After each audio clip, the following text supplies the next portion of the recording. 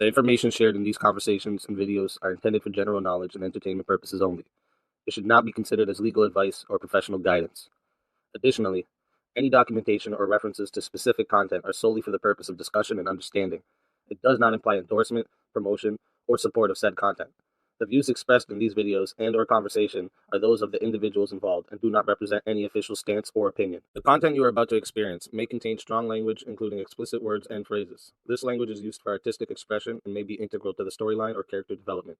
It is important to note that the use of such language does not endorse or promote offensive behavior. Viewer discretion is advised, and please enjoy the show responsibly. Disclaimer. Copyright disclaimer under Section 107 of the Copyright Act 1976. Allowance is made for fair use for purposes such as criticism, comment, news reporting, teaching, scholarship, education, and research. The Canadian Copyright Act, Section 29, allows an individual to use copyright-protected materials when creating a new work, such as a mashup, and to post the new work online on a website like YouTube. Fair dealing provision for specific purposes like research, private study, education, parody, satire, criticism, review, and news reporting. Step up, step up! Yeah! We pledge! We pledge! We pledge! We pledge! Yeah! Step in the arena, mind locked and loaded. Truth on my blade, every line's exploded. You swing your words, I counter with precision. Battle of reason, this is my mission. Raise your fist, let them know. No. Raise your voice, let it blow. Woo! We clash our swords of reason. Cut through like no retreat. Yeah. No fear, no chain, no treason. Woo. We clash our swords of reason. Woo. We clash our swords of reason. Cut through like no retreat. Yeah. No fear, no chain, no treason. Woo. We clash our swords of reason. Step back, I'm a scholar and a fighter. Every claim you throw, I strike tighter. Logic and power, I never fold. In the war of words, I'm solid gold. Raise your fist, let them know. Whoa. Raise your voice, let it blow. Woo. We clash our swords of reason. Cut through like no retreat. Yeah. No fear, no chain, no treason. Woo. We clash our swords of reason. We clash our swords of reason. Cut through like no retreat. Yeah. No fear, no chain, no treason. Woo. We clash our swords of reason. Every thought a fortress, every claim a storm. We forge a truth where chaos takes form. Ideas ignite like lightning through the night. In the war of minds, we bring the light. Step in, feel the heat. Truth is my weapon, never beat. Raise them high, break the ceiling. With a fire, with a feeling. We clash our swords of reason. Cut through like no retreat. No fear, no chain, no treason. We clash our swords of reason. We clash our swords of reason. Cut through like no retreat. No fear, no chain, no treason. We clash our swords of reason. We clash our swords of reason. Cut through like no retreat. No fear, no chain, no treason. We clash our swords of reason.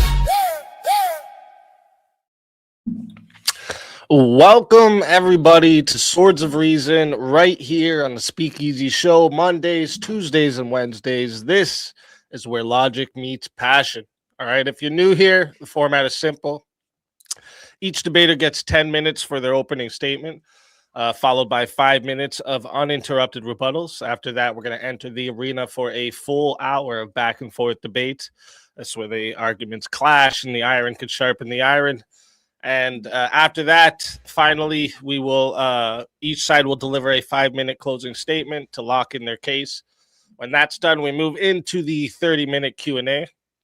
I'm going to put the Q&A in the chat for you guys, but keep in mind, Super Chats, PayPals, Cash App, these questions and comments will get priority. And if they fill up the entire 30 minutes, the free chat questions may not get answered. So if there's something you want guaranteed to be asked, make sure you send it through one of those priority options.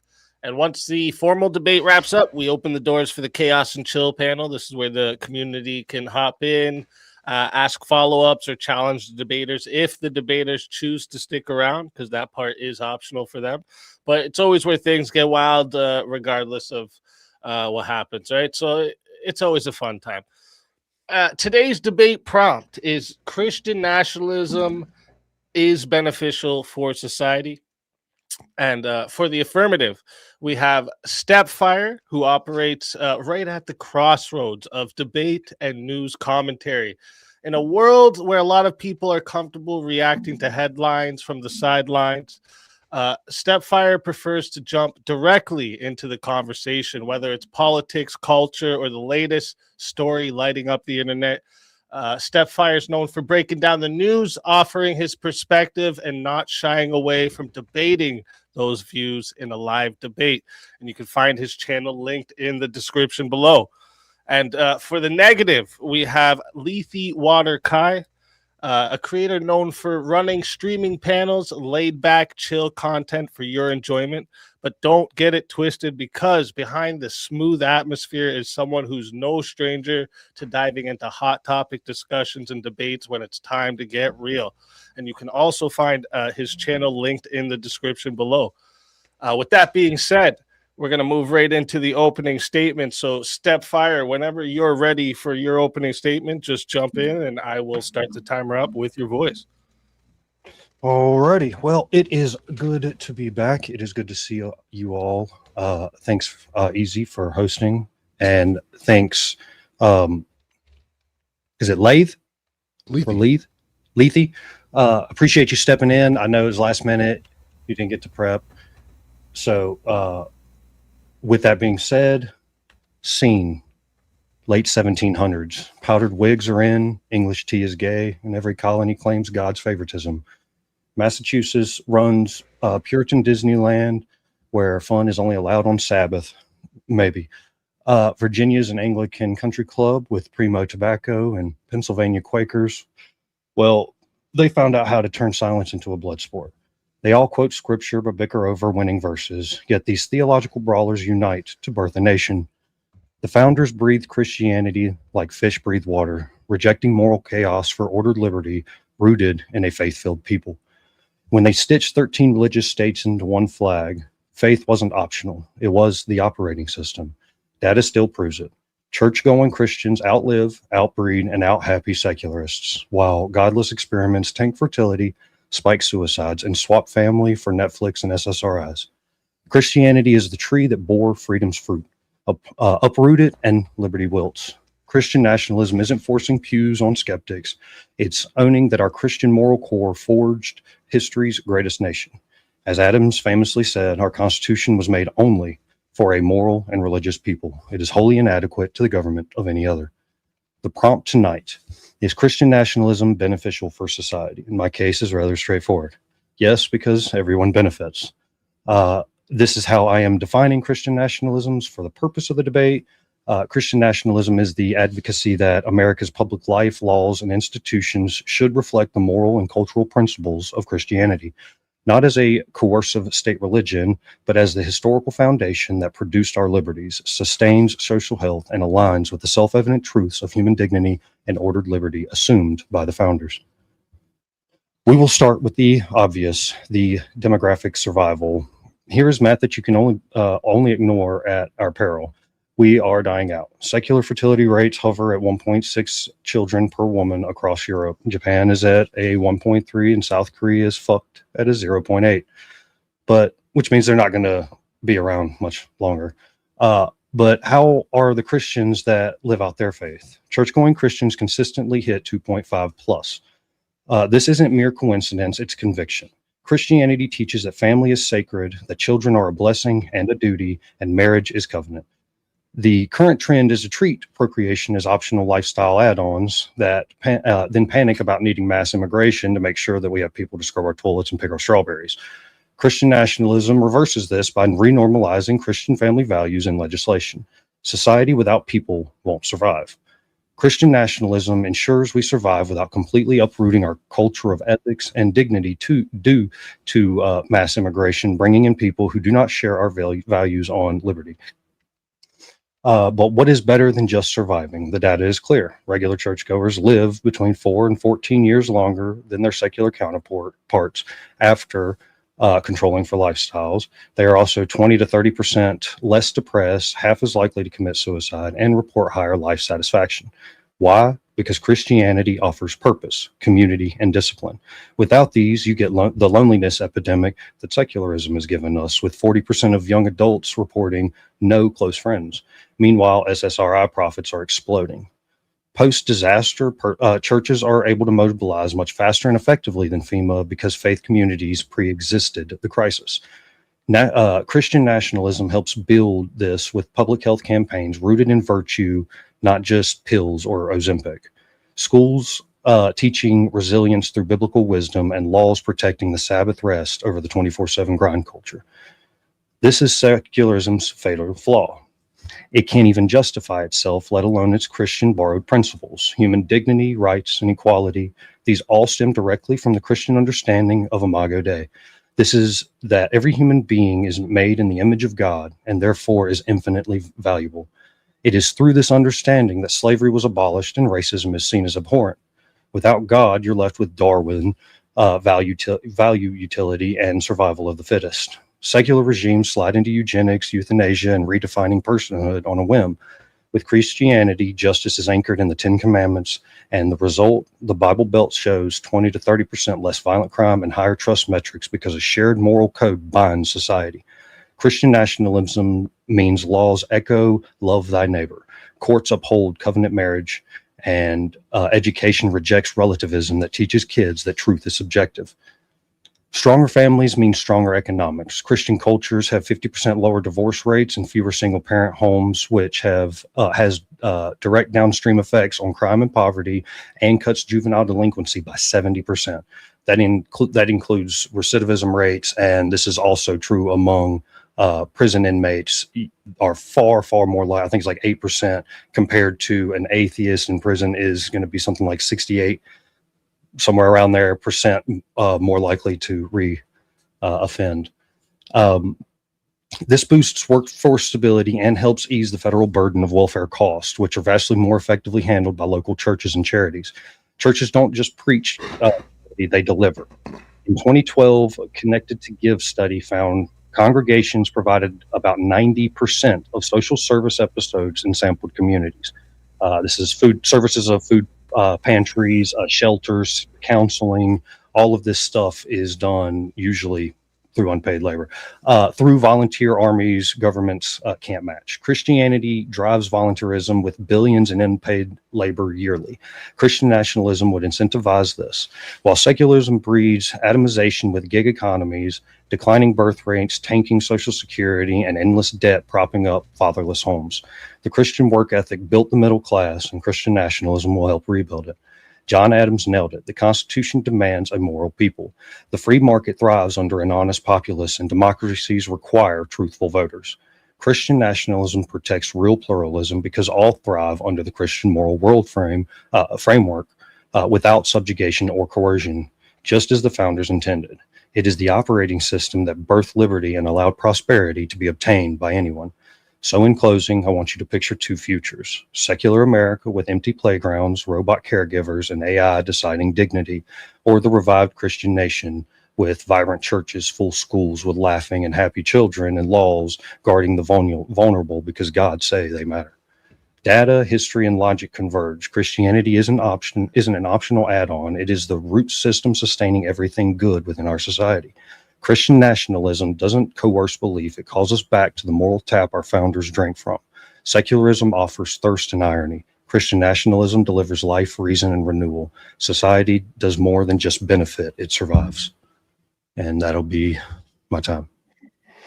All right. Thank you for that opening statement. And with that, we're going to hand the mic over to Lethe. Lethe, whenever you're ready for your opening statement, go ahead and I'll start the timer up with your voice. Dearly beloved, we are gathered here today to put the ghost of Jerry Falwell back in its place. According to Taking Back America for God by Andrew L. Whitehead, Christian nationalism is defined as an ideology that idealizes and advocates a fusion of American civic life with a particular type of Christian identity and culture. Our first question should have to be, which version of Christian identity would be nationalized? The number of different sects and ideologies under the term Christianity would guarantee even many Christians would be disenfranchised under Christian nationalism. Christianity should just mean the following of the teachings of Christ. Christ taught that his kingdom transcends earthly borders, emphasizing that ultimate allegiance belonged to God rather than any nation. And the goals of Christian nationalism couldn't be further from the teachings of Christ. In the book of Matthew, Christ says, "The king will reply, 'Truly I tell you, whatever you did for one of the least of us, one of the least of these brothers and sisters of mine, you did for me.'" Matthew also writes, "So in Christ also teaches that his followers should seek to venerate God, not self." A Christian nationalist movement seeks to use God and Christ for their best interest rather than to benefit God or Christ directly. They believe that God is a means to an end, that end being political power and insulation. Christian nationalism is simply a red herring term to cover the fact that they are theocratic fascists. Christian nationalism necessarily believe that America is a Christian nation. However, in early American history, the Treaty of Tripoli explicitly rejects this concept, as the government of the United States is not in any sense founded on the Christian religion. Yet Jerry Falwell, a Christian nationalist leader, endorses school prayer, religious sanctions, and other types of governmental overreach. He ostracized many groups, such as liberals, communists, secularists, and even other Christians, through the use of force through the state, seeing them as threats to Christian America. His moral panic helped merge faith with nationalist politics, turning Christianity into a political weapon rather than a spiritual calling. This practice continues today through groups like the Heritage Foundation. Jesus rejected the temptation of the kingdoms of the world to serve God, as seen in Matthew 4:8 through 10, where Satan offers Jesus all the kingdoms of the world in exchange for worship, and Jesus refuses, choosing humble obedience over worldly power. This stands in stark contrast to the power-seeking fusion Falwell promoted. The Seven Mountain Movement, or 7MM, takes this further. It calls for the complete government control of the seven mountains, those being government, education, media, business, arts and entertainment, family, and religion, to create God's kingdom on earth. It promotes top-down societal control, inverting Christian teachings in Mark 10:42 through 45, that the greatest must be servants. Jesus preached bottom-up transformation through love and service, not conquest or coercion. The Seven Mountain Movement calls for the dominion over society mirrors historical authoritarian regimes, as well as strategies of coordination used to control said mountains and form ideological purity through force. Whether through Falwell's moral majority, mainstreaming political Christianity, or the Seven Mountain Movement's explicit dominionistic blueprint, Christian nationalism portrays Christ's teachings on humility and service, contradicts the founders' clear separation in documents like the Treaty of Tripoli, and exposes the possibility to repeat the authoritarian patterns history has shown. To be Christian is to profess the teachings of Christ and thriving to be more Christ-like. In the words of Jesus, "My kingdom is not of this world. If my kingdom were of this world, my servants would have been fighting, that I might not be delivered over, but my kingdom is not from this world." So I ask, is there a moral thing that a Christian can do that anyone else cannot? And how can you be sure that the Christian nationalism you're pushing for doesn't disenfranchise your brand of Christianity? And with that, I'm going to say, ultimately, everything that you outlined in your opening statement could be achieved through just leading the life that you want others to emulate. You should be showing your fruits, and then people will be doing the same thing. There is no need to have a nationalist movement for that. And I end my time. All right. Thank you for that opening statement. So that's going to wrap up openings from both sides. We're going to move into the rebuttals. This is 5 minutes uninterrupted for each of you to respond to your opponent's opening arguments. So this is not the back and forth yet. And then when this part's done, we'll get into the open hour. So we're going to hand the mic back over to StepFir. StepFir, whenever you're ready for your 5-minute rebuttal, I will start that timer up with your voice. All right. So he asks, what version of Christianity? It would be the same version of Christianity at the founding. The version of Christian nationalism that I am advocating for isn't at the federal level. I'm not asking for the federal recognition of a Christian nation. The federal government, in my opinion, has far overreached what it was intentionally designed to do, because the original colonies were the ones that dictated what their state religion was going to be. And long after the founding, even, there were state established churches in the early colonies, or well, in America at that time. So this would go back to the states, the federalist position, where the federal government, for the purposes of unity, will not declare a national religion, because that does only breed strife. And it was a compromise originally to get these. That was the whole laying out of my opening statement, was to bring these 13 incredibly diverse Christian states into union. And if one of them was able to take power and subjugate the rest, then no, they're not going to accept to be in a union. So in order to get around that, there is the no establishment clause, so that the federal government is not allowed to establish a religion. I'm all for that. But states, on the other hand, should be permitted to to establish a state religion for themselves, as was intended and took place in the founding of the country. Christian nationalism is not Christ-like. And then he goes on to talk about being charitable and all that. And that was, most of my opening statement was about how the Christian lifestyle leads to charity, more charity and charitable giving. And you get something like a $9 return on investment with every church dollar spent on welfare, versus the federal government, which can range from like 30 cents to the dollar to maybe $3 return on investment. It's so, in other words, the local community, the church, is far, far more effective at doing what it needs to do, because it knows what it needs to be done. It knows these people personally. So I can't imagine anything that's more Christ-like than, being there and loving thy neighbor. Can benefit God. Nothing we do can benefit God. The purpose of this isn't to build God's kingdom on earth. That is not. We're trying to hurdle a bunch of fucking cats into one nation and let it thrive cohesively as technology is gaining. Some civilizations that we looked lasted thousands of years. We just hit 250. So we've got some time to go, and we're already feeling some cracks in the foundation that are unsustainable. American society is not going to exist. And we are the beacon of freedom for the world, regardless of if you disagree with some of the particulars within the country. Even granting all of that, it is still the freest nation in the world. And to lose it as a beacon, we're going to lose freedom in the world. You're going to have Russia and China taking over. And trust me, their version of government is going to be a whole lot worse than whatever Christian nationalists would be bringing in, that are obviously the ones that are advocating what I am advocating for. The Treaty of Tripoli, that was a diplomatic mission with an Islamic state where Christians were being attacked during trade. And the government, the same one that funded missionaries, Congress, signed the treaty stating that there was no federal establishment of religion, which is the truth. There's nothing there is a lie. So this was a bargaining. This was a way to appease the Islamic State without, while trying to save the Christians that were working over there. So again, it was in effect to protect Christians over in foreign lands. God, Kings, and Earth, I covered that. And then I put communism. Because you were talking about that other guy's version of Christian nationalism. And if that's what he wants, then that's what I'm advocating for. And, that you could apply that to it doesn't matter. I'll just leave it there.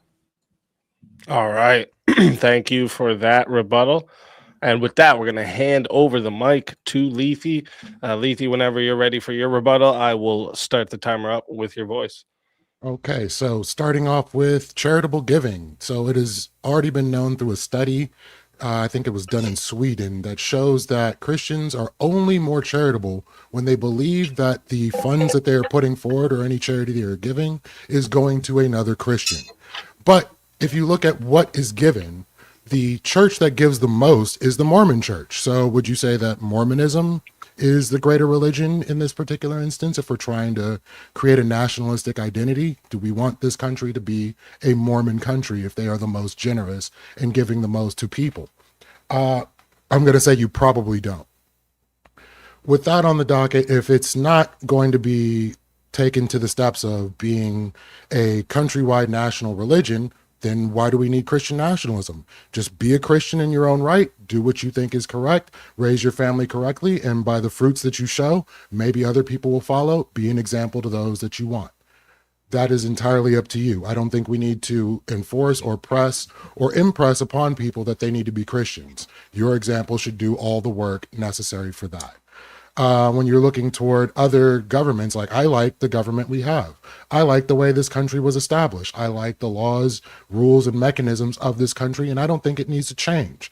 We have amendments to the Constitution, we have voting, we have everything we need to keep this country functioning as it has for this entire time. There is no need to interject Christianity into that.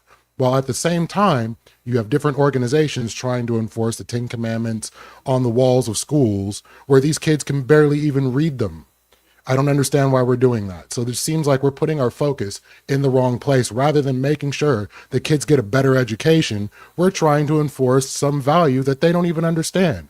So I think we can teach our children just fine what is right, what is wrong, and even teach Bible stories. I have nothing against teaching children Bible stories. They have, children's Bibles, things like that you can read to your kids and give them, moral of the story, or you can just go with,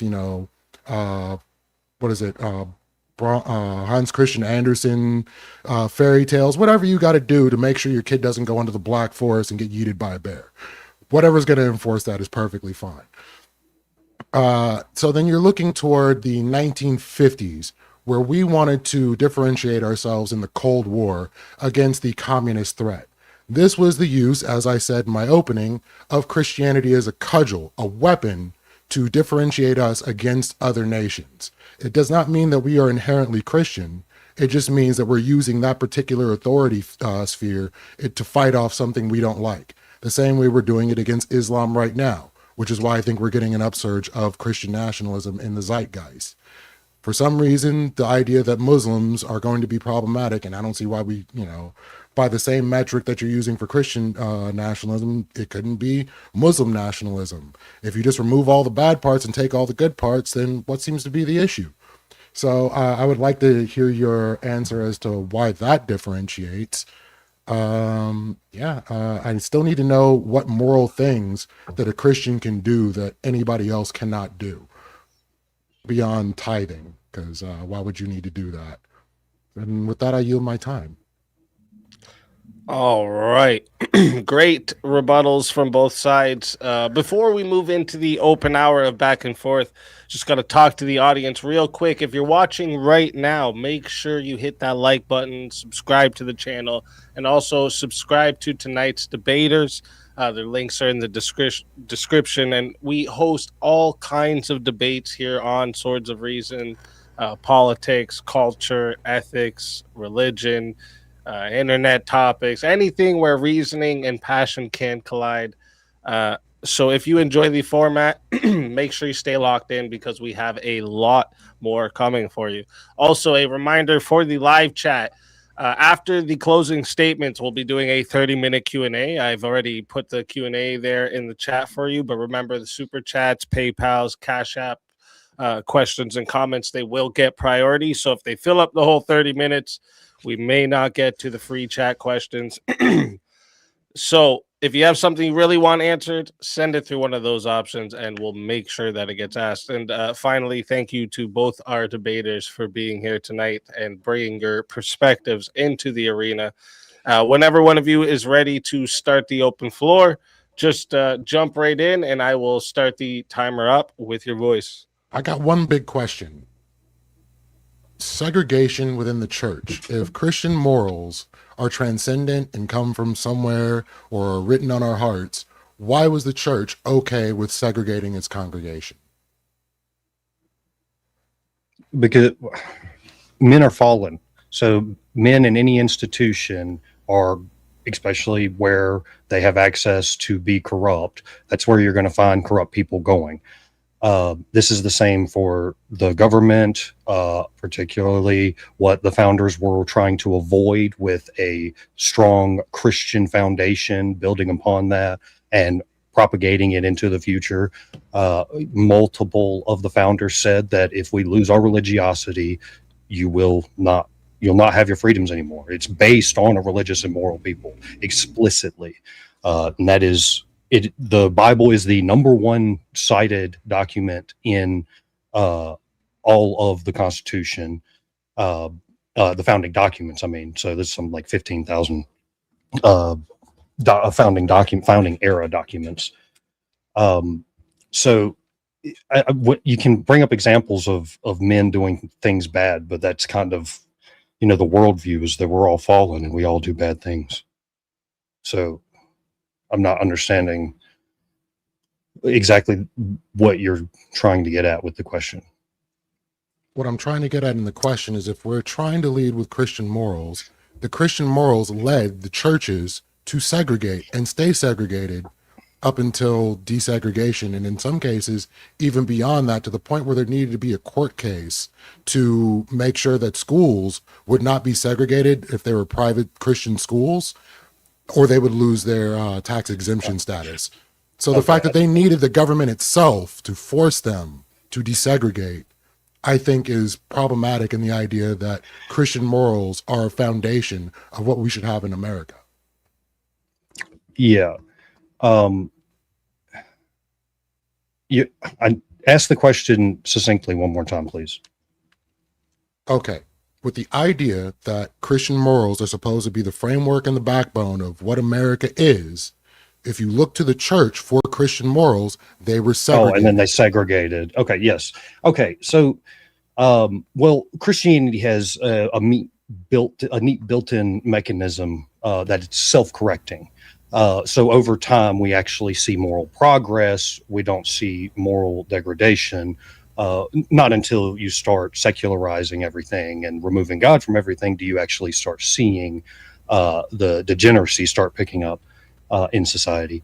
So, I mean, that's basically.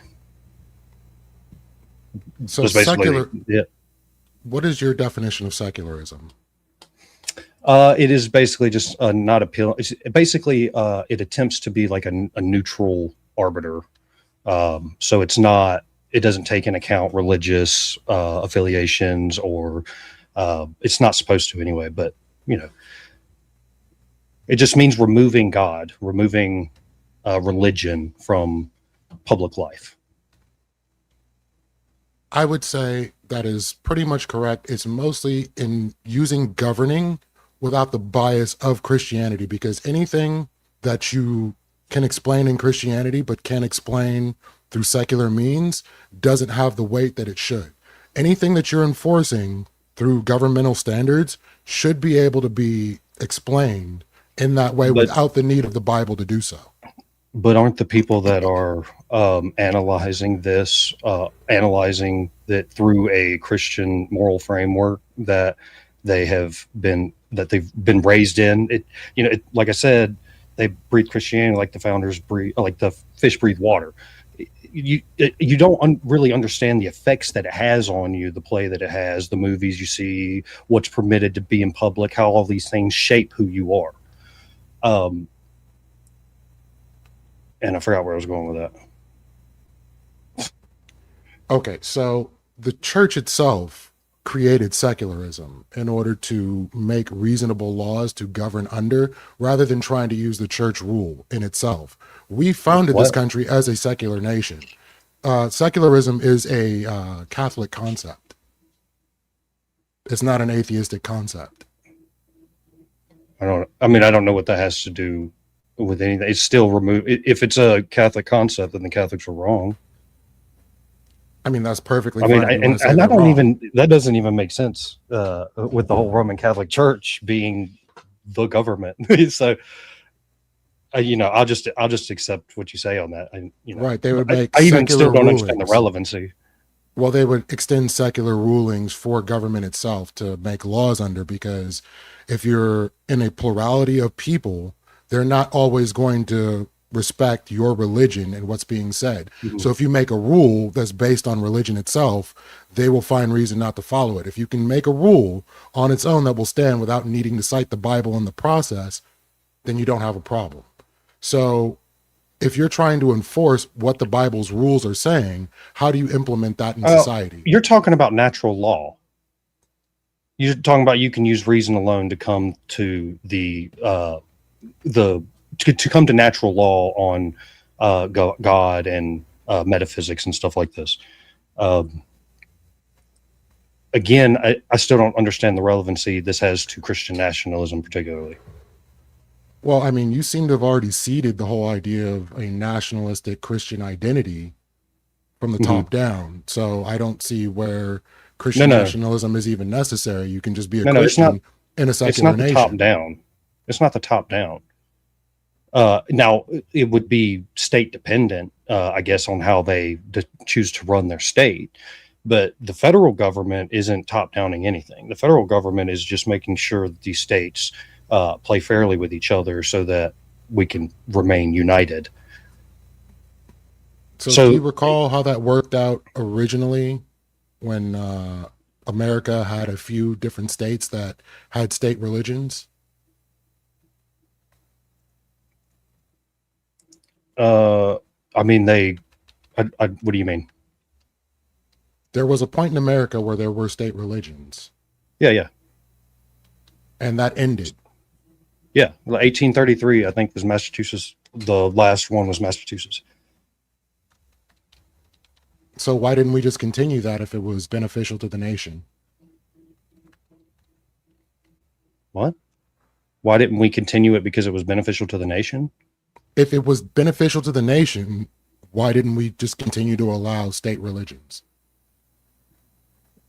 I mean, why doesn't the crack addict just stay off of crack if it's good for him to stay off crack? I don't understand.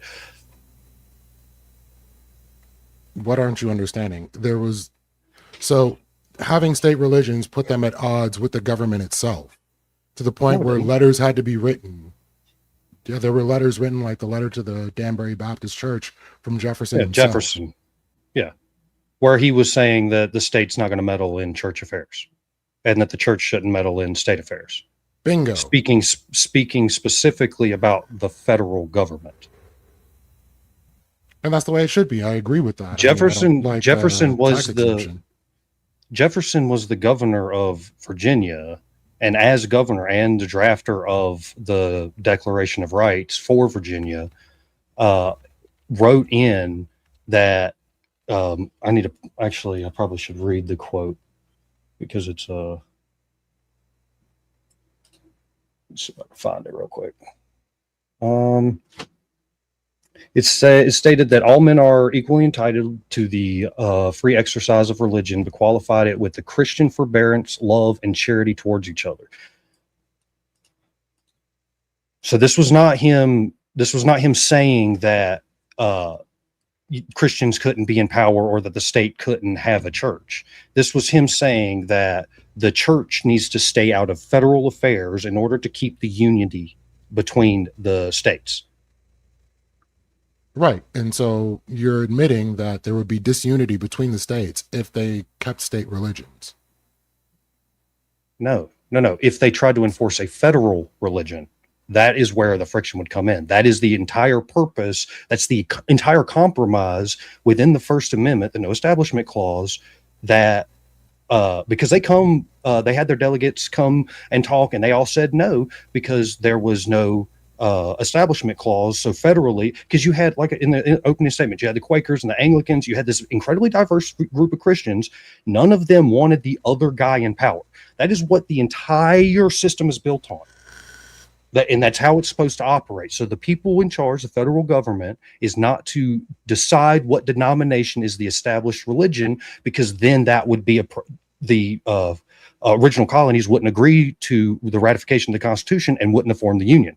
The First Amendment was a compromise to get them to form the Union. They did nothing about state churches. That came later, long after ratification. Right. And so the state religions, the state religions were abolished to protect religious freedom, to prevent government corruption of faith, and especially to stop violent conflicts between religious groups. If you were to have the way you want it, each state would have their own religion. We'd be warring over those religions as we speak. Well, where's the Mormons fighting? They have a whole state to themselves. They ain't fighting the denominations around them. What are you talking about? Yeah, but they're not a state religion. it's well, I mean, that's debatable. I mean, They it own is absolutely debatable, most of the but government, but you know, it's just they're not established as a state religion. They can function just as any other I religion agree. could. But in the early Americas, we had significant conflicts that were driven by established state religions, with the colonies like Massachusetts, southern colonies, often persecuting their dissenters, and the Quakers and the Baptists had to enforce religious uniformity. This all happened pre colonization. I'm not colonization, but unification. This was all happened before the establishment of America as a nation. Right. And that's why It did happen, but almost none, and then it tapered off to not happening at all. So it was a Right. stabilizing force, not a destabilizing force. I would say the law was the stabilizing force, not having the state religions in itself.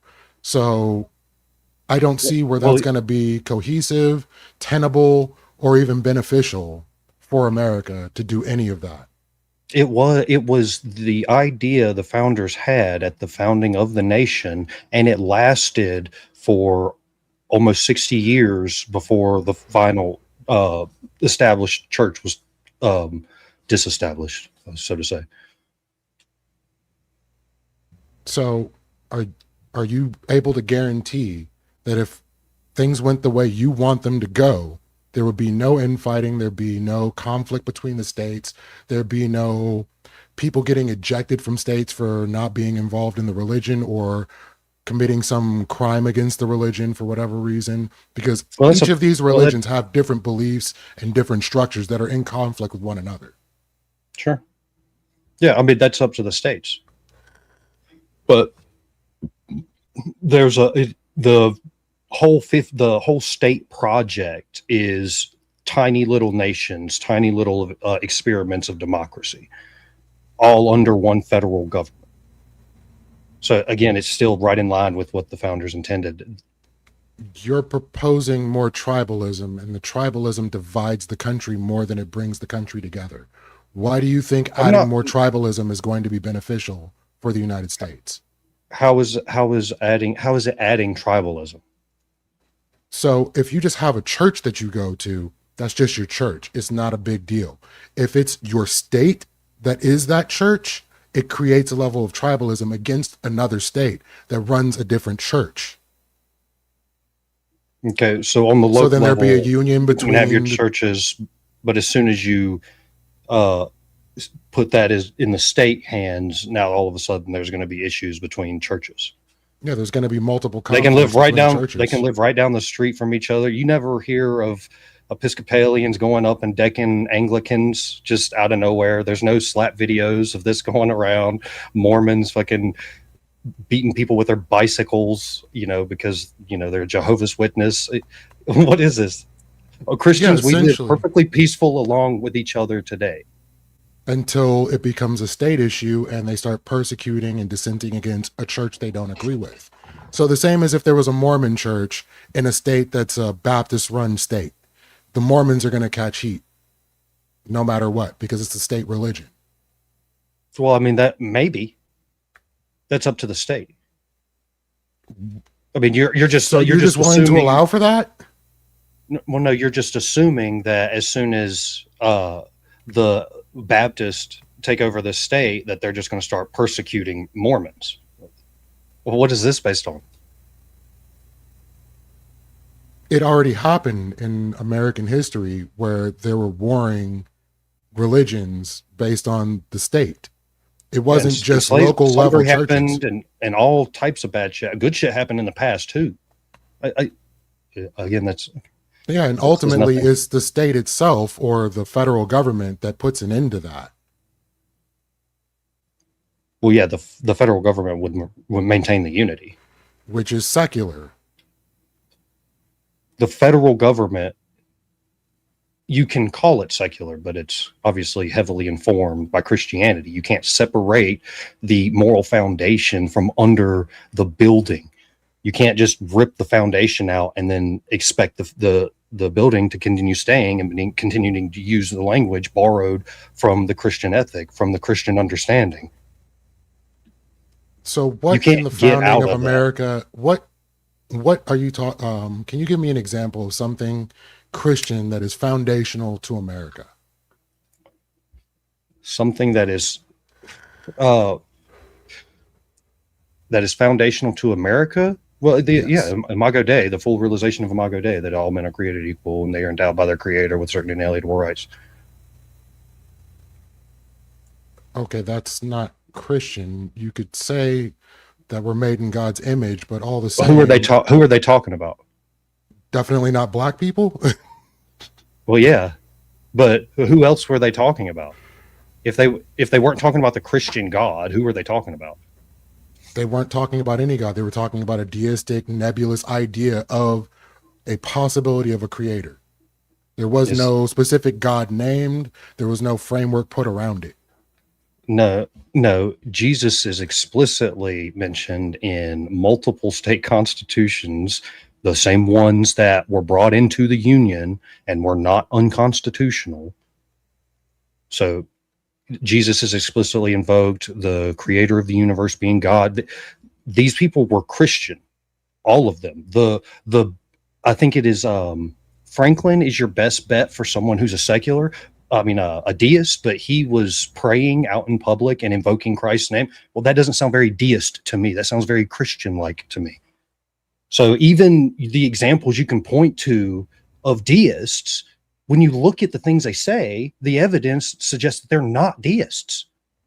So then all these Christians come together and like, well, we're not going to talk about the Christian God when we talk about God. We're going to talk about the generic God. So you got Thomas Jefferson who said Christianity neither is nor ever was a part of the common law. You got, and he also took a Bible. No, it just developed common law. And he cut out all the miracles and spiritual stuff that's in the Bible.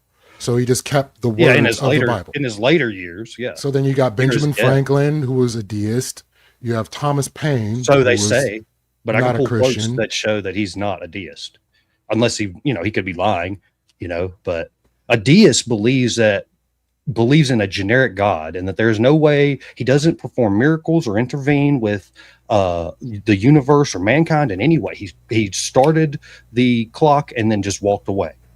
That's what a deist believes. So to invoke anything Christian means you cannot be a deist. You're invoking Christianity. To my understanding of the writings of Ben Franklin, he doubted the divinity of Jesus Christ and proclaimed himself to be a deist. So if you just don't agree with the man and what he said he believed, that's entirely up to you. But I'm operating off of the definition as it's presented today. Maybe they had a different understanding of what a deist was back then, but by our verbiage, by our definition, he was not a deist, definitionally. So the self-described deist. Most, maybe there's plenty of self-described Christians who are not Christian. There are plenty of self-described all sorts of things that are not that thing. How many people did you know are racist who say they're not racist? People self-describe as many things. That doesn't mean shit. That's perfectly fine. If you want to refute what he himself proclaimed himself to be, we have more. John Adams rejected the Trinity, so that's an issue with a lot of Christians, and he definitely didn't have a bend toward he had a bend toward using a rationalist approach to faith in itself. So he was not traditional Christian. Most of them were Christian rationalists. Yeah, you got George Washington, who didn't like mentioning Jesus. He did not I believe he was also considered deistic, but there's no writing in specific to say that he was. But same thing with James Monroe, who was also aligned with deism. So you have multiple founding fathers that did not follow the Christian traditions, or if they followed them, it wasn't in an orthodox way. Nobody said anything about orthodox, traditional. Well, I'm not using the word orthodox as in I understand. Orthodox Christianity, but I was using it for traditional, Catholicism, Presbyterian, I believe, is considered traditional, and Eastern Orthodox. I'm just going Orthodox, unorthodox. That's literally how I'm. Yeah, that's fine. Yes, they were. Most of the country was unorthodox, so they all had. Again, we're going back to the diversity and having to bring them together. How do you bring together these incredibly diverse people so that they're not warring anymore? And that's exactly what they did with the federal government and the No Establishment Clause. But as far as George Washington, I have a quote here. While we are zealously performing the duties of a good citizen and soldiers, we certainly ought not be inattentive to the higher duties of religion, to the distinguished character of patriot. It should be the highest glory to add the more distinguished character of Christian. That's just him saying that what is better to be a patriot is a Christian patriot. That is George Washington, the father of our nation himself. He was a complicated man. So some of his dispositions with how he conducted himself in public life, he believed trying to be incredibly stoic and all of this. And so, there was some, there's a lot going on in George Washington as to why he wasn't incredibly open. But if you read through his stuff, he talks about God, he talks about Christ, he talks about all these things. He also says of all the dispositions and habits would lead to political prosperity, religion and morality are indispensable supports. In vain would that man claim that the tribute of patriotism, who should labor to subvert these great pillars of human happiness. So he's saying that if you are trying to undermine this, then you are no patriot. And what is the ideal patriot? The Christian patriot. So that's just one of them. As far as Franklin, here's this quote. Sorry to quote bomb you here, but good. Last one, I promise. Here's his quote that kind of made me question whether he was a deist by today's standard of what a deist is. I have lived a long time, and the longer I live, the more convincing proofs I see of this truth, that God governs in the affairs of men. That is explicitly anti-deist, because deists believe that God does not interfere with the affairs of men. He says that God governs in the affairs of men. Without his concurring aid, we shall succeed in this political building no better than the builders of Babel. So you can say he's a deist, but he's explicitly referencing the Christian Bible, the Tower of Babel, saying that if we dispense with this essential foundation, the pillar on which this nation is built, then the whole thing is going to come crashing down. So two things. First off, a lot of us are indoctrinated and ingrained initially with the language, terminology, and visualization of religion, depending on whatever religion you were indoctrinated with to begin with. Theirs were more like Anglican, things like that. So to use that sort of terminology in writings, like even me as an atheist, use religious terminology and phraseology when I write music or poetry. It doesn't mean I believe in it. It's just taking a term that people can understand and putting it into a place where people can visualize it. But the primary question I want to ask is, if this is the case, why didn't the founding fathers explicitly align the nation under Christianity if it's what they actually intended? Or were they unable to? It was aligned within Christianity. Again, the federal government was just the binding of these states. The states themselves were the Christians. The federal government was to be made up of people from those states. Well, who were the people from those states?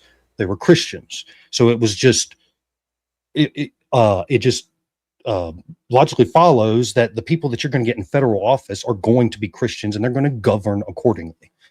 They can't, again, establish religion once they get there, because you don't want one state that has a higher population to get more representatives in there and then establish a federal religion, because that breaks the entire union. It breaks the compromise.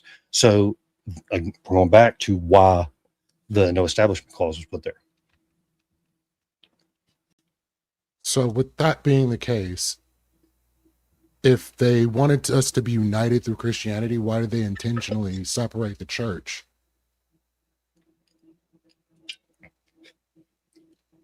We just went over this like 4 times now. The No Establishment Clause was a compromise in the No Establishment Clause in the First Amendment that says that Congress shall make no laws prohibiting the free exercise or establishing a religion. I can't remember the Congress shall make no laws establishing a religion or prohibiting the free exercise thereof. something along those lines. That was the compromise that without there would have never been an American nation. We would have still been states that would have tried to develop in our own little nations. And in order to bring these diverse Christians together, there had to be a compromise. Well, look, we're all Christian. All right. You may not agree what a Christian is, but we're cool here. We agree on the baseline. Let's just stick with that. Don't go get in other people's business. We can make it work.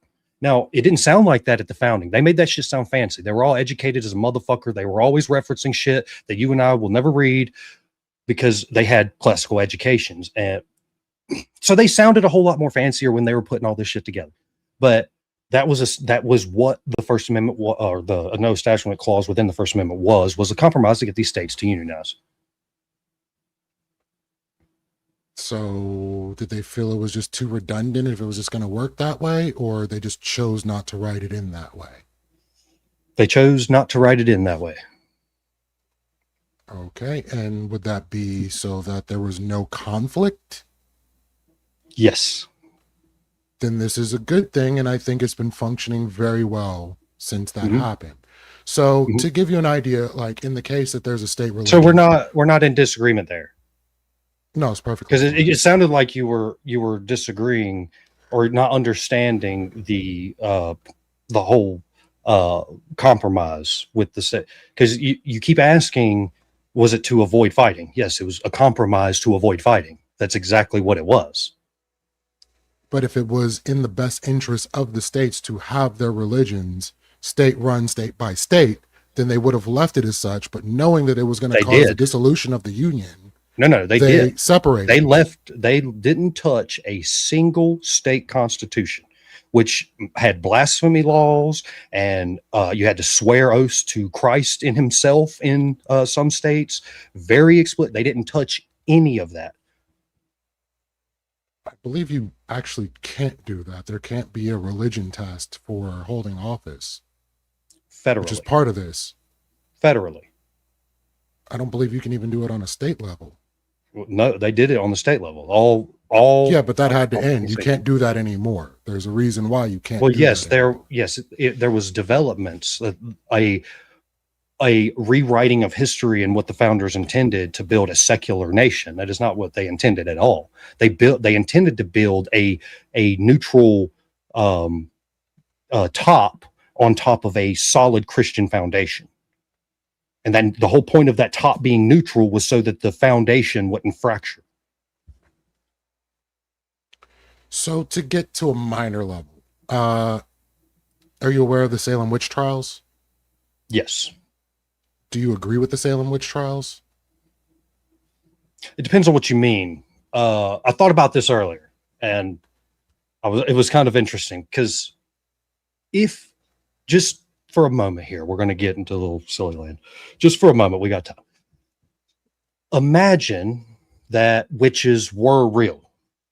You know, they eat babies and all of this stuff. They cook them up in stews and serve them. And should we not burn them?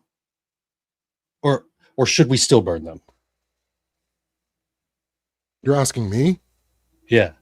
I don't believe we should burn people because we think they are witches or practicing witchcraft or anything I'm just saying presuppose that they were actually witches. I'm not saying that they were actually witches. I'm saying even in the case that they may have actually, as goofy as that is, been witches. That eat babies? They eat babies. They cook babies. If you catch a person eating a baby, what do you do with them? Like right now, right here today. You throw their ass in jail. Depending on the state, you might put them on death row, but you don't burn them on the spot. Well, no witches were burned during the Salem witch trials. Okay. Tossed in a lake with stones around them, whatever you want to do, crushed with rocks, however you want to run their execution method. There was one man that was crushed with rocks because he would not take the plea, and there were the rest were guillotined or hanged. It was about 20 people over the period of 1 year. And it was self-corrected pretty quickly if you consider that it was only 1 year. Again, it's just an example of the Christian self-correcting mechanism built within Christianity. These were the people responsible for the Salem witch trials were Puritans, and the doctor who diagnosed the first two ladies said that they were convulsing and all of this, and he said that it was because they had the hand of evil on them, and that's what sparked less than a year of witch trials, which resulted in the deaths of 20 people. Do you know what ended it? I mean, not exactly. People coming in and saying no.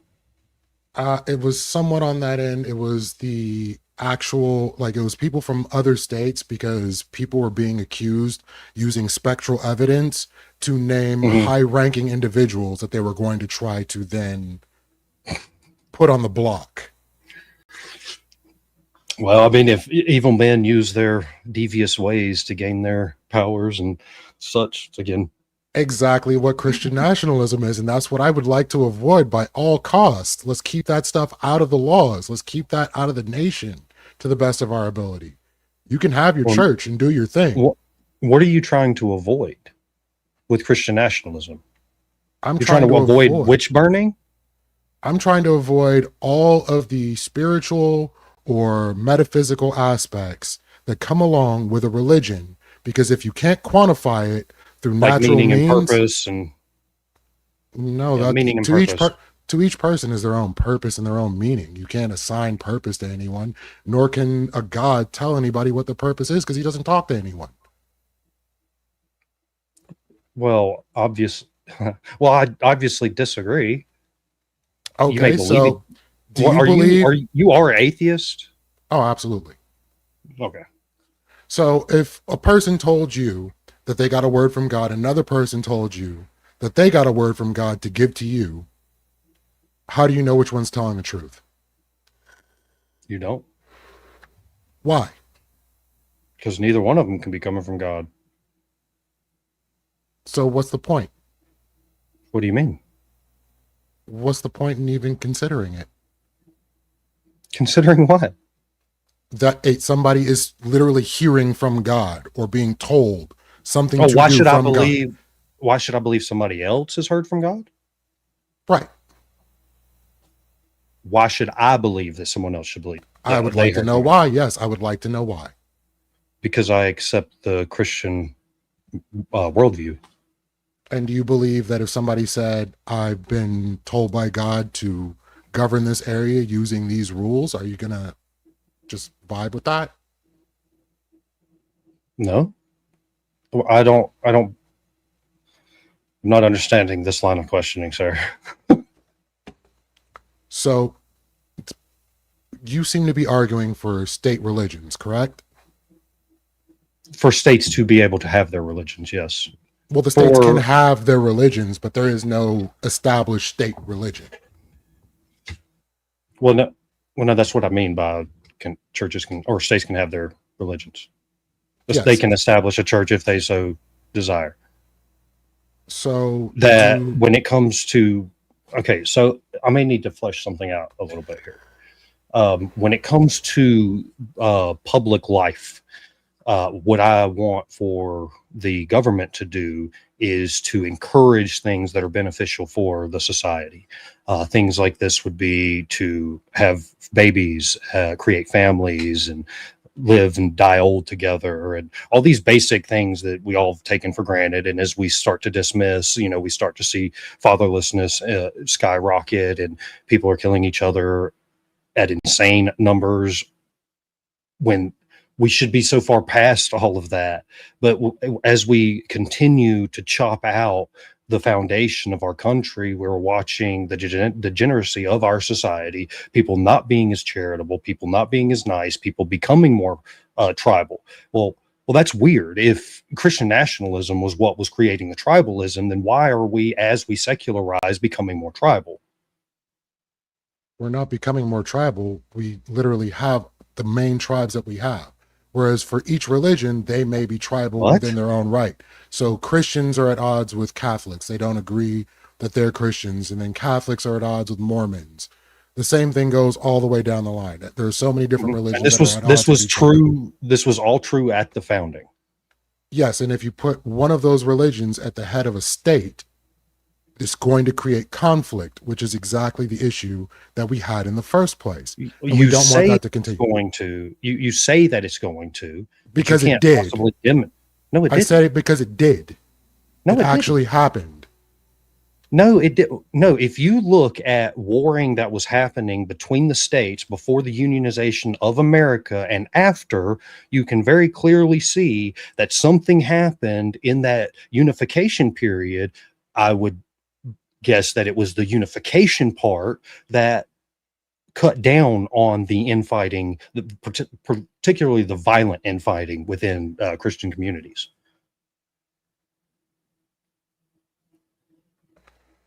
So early state-sponsored religions established churches in colonial America that caused significant conflict and persecution, including the banishment of people that dissented with what the church itself wanted. Yes, this is again historical. Yes, and you should understand the context in which it happened. This was all colonial period. This was not the formation of the Union. This was not the founding of our country that this was taking place. You're talking about really early in the history where we were still British colonial, where we're escaping the religious infighting from across the ocean and coming over here. And some of that bleeds over here. And then as time goes on, states begin to form. We start to unionize. Compromises are made. We come together. Infighting stops. So I'm going to say the unification was not a possibility with state religions doing what they were doing.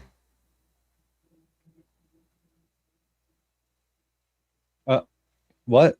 That's what happened. I don't understand what you mean. That's what happened. Yes, they had to break up state religions in order to unify the United States. No, they didn't. They brought together the state constitutions in as they were and were left unchanged by even Jefferson as governor, the guy who wrote the Constitution for Virginia. He had the opportunity to go in and change blasphemy laws, to remove the Christian verbiage from. He didn't do any of that. He did change some laws around taxes, but that was it. So these were incredibly, you can't find a single state constitution that didn't explicitly reference God, the Christian God. Many of them had blasphemy laws, if not all, and most of them required oaths of office. This is after the ratification of the Constitution. After the ratification of the Constitution, these things were permitted and not pushed back on by any of the founders. None of them. Yet it was eventually made so that this could not be the way it works because it created problems within the Union. I want to undo that. It didn't create problems in the Union. It resolved problems in the Union. You can't say that it got less violent after unionization and the unionization made it more tribal and violent. So, because one, that's not what happened. Okay, so essentially here's how it rolls. You have the federal government not being able to have a primary religion, but all the states have different religions or a state church. Different Christian denominations, yes. How is the federal government going to deal with each of these churches? Are they going to deal with them equally? Is there going to be a level of favoritism? You don't have to ask me to in this hypothetical play this out for you how this will work. You just have to look at the history of the United States. That's what happened.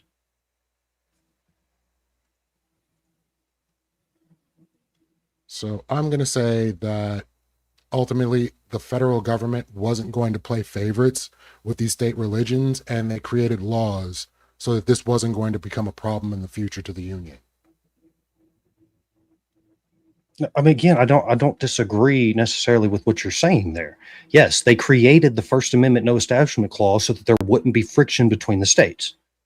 That's the entire purpose that it was created for For if they were all the same denomination, if they were all Anglican, they all agreed, then there wouldn't have been any issue with unionizing these states into a single nation.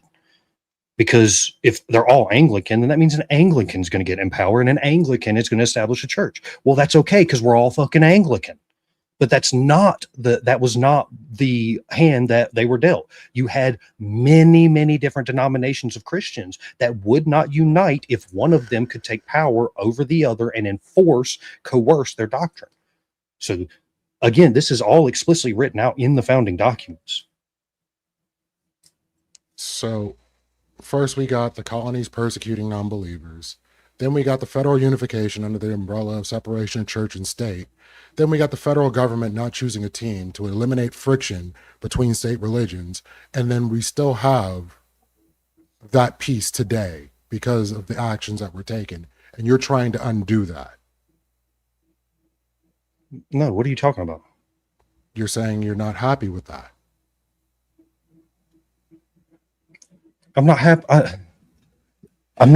You keep going off. I'm not understanding how this is relevant to how first of all, how it's beneficial or bad for society. But I don't understand the purpose of the question. So I don't know how to answer it properly because I'm not understanding the purpose of the question. Okay, let's go with some of the rules or some of the ideas that you put out. Blasphemy laws. Do you think blasphemy laws are good? Yeah, I think they're good.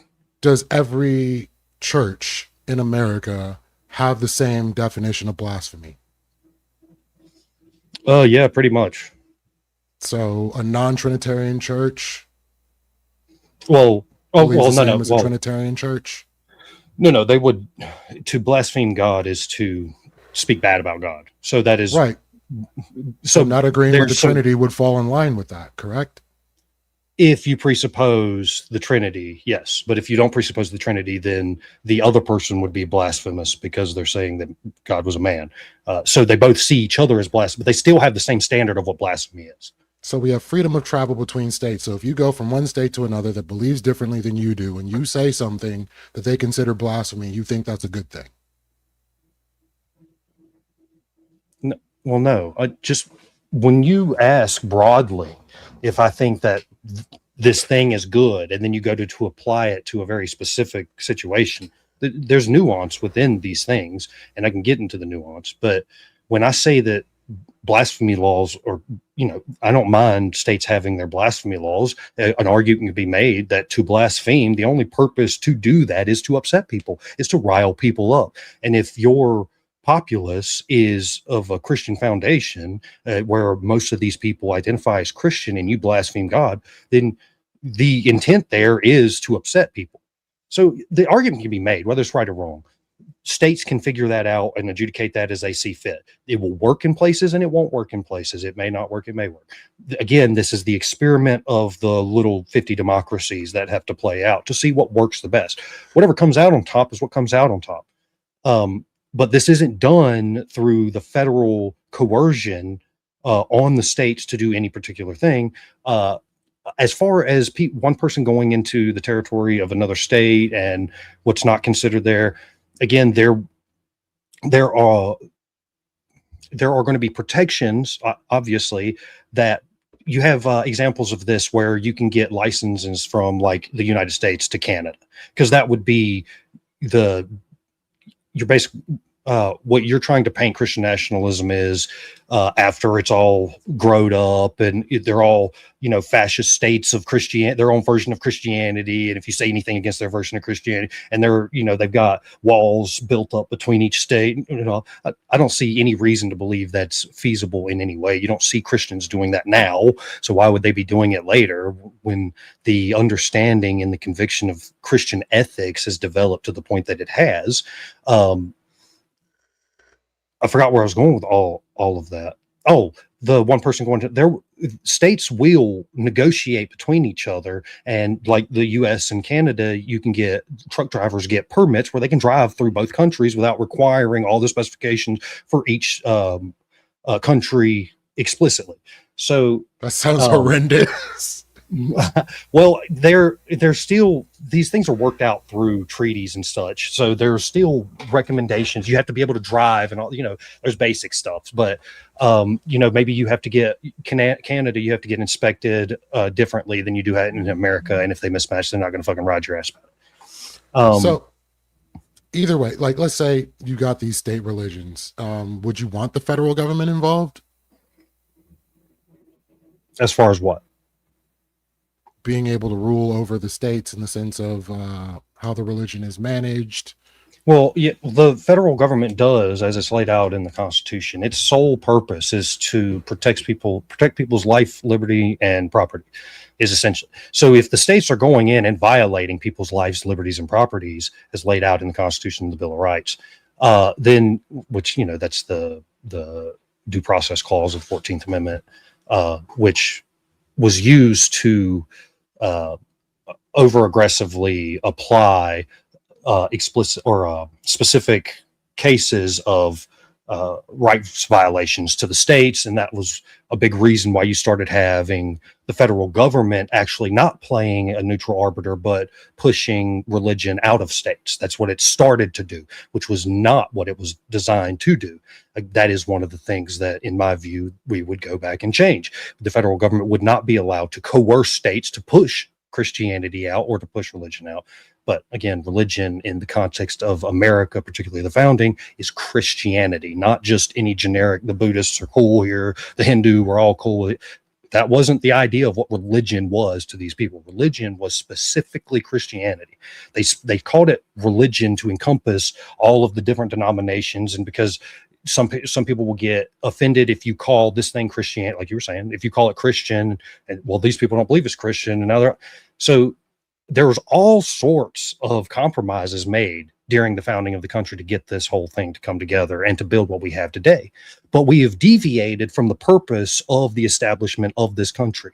And in doing so, we are watching society start to decay. We are starting to see unnatural lifestyles prop up at incredible rates. You want to talk about secularism, trying to secularize everything.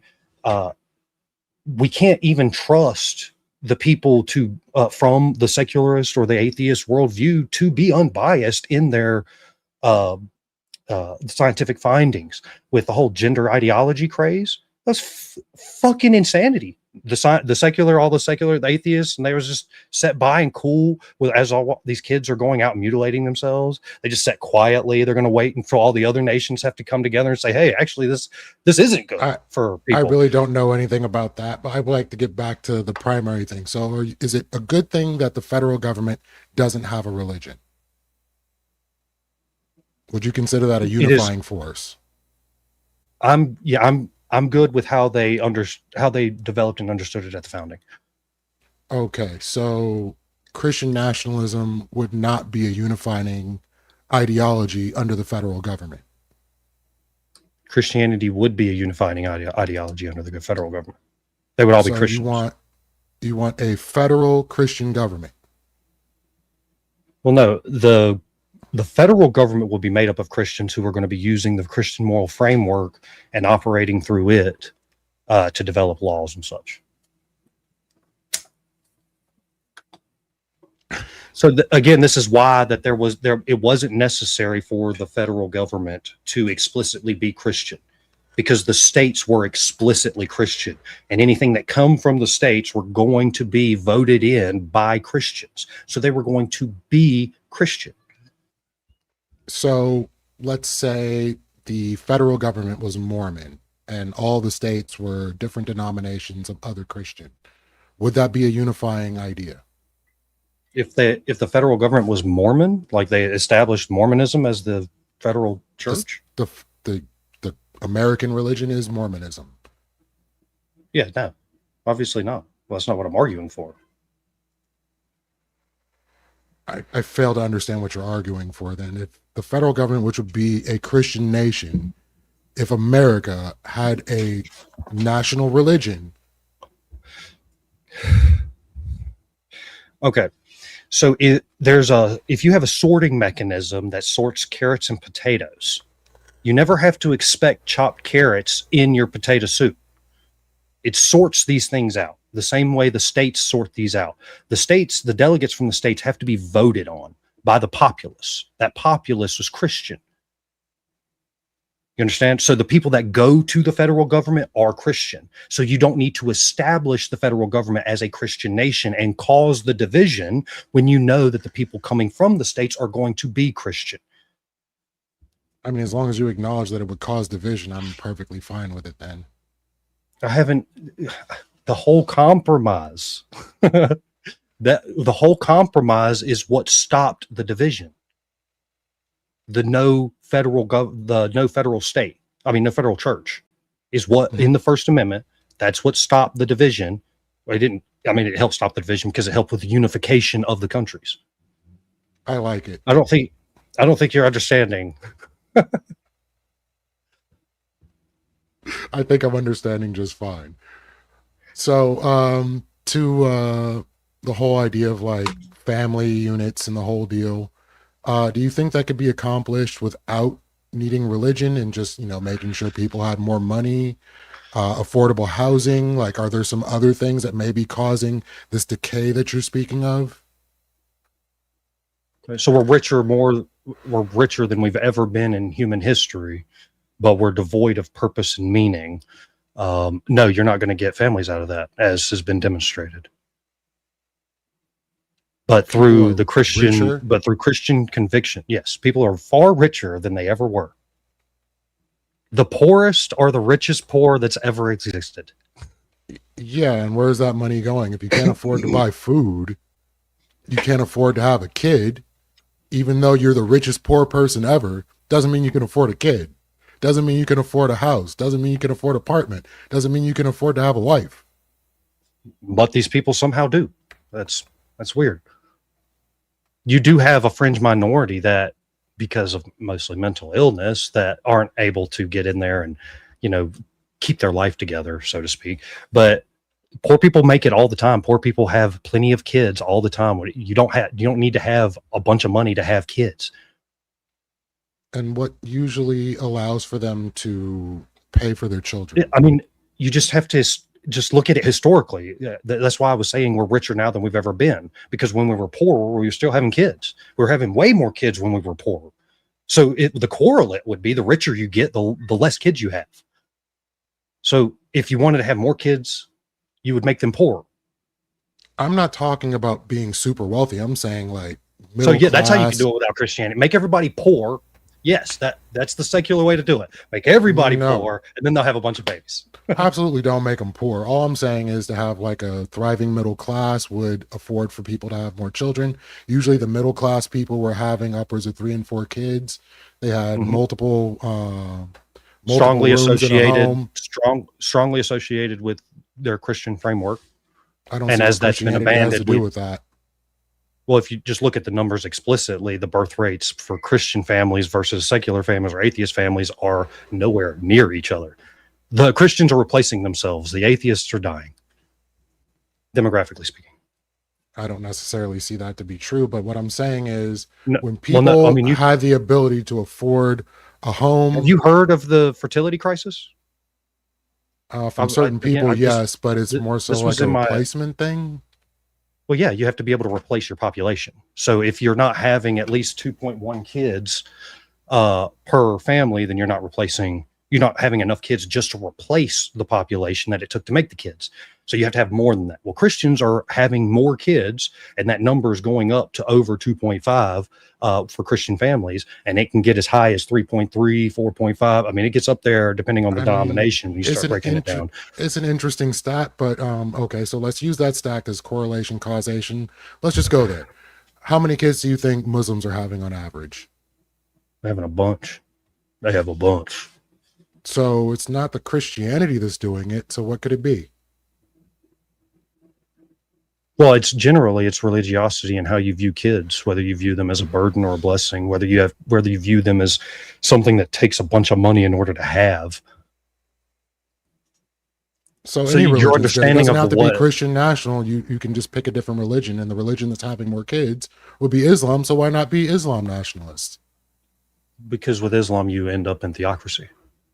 And theocracy is what I'm trying to avoid. It seems like exactly what you're trying to usher in. Iran? You think I'm trying to usher in Iran? I mean, it sounds Is that like what it it by sounds you like? trying to Everybody enforce state living peacefully religions. together? What? I'm not trying to force state religions. What are you talking about? I'm trying to do the opposite. Not force state religion or irreligiosity. Okay, then I think I misunderstand everything you're saying, because you're not trying to establish I think state you do. religions. You're not trying to establish a federal religion. So this isn't Christian nationalism. This is just, I want to be Christian and I want more people to be Christian. By all means, do your thing. Well, I mean, that's an incredibly crass way to put it. And if, you know, I mean, if you want to be uncharitable, that you can sure put it that way. But I'll read again the definition that I'm using in Christian nationalism, so there's no confusion. Christian nationalism is the advocacy that America's public life, laws, and institutions should reflect the moral and cultural principles of Christianity.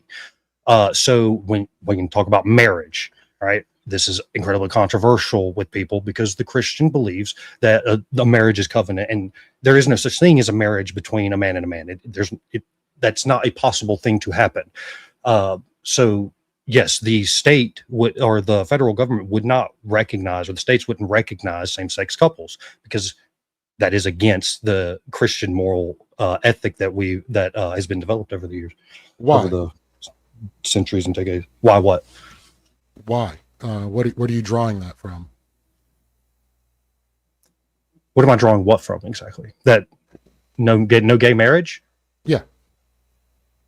From, well, I mean, the primary source would be the Bible, but it would true to tradition and scripture. Yeah. So you can only get married under Christian framework. Otherwise, the state Yes. won't recognize your marriage. So Yes. Indian people Well, can't get married in America.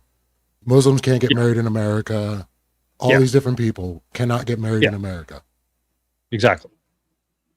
Now there are, for purposes of governance, there are you can have civil unions for these things, but civil unions would not be enforced the same way that a covenantal marriage would be. Sounds like you're trying to rip America apart, because there are multiple religions in the country that should be recognized. America's doing that itself. It's doing it itself right now. And that is as we leave Christianity, as we get further and further from the cultural roots of Christianity, as we abandon the precepts that were assumed at the founding of this country, we are seeing degradation. So if we're to be united as Christians, should only Christians be citizens? Or like, how far is this going to go? No, I don't. That's not necessary. But if you're going to disenfranchise other religions or people that are practicing other religions that come to this country, I'm not disenfranchising people. I mean, people can telling them they can't get married. Well, yes, because marriage has a definition. You can't be a married bachelor either. It's just a contradiction in terms. It's a different understanding of what marriage is. Marriage is between a man and a woman.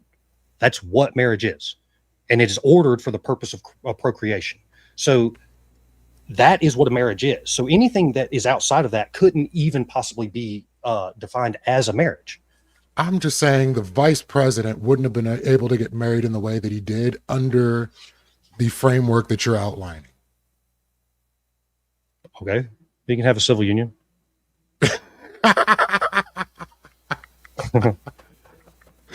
Right on, my dude. That does not seem beneficial for society at all. I think we're a melting pot. I think there are multiple ideas that have made this country the greatness that it is today. And I'm sorry you feel like it's falling apart, but I feel like it's thriving and doing better than ever.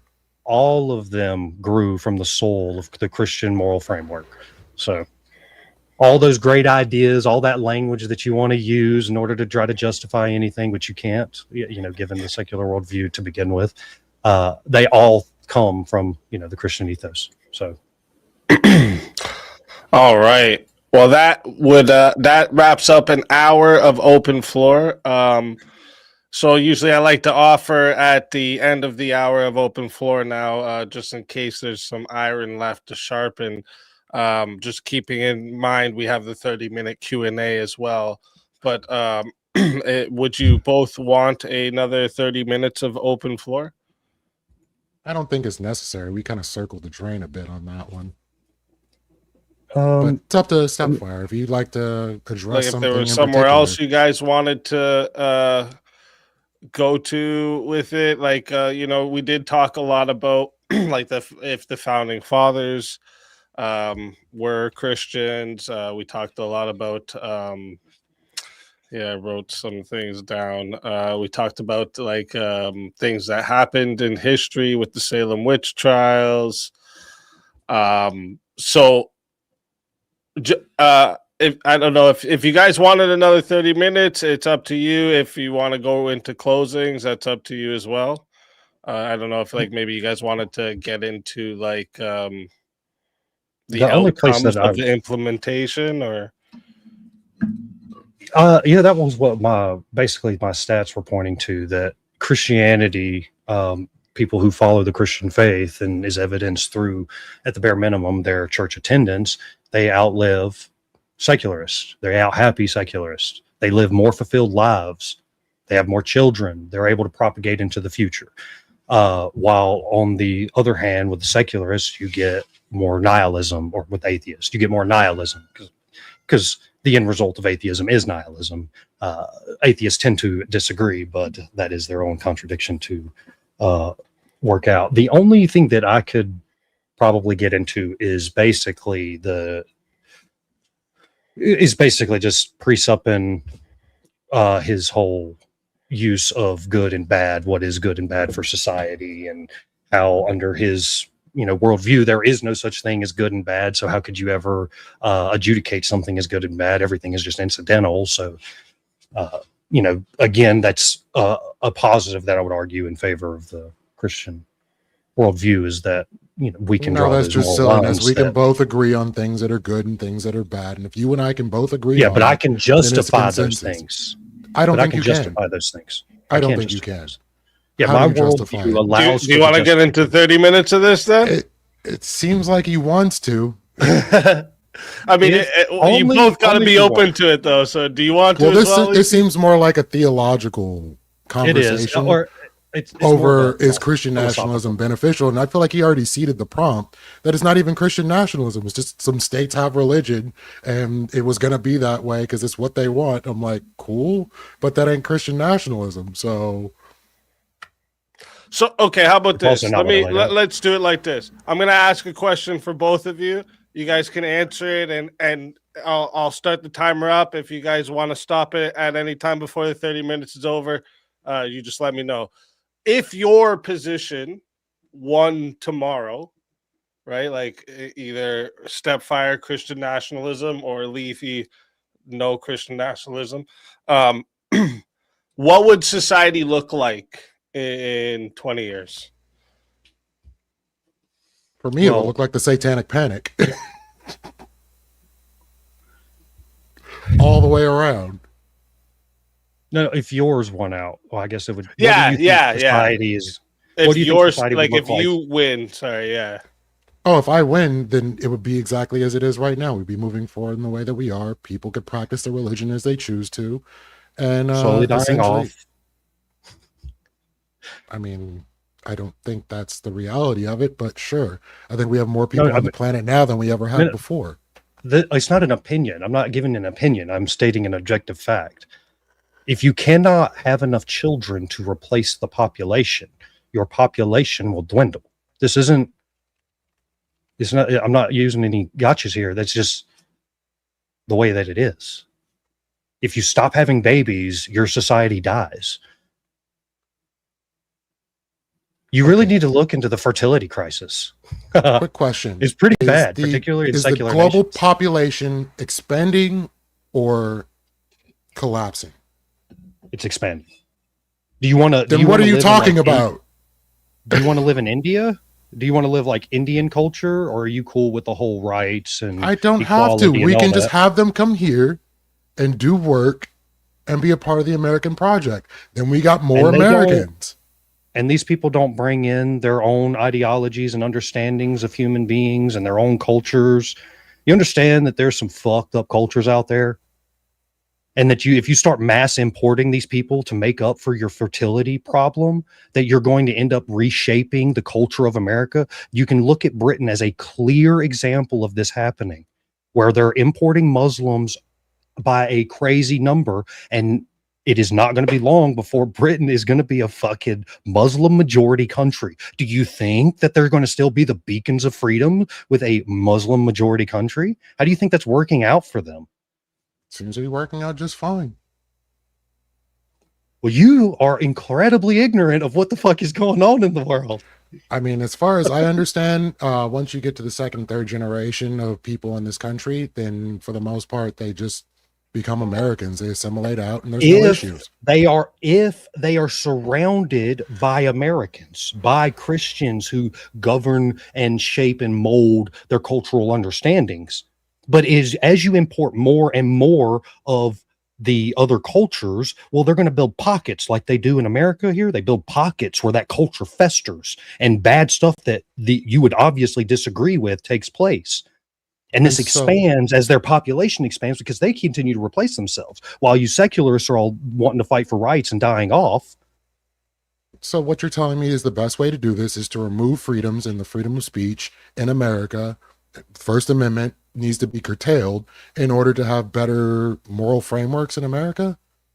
No, the First Amendment should be used as it was originally intended to be used, not as a cudgel to beat states into submitting to the federal government's whims.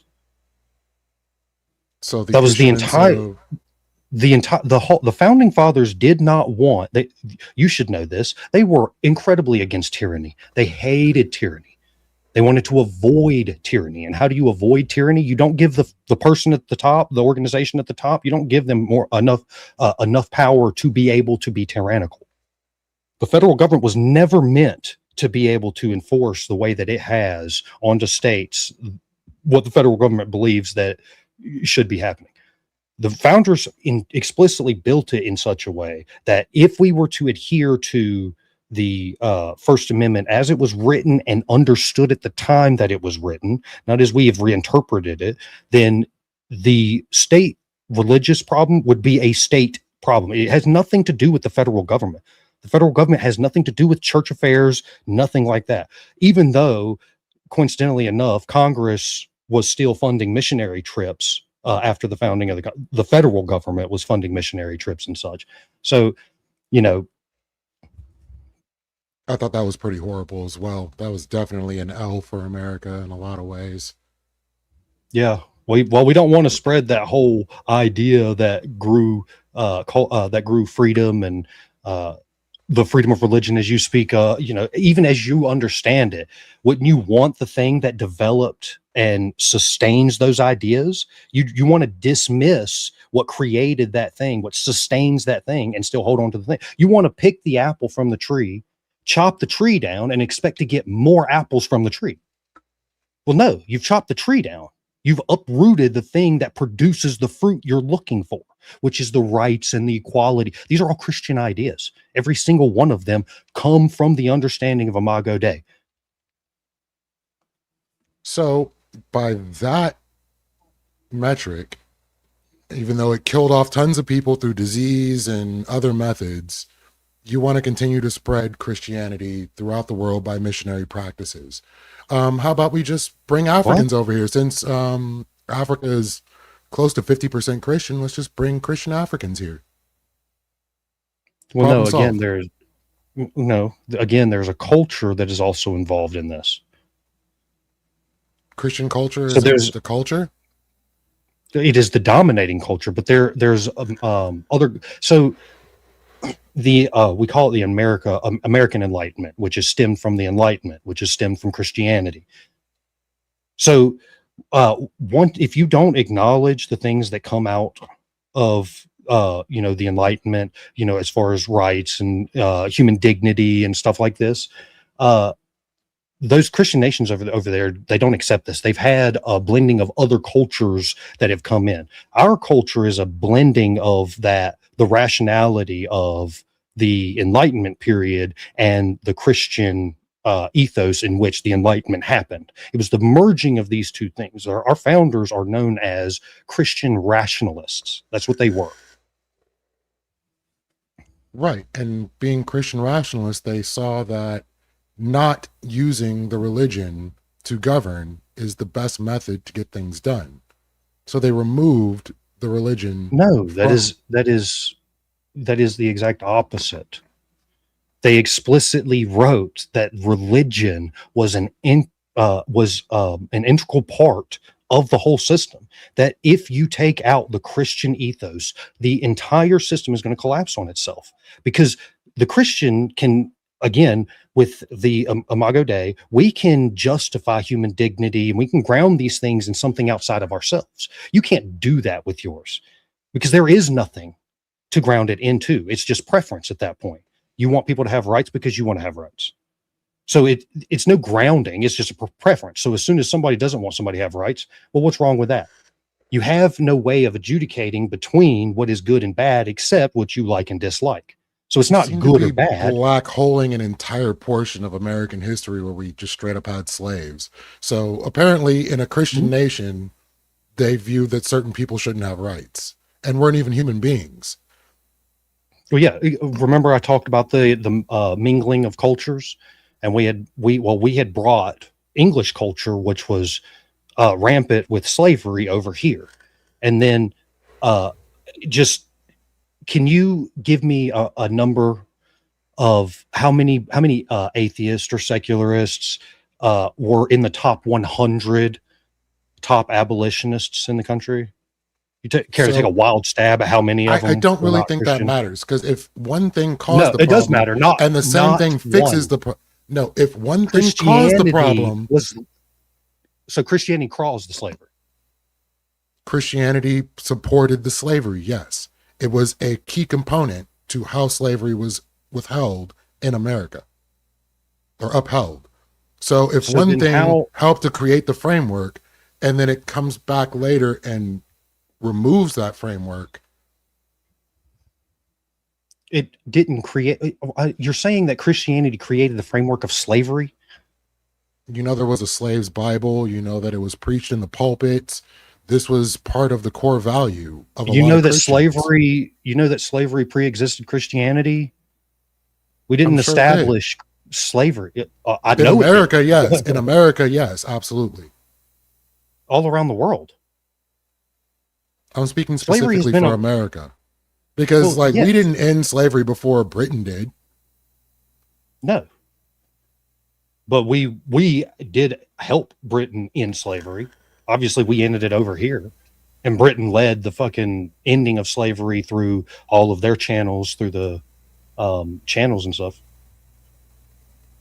The Barbary pirates. If slavery can be used to Christianity can be used to justify slavery, and Christianity can be used to abolish slavery, what does that mean for Christianity?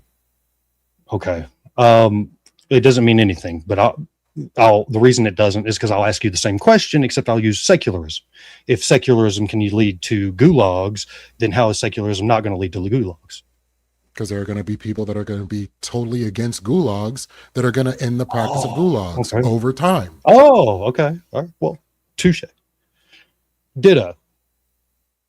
But you're saying that your ideology is grounded in something that everybody else that isn't using the same ideology doesn't have access to. No, not. What are you talking about? Not have access. You're saying no grounding. You're saying no grounding for morals. No justification. Good or bad. Yeah. Yeah, you can do the right thing without being justified in how it's the right thing or why it's the right thing. You can still do the right thing. I never said that you have to be Christian to do the right thing. But you're making a claim that there is something that facilitates Christians doing the right thing. And in many instances, they just don't. So what's the difference? This is true of everybody, of all ideologies, of all religions. This isn't a critique of Christianity. It's a critique of humans. It absolutely is. Right. No, it's a critique of humans. And Christianity apparently doesn't fix it. What are you talking about? Christianity led the abolition of slavery. Not entirely, no. No, entirely. Entirely. Every single abolitionist was Christian, is what you're saying. The top 100. That's as far as I got, because I was pretty fucking impressed. I went 10. I was like, maybe we'll find a fucking atheist in there somewhere. I was like, let me get 10. Let me get 20, 40. Holy shit. It's 100. 100 top abolitionists, all of them professing Christians. Every single one. I believe some of them were Jewish. No. Yes, some of the abolitionists were Jewish. Nope. 100% of them. What? Yep. I can pull the list for you and I can tell you the denomination they belong to. It's quite a long list, but we can do it. So you do have got, oh wow, that's so wild. So you got Michael Halperin, Moses Elias Levy, August Bondi, Rabbi David Einhorn, all Steph, these people. Speak easy. Just stop him when you recognize one of those names, please. Keep going.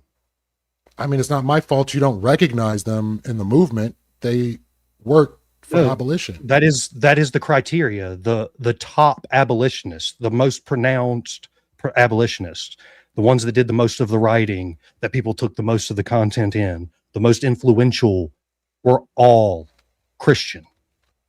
And if secularism is this thing that is able to grant us all of these rights, then why wasn't a singular secularist there, a singular atheist there? Not one.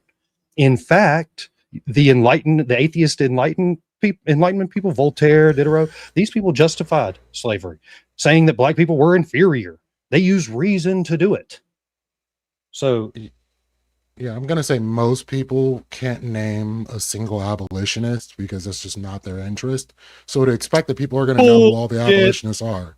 If you've got a 6th grade education, you went in American history and you learned of Frederick Douglass. Everybody knows Frederick Douglass. I mean, maybe not everybody, but anybody we're interested in talking to. Frederick Douglass was a slave.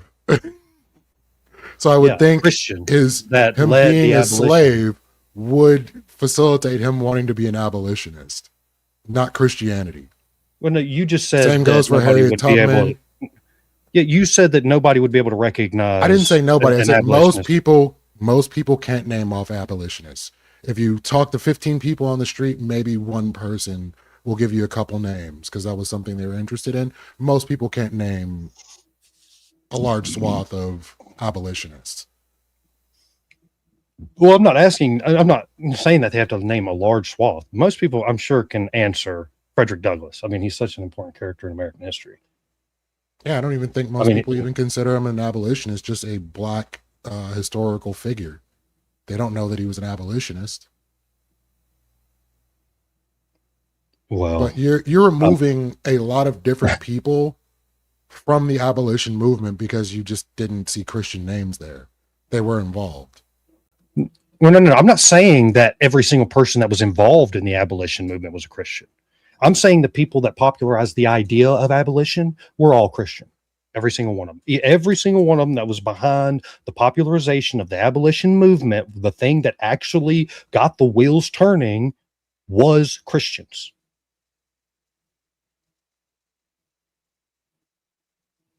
It was Christians who developed the ideas of rights and human dignity and equality. Christians. Secularists and atheists didn't do that. They couldn't do it. Yeah, I one don't of those see that guys being tried. the case. That's okay. It is the case. I'm saying if you use the Christian framework to endorse the slavery in the first place, the fact that a few Christians went against the teachings of the Bible. A few. So it was just a few. The majority didn't support it. But they were able to get it passed. Even though the majority didn't support it, they were able to get it passed. You're saying the majority of Christians were pro-abolition? You know, I'm saying, well, the country at one point, it tipped over from not being majority abolition to being majority abolition. There was a point there where it flipped. Yeah, I'm going to say that was around the Civil War. No. Some of these writings are unionization.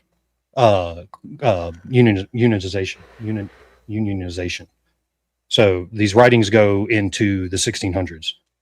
I mean, even Lincoln said if he didn't have to abolish slavery to not have a civil war, he would have done so. So?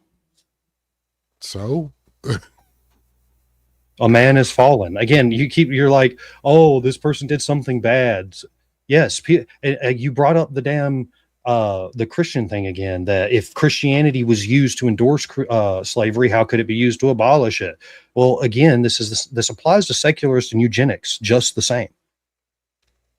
It's the secularists that brought eugenics in. It was the scientists pushing for eugenics and that was American euthanasia, Christians, and still, that was still to passed this on. day. That was American scientists using phrenology and other ideas, and that was passed on to the Germans. Most of the practices that the Germans were utilizing came from America, and American Christians at that. Well, I'm speaking more broadly about like abortion specifically, because it is there's nothing against abortion in the Bible. Man, you can't just say shit.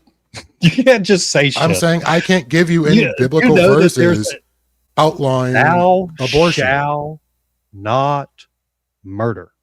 Very clear. I mean, there's no confusion there. Do you understand by Judaic tradition, which is what the Bible comes from, they weren't considered a child to be murdered until they were born, correct?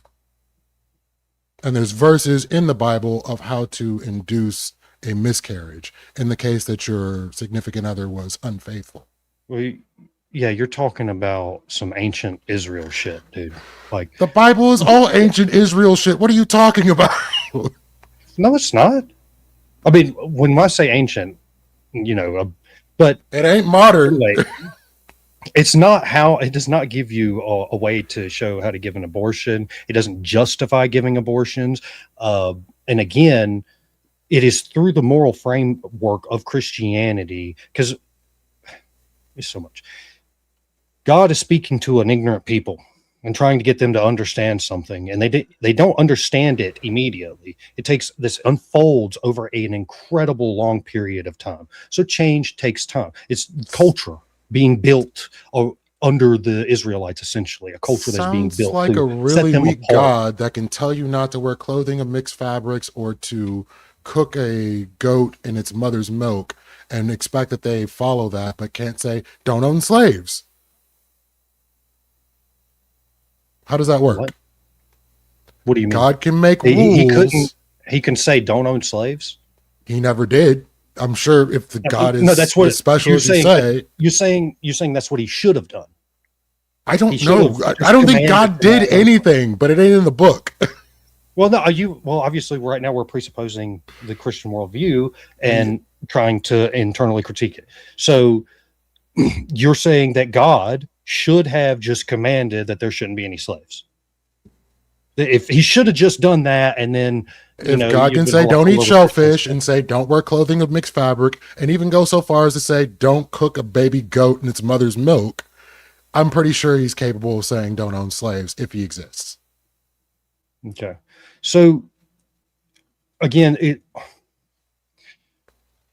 if you have two warring tribes going at each other, and one tribe's not going to stop until the other tribe is dead, and the one tribe moves in and claims victory over the other tribe by slaughtering all their military-aged men who can fight, what are you to do with everyone else? Are you to leave them there to starve and fend for this, all the women and children? You just leave them out there in the little patch of desert so they can just die, or should they be brought back and protected and eventually freed, as was the custom in ancient Israel? You understand that there's a law that says every 7 years you must release and free your slaves. Can you name another? So there were two different rules. So I can run this down for you. There's one set of rules for Jewish slaves. That would be the one where they're set free. But there is a clause in there to trick that slave into being your slave for life. If you give them a wife and they say they want to stay with their wife or their kids, then you can bore that slave's ear with an awl and never release them. The same thing goes, that does not work for Gentile slaves. But all I'm saying is that God was able to order the entire slaughter of people. Where does it say that? That it doesn't apply to the Gentiles? Oh, there's two different sets of rules for slaves. This is in Leviticus and Because What was the other one? you're also commanded to treat the sojourn as your own. But again, we're getting into the context of ancient Israel, where the realities of then are completely foreign to us today. So again, you can't just leave the women and children out in the desert to go fend for themselves. Yeah, God would just tell them to get. God would just tell his people to kill all of them, like he did before. He said that with the Amalekites. He said it with the Canaanites. Like God will just order So the you- slaughter of every man, woman, and child. Or in the You instance would have that he's been feeling extra happier- saucy, he would just I'm gonna say, be "Take the happier if he the would have women." slaughtered them. Oh, I don't think God is real, so I don't care what Again, somebody I says. understand that. We What are. God is saying. I'm trying to lay out that you are trying to critique a system in which you do not understand, No, I understand it perfectly. except you don't, and you've made that abundantly clear. Well, you're saying that God is capable, but also at the same time incapable because men just don't understand say things. that? But then he could set up. Well, I mean, you're saying that people needed to have things revealed to them over time because they weren't prepared to understand these things. But then at the same time, like I said, he made rules against adultery, he made rules against all these things with the punishments outlined. So why couldn't God say, don't own slaves, not make rules to own slaves? Okay. Again, in God's infinite wisdom, can you tell me, for instance, how many Amalekites were slaughtered? All of them. You can tell me that for certain. That's what the book says. I don't think it actually happened. Then how could they be referenced later in Scripture? Because the book is a big book of claims. I don't think there was a global flood. I don't think there were slaves in Egypt. I don't think there was a slaughter of X people. All right. You're on this internal critique where you're within the framework of the worldview and trying to find inconsistencies within it. And then you step out of it and say there's an inconsistency. Well, yeah, because you've stepped out of the system. Once you step out of the system, you're going to find all sorts of inconsistencies with your system. That's why they're not the same worldview. They're different worldviews because the precepts that you accept in each worldview basically give you the guardrails in which what is cohesive and coherent and what is not. As soon as you step outside of my system and try to critique it, your critique is worthless because your worldview is wrong, in my opinion. So to critique it from your worldview it does nobody any good. You have to critique my worldview from my worldview. I'm critiquing the commandments of God. Mm-hmm. So from your worldview, let's just say God had the capability to say, do not own slaves. Do you think that was within his ability? His or her, or sure. It's whatever you want to call it. Yes, he could have commanded it. Yes, there's nothing stopping him from commanding it. Then why did it not happen? Again, I need you to tell me how many Amalekites were slaughtered. It doesn't state in the Bible how many Amalekites were slaughtered. It just said slaughter all of them. Why were they slaughtered? Because they were dicks to his chosen people at some point, and that Okay, was so vengeance. all I'm pointing out here is we have absolutely no context for what's going on at the time. All right. So again, in order to continue down the path of the internal critique, I'm helping you to internally critique my position. I'm giving you the ammo the best I can. In order for you to actually critique the position, you must then accept that God has infinite wisdom, and there's particular reasons why he didn't do things. He had, in his infinite wisdom, he had his reasons for doing what he did. Now, who are we to question? We can't question. We don't have infinite knowledge to question, right? That is my position. Now, you're not finding incoherencies within that position. You're finding an incoherency with your position and my position, which they're two different worldviews. They're obviously not going to coincide. So in God's infinite wisdom, we should have slaves. What? I'm trying to understand if it wasn't in God's infinite wisdom for slaves, why would he mandate rules on how to treat slaves, when to release them, how to keep them? What did those rules culminate in ultimately?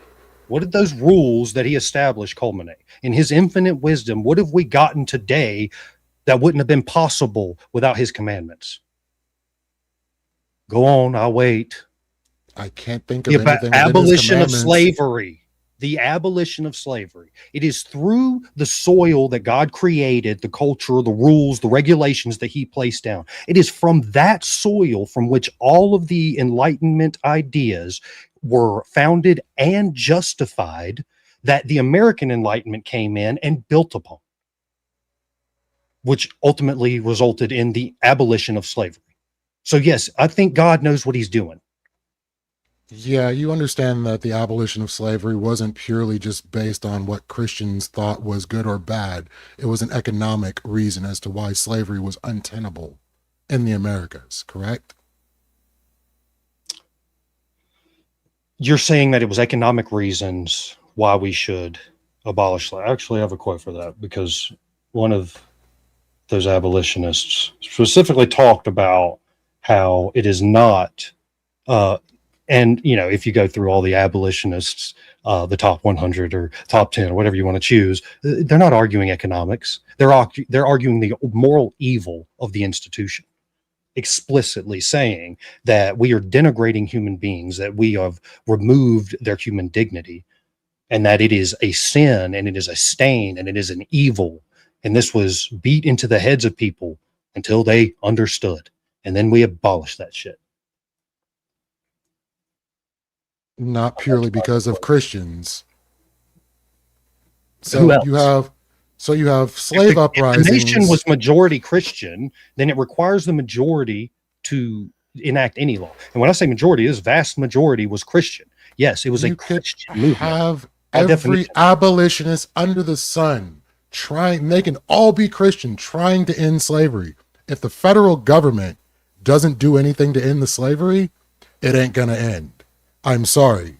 There were reasons why the government got online. How does the government make any change? How does the federal government make any change whatsoever? They make laws and enforce them. And if those laws and enforcement mechanisms are enforced by Christian moral ethics from the people at the bottom who get voted up, who've had this beat into their head, that it is a moral stain on our.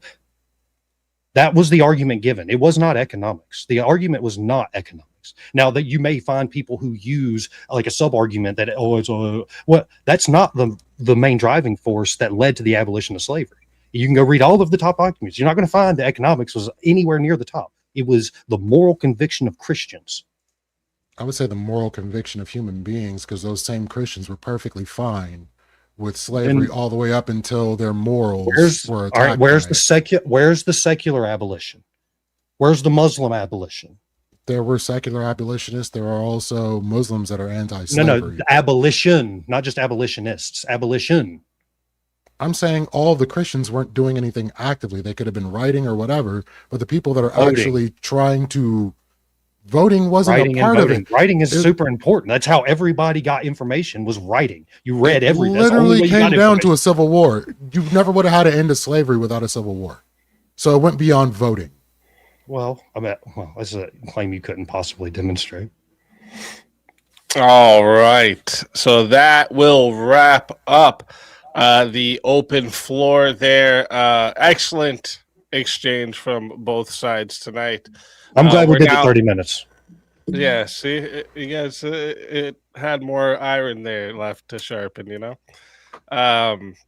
But we're going to enter the final phase here of the debate, closing statements. Quick reminder for the live chat, the Q&A is there. So if you got questions for either debater, make sure you drop them in right now. And remember the super chats, PayPal, Cash App questions.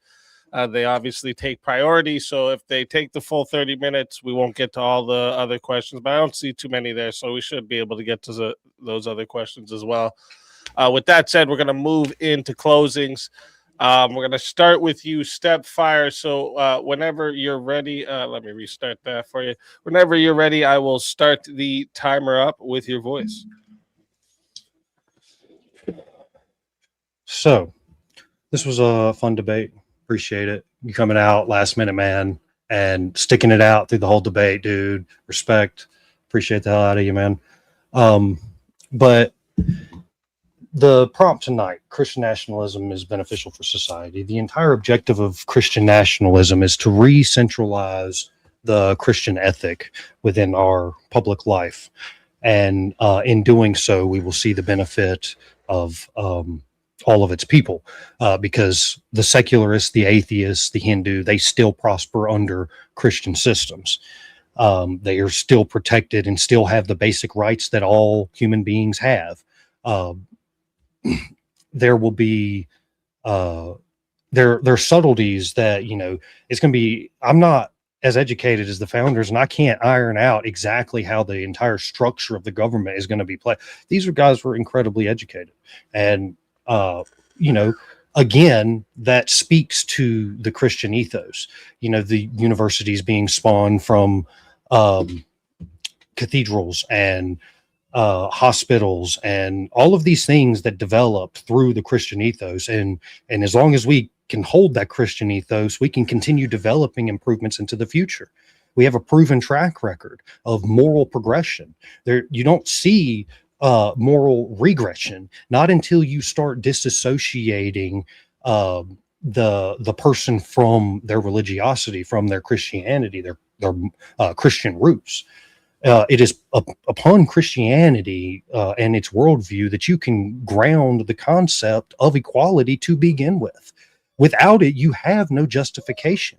It's survival of the fittest. It's, you know, back to Darwin. That is what it is. And if we want to get rid of all of the infirm and unproductive, then there's not a grounded argument that could be made from the atheist position as to why we should not do that. It's the only thing that they can say is, well, I don't want it done to me, so let's not do that. Well, that's not how we operate society. So I walked through fertility rates. You really need to look into that, man, because it is super important to understand that we are dying as a society. Not Christians themselves, but Western society. And if you want to preserve Western society, the thing in the world that grants rights to human beings, that gives human dignity to human beings, or, you know, acknowledges the dignity within human beings, then you must want to protect the system that created and preserves those very things. You cannot get rid of that system and then expect to continue with your freedoms. The founders understood this, and they wrote about it explicitly. So would it be beneficial for society? I think it's an obvious yes. So with that, man, again, thank you for coming out, and Speakeasy for hosting. All right. Thank you for that closing statement. With that, we're going to hand the mic over to Lethe. Lethe, whenever you're ready for your closing statement, I will start the timer up with your voice. All right. So, as the ghost of Jerry Falwell did not seem to have my interlocutors back in this case, because there was no clear mechanism for Christian nationalism beyond, well, I want states to have people in the highest office being Christians, and then more people will be Christians, and it'll all be good. I don't see how that works. The idea that Christianity is the reason why people would have more kids, when I would say from any metric that you look at, people are going to say that the reason why people are not having children is primarily due to a high cost of living, expensive housing, prioritizing their careers. There are multiple reasons that have absolutely nothing to do with Christianity. You can still be Christian and can't afford to have kids. I don't see a bunch of homeless people out there having kids. And if they do, they become wards of the state, and then maybe the Christians will do something for them. But until then, I'm going to leave that alone. The definition of Christian nationalism, as you were putting it, just seems to come down to states. It wouldn't be a federal thing. With that being the case, there's no mechanism by which those particular states aren't going to disenfranchise other states. And I don't want Christians to be discriminated against by other Christians depending on what state they happen to move to, because I think there should be affordability of opportunity between all of the states, and you shouldn't have to subscribe to any particular brand of Christianity in order to prosper and flourish in another state. Then we look at the idea that there are certain sects of Christianity that you don't even consider Christian, like the Mormons, who seem to be a powerhouse when it comes down to having children and having money. I would think if Christians were going to do the right thing, you wouldn't be seeing all these Christians with mega jets and mega churches not willing to let them in the case of an emergency, like with Joel Osteen, where there was a flood going on and they weren't willing to let them into the grounds. I would think if Christians were trying to spread Christianity in that way, they would be taking that money to make sure that these people can have kids, providing free childcare, doing things to shore up the issues of not being able to have children. All these things I think would be a far better showing for Christianity. But all I see is it's causing division amongst people, it's creating laws that disenfranchise free speech. I see them basically breaking down the moral framework of how America works. So to the core internal contradiction that a Christian nationalist state must pick a theological winner and politicize their Christian identity and incentivize outward conformity, I don't see how that works in what was outlined. So as much as I enjoyed having the conversation, I kind of figured it was going to get down to theology. And for the most part, he still couldn't explain why God didn't say, don't have slaves. And I will end at that. All right. Thank you for that closing statement. And that concludes the closing statements. Great work from both debaters tonight. If you are enjoying what you are seeing, make sure you like the stream, subscribe to the channel so you don't miss any of the debates we host here on Sort of Reasons. Like I said, we run all kinds of matchups, political debates, cultural, religion, social issues, philosophy, internet beefs, okay? Anything there's a conversation worth clashing over, we bring it into the arena. And don't forget to subscribe also to tonight's debaters as well. Their links are in the description. Make sure you show them support for stepping into the arena and sharpening their arguments tonight live for you all. And before I start the timer for the chat Q&A, I usually like to ask a question or two for each side. Usually it'll be based off either arguments I heard, something I think deserved another pass, points I think missed, things like this. And then after those questions I answer, we'll get to the official 30-minute Q&A. So for the first ones here, I'll start with the affirmative tonight. So my first question for you, StepFir, is what would Christian nationalism practically look like in a modern society without violating any like religious freedoms or like creating the second class citizens for non-Christians like Lethe was highlighting, like policy and structure wise? Sorry, I was muted. Yeah, I never got around to the my answer on that question that you had asked earlier. How would it look like in public life? Well, we talked about marriages and how it would affect those. It would affect education, where children aren't going to be taught, relativism, where truth is subjective, stuff like this. The great thing about the nation that we have right now is that it is still primed. It still has that Christian culture undergirding. So there's not a lot that has to change on the surface of things. It would be more so of backing the federal government's power up to allow the states more room to operate as they see fit, while the federal government is protecting the rights, like the life, liberty, and property of all civilians in America.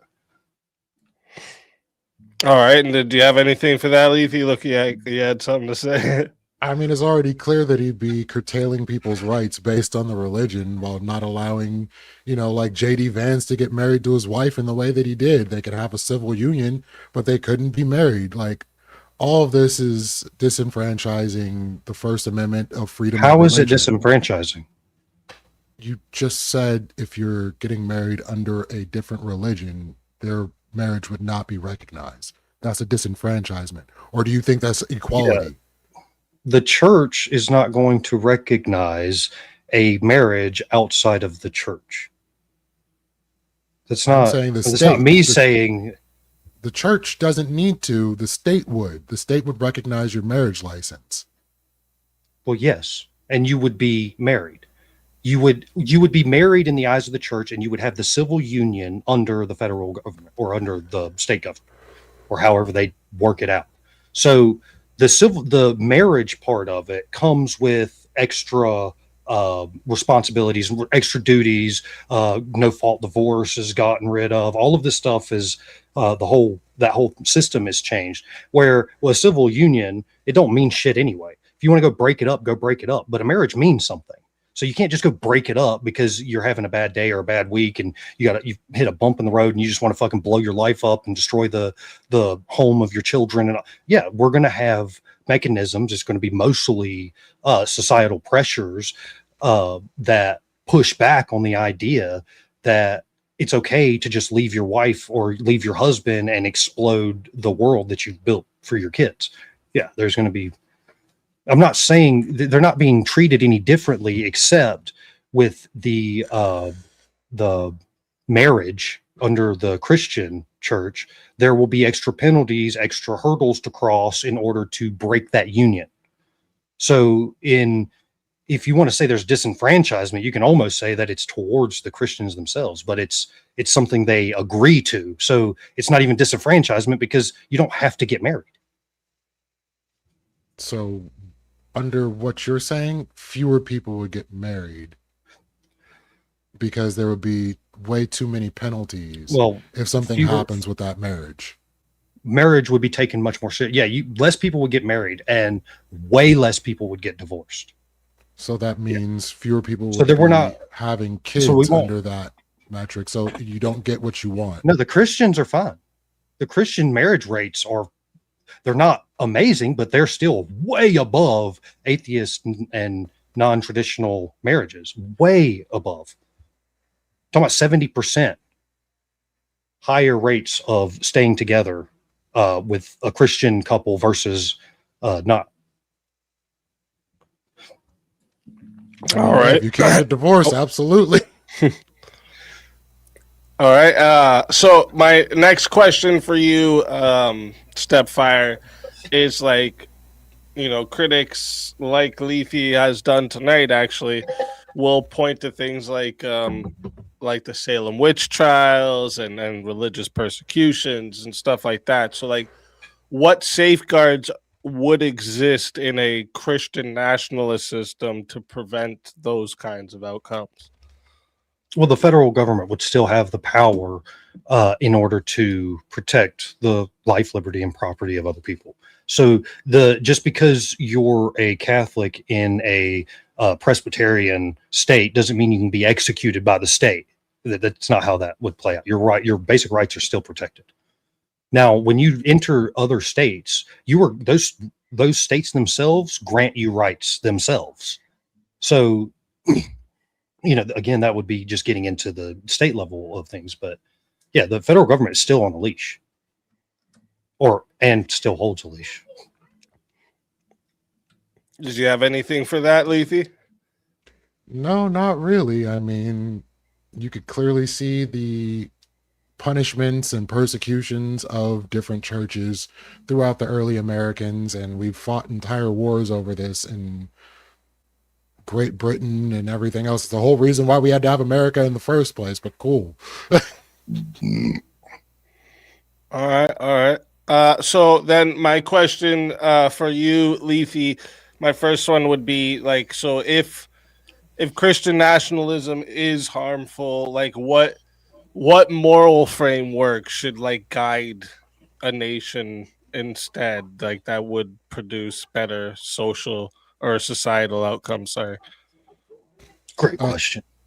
So the moral framework would be essentially what we already have. You can take ideas from different schools of thought. You can take some from Christianity, some from Buddhism, some from Islam, however you want to do it, to establish the laws that you want to establish, with the idea that you're not using spiritual or spectral ideas in enforcement. So you can't, kill people because you think they're a witch, or, say you can't suffer a woman to speak and so you stone her, or whatever the case may be. These are things that shouldn't be there. But the laws that we have in place seem to work pretty well without needing to get into religion in any way, shape, or form. We have laws against killing people. We have first, second, third degree murder. We have laws against child abuse. We have organizations set up or infrastructure set up for child protective services, elder abuse, hospitals, medicine. Like we have all these things already set up without the need to go beyond secular means for it because we don't want to disenfranchise other people. All right. Yeah, Did you have I anything to actually, that? Yeah. yeah, I actually didn't disagree with what he said there in the beginning, that the moral framework that we should be using is the one that we currently have, which is the Christian moral framework. So I agree. All right. All right. And then for my second question for you, Lethe, is like, as mentioned by StepFir, like historically, Western society has been influenced by Christianity. You know, it produced many that of like the institutions we have today and whatnot. So, like, how do we distinguish between like beneficial Christian influences and the harmful religious nationalism? Well, that's why the Catholic Church established secularism, because they didn't want to have religious views governing in the way that it was. And a lot of the ideas that came from the early Americans came a lot from Rome and Greece. So the ideas of the Stoic thinkers have been like a pretty strong framework to see which things are harmful and which things are not. So I want to say every time you get into an extremist Christian or any religious framework, you're going to see some abuses and persecution happening. It's the dogma that creates the problem, not the religion itself. All right. Did you have anything for that, StepFir?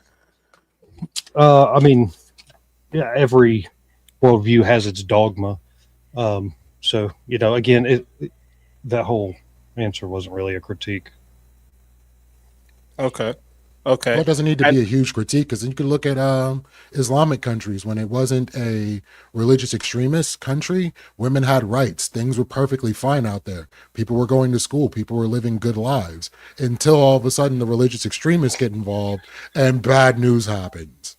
That's because those religious extremists were put on a leash of the Christian America. Yeah, as soon as we pulled out, what happened? All of that went to fucking shit.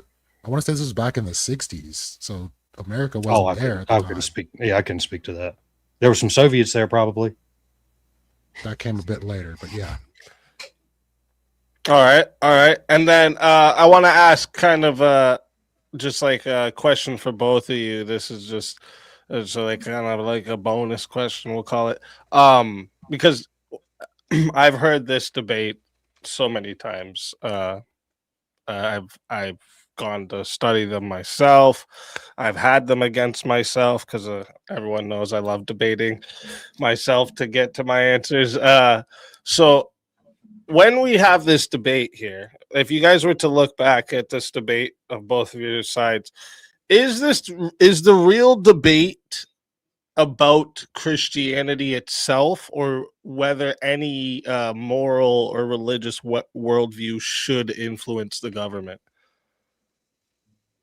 Well, I don't believe the conversation is about Christianity, because I don't believe Christian nationalism is about Christianity. I believe it's about using an ideology as a weapon to institute power and control within the government. What do you think, StepFir? I need you to ask that question again. Yeah, so like when it comes down to it, like even just looking back at tonight of how the arguments have went, do you think the real debate is about Christianity itself, or whether any moral religious worldview should influence the government? Yeah, I think the attack is purely against Christianity itself, because I brought up, society is going to die. He disagrees. The numbers disagree with him. I mentioned it in my opening statement. The only way to make up for that is mass immigration. And with mass immigration, you're going to be importing different cultures who believe different things, and that's going to shape the foundation of the country. And you're not going to have the rights and the freedoms that you advocate for now. It is kind of basically about Christianity from my perspective as well, because it is the Christian moral framework that is built the greatest nation. And if we want to continue being the greatest nation, we can't chop off its legs and hope to continue to walk. All right. All right, so that we'll get into the official Q&A here. Like I said, chat, we'll do the super chats off and whatnot first, and we'll get to the Q&A in the chat there. So if you want to bump yourself up, you got to send it in through super chat.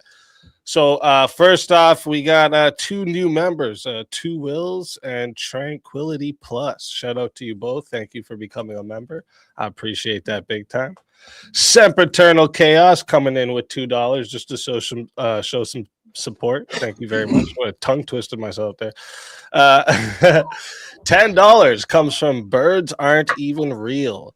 What about the random people that created the country? They weren't deists.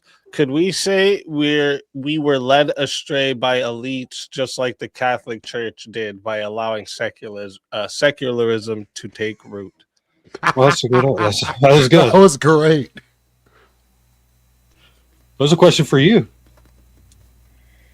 I just needed a little sip of water. No, you're good. You could say we were led astray, but I don't think we were led astray. I think Christians are doing perfectly fine in this country. There's no assault against Christianity.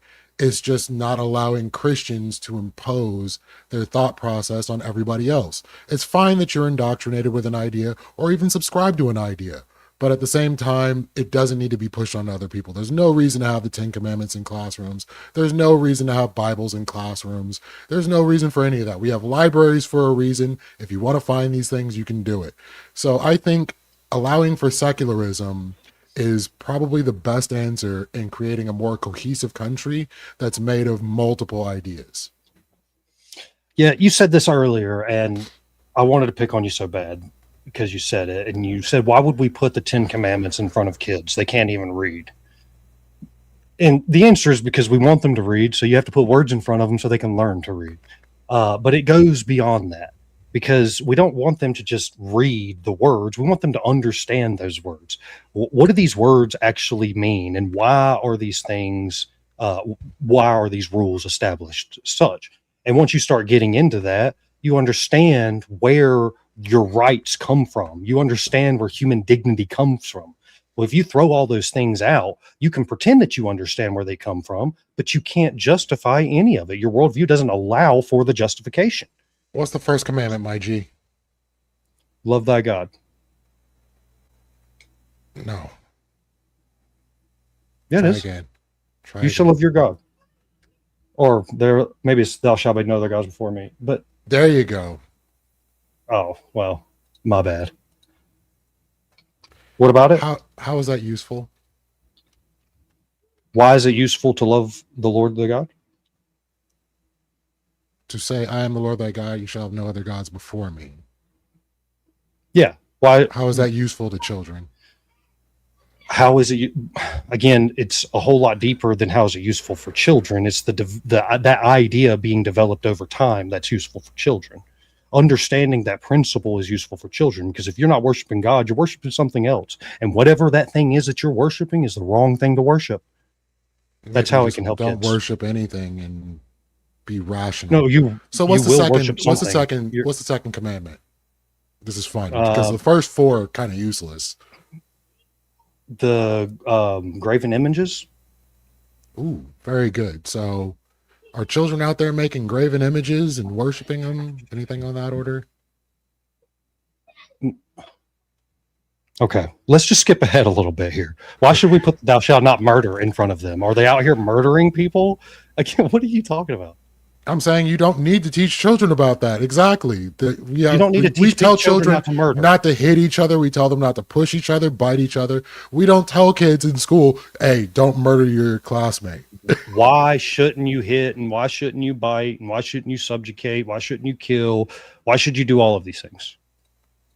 Because as part of the social contract, you don't want that happening to you.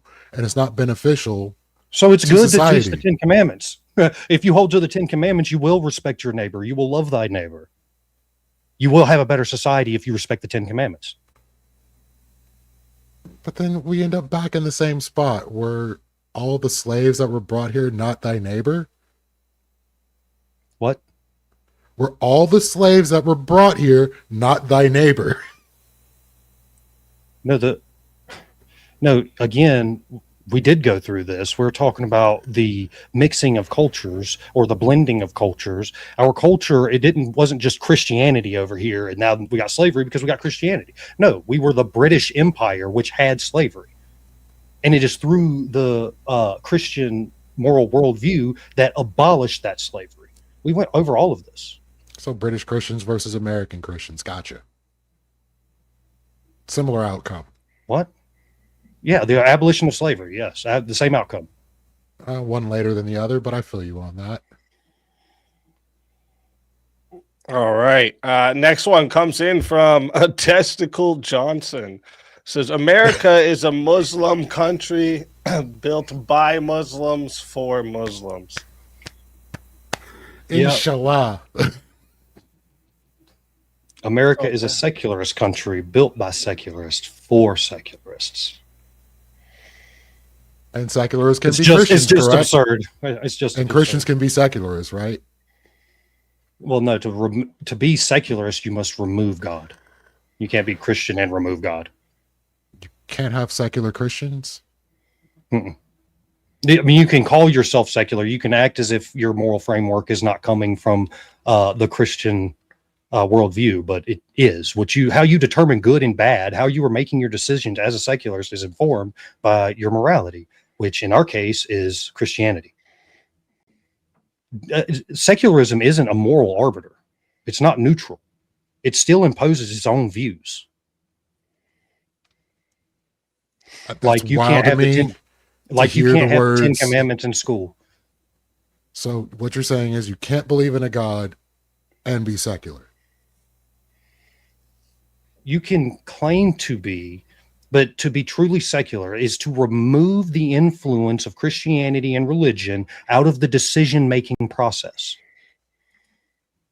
Once you get into what is good and bad, whether you ought or ought not do something, you are appealing to morality at that point. You cannot appeal to morality secularly. There's no such thing. All right. Next one comes in from Rowdy Gowdy, member for 2 months. Shout out to you, Rowdy Gowdy. For both, would you approve of mandatory Neuralink at birth with no side effects to upload your worldview? If not, you would be okay with allowing bad stuff? Yeah, I would not mandate Neuralink. No, that seems really odd. Why would you need to? But why not? Why wouldn't you want to Neuralink? Well, in order to calm the population, to kill all of crime, there will be no more crime, no more murder. What is your objection to that? There's no guarantee of that. Well, no, in the hypothetical, that's what the guarantee is, that there would be no side effects and it completely adheres to your worldview, creating your utopia. Well, that's assuming that a person with a Christian worldview cannot kill someone or commit a crime. So no matter what ideology you implant people with, there's still a capability or a capacity to commit harm. Yeah, but I'm talking about within the hypothetical of the question. Yes, You're in this hypothetical, everything goes perfectly good, and everybody becomes just like you. They believe like you. Everything's peace and harmony. Society is perfectly fixed. Why wouldn't you do that? That's assuming that there is a perfect worldview that completely negates all negativity. That worldview does not exist. There is no worldview you could upload via Neuralink that would accomplish that goal. Even though, well, then it doesn't make it perfect, but it makes it almost perfect. As perfect as man could get it. I mean, I guess you could strip the autonomy from every human being in order to achieve. You'd have to go through like what's that thing? What was that movie with Christian Bale? Like remove all emotions from people and then like have thought monitors. I know there was the Minority Report, but he had another one that was shit, I can't remember what it was called. But it's one of his early movies. He was young when he did it. Equilibrium, that's what it was. That's what it is. Yep. So you have to have like an equilibrium kind of situation where just people are dead inside. Like, no. There's no like But ideology there. in order to fix all crime, so nobody dies anymore from, human beings intentionally killing them. I mean, we could literally just kill people unintentionally. We've done it constantly, like with missionary work. I still feel bad for that one dude that went to the Sentinelese Islands and got yeeted from his boat. That was brutal. Yeah, they're out there doing the Lord's work, trying to fix these heathens. See, a Christian wouldn't dump your body in the river like that. You're not coming to America and then as soon as you show up here, we're going to throw a bunch of arrows in your chest and then throw you in the river. I mean, he was breaking a law, and his Christian worldview told him he needed to break that law. So Even if you broke the law, we wouldn't do that to you. All right. Next one comes in from How Long Nate for $5. Says, as an atheist, what would be your best recommendation for a moral, nonviolent, and caring society? follow the laws. Try to do as little harm as possible. Not too difficult. Don't be a dick is a pretty good framework to go by. Okay. That sounds like a good old Christian. I don't know. There's a No lot harm of Christian people. dicks out there. Jerry Falwell, like I was just talking about Jerry Falwell. He was a huge dick. Yeah, I mean, dicks come in all ideologies. So Very true. Stalin was a pretty big dick, I think.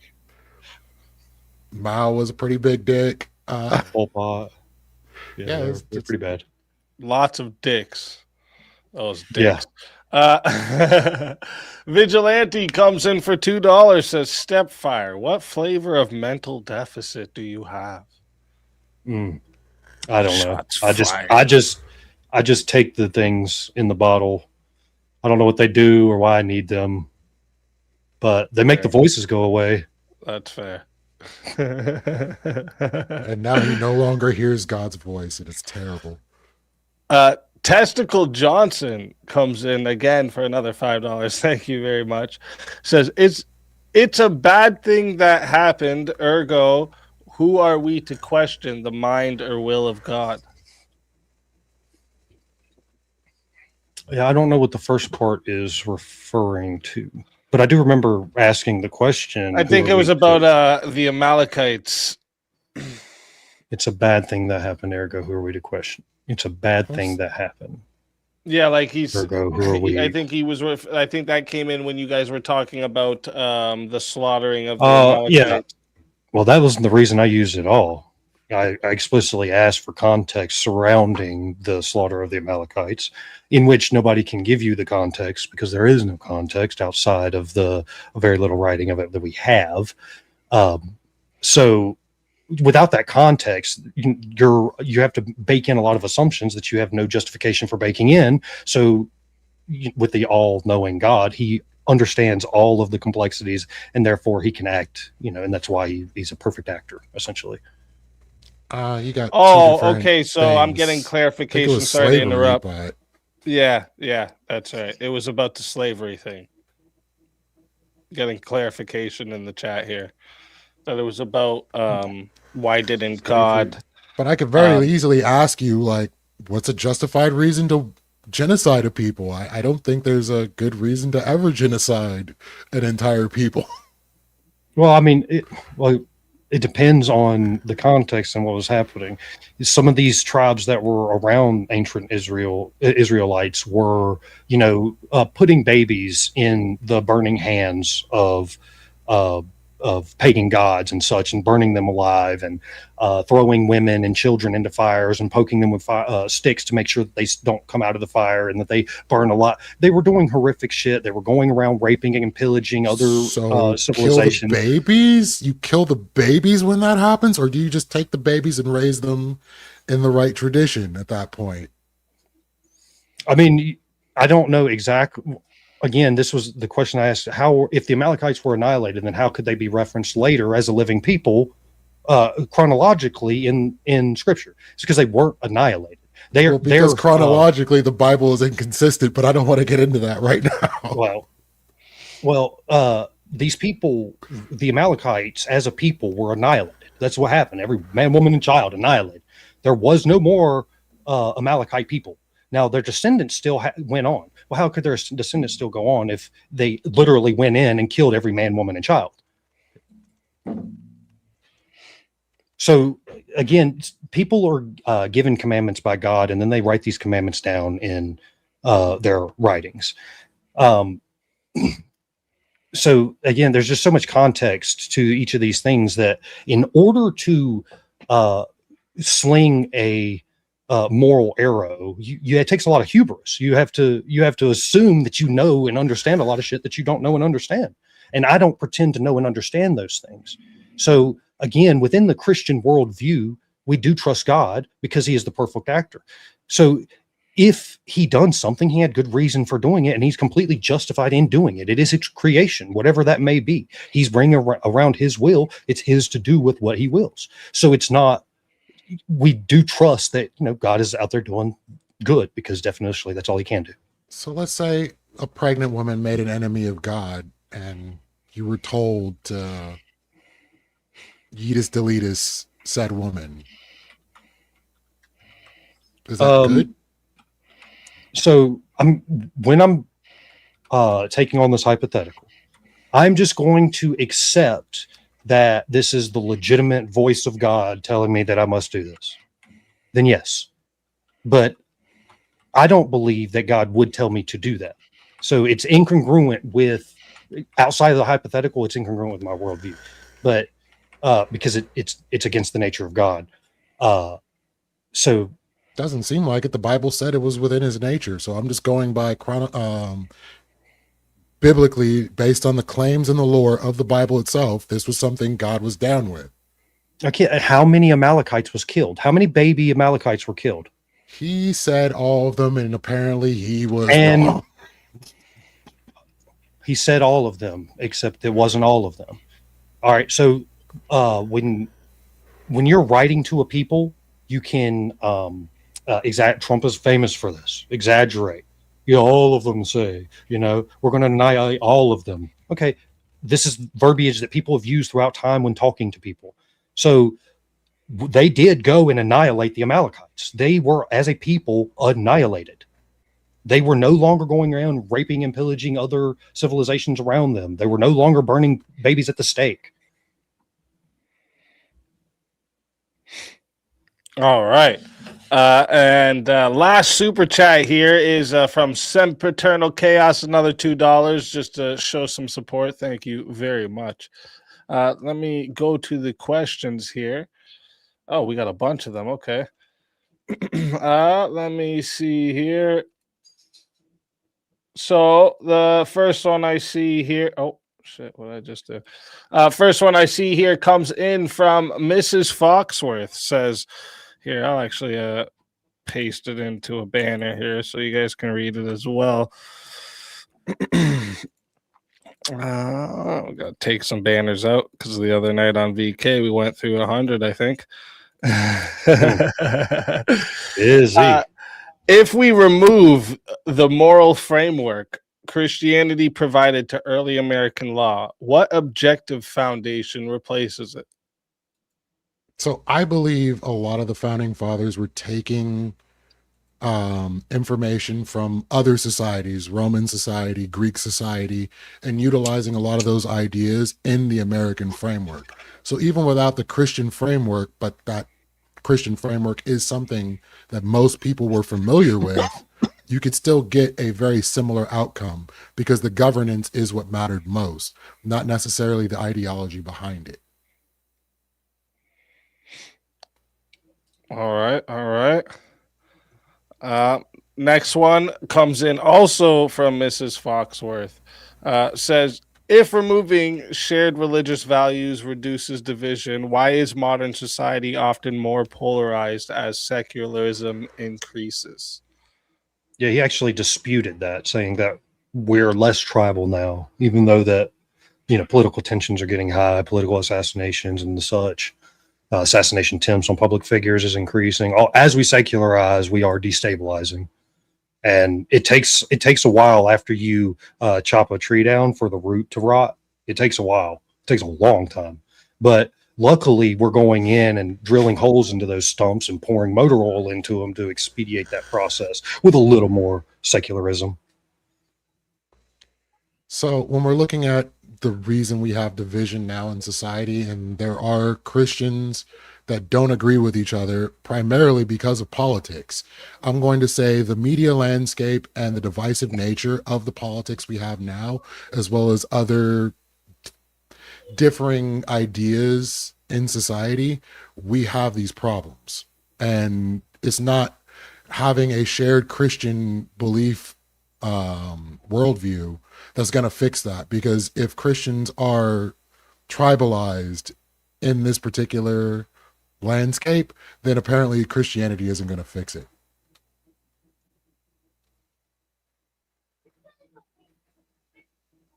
Got him. Got him. Muted, right? Yeah. Always got to do it once. It wouldn't be a speakeasy stream if I didn't talk on mute at least once. If the founders intended a purely deist framework, why were Christian ideas and biblical references so common in founding era political writings? Yeah, I think I covered this earlier. So, for the same reason that we were brought up in a Christian society, if you were brought up in a Muslim society, if you were brought up in a Buddhist society, whatever the case may be, that would be the iconography, the visualization, the metaphors that are used in your writings, in your ideas, in whatever you're doing. So, for the same reason, in different cultures, you have different ways of writing. Is what we had here in America as people that were brought up under mostly a Christian framework. All right. Next question. Yeah. Also, oh, did you have something? It's like for the same reason, like if you die, if a Christian dies, they don't see Vishnu, they don't see Allah, they see Jesus, they see, God in pearly gates.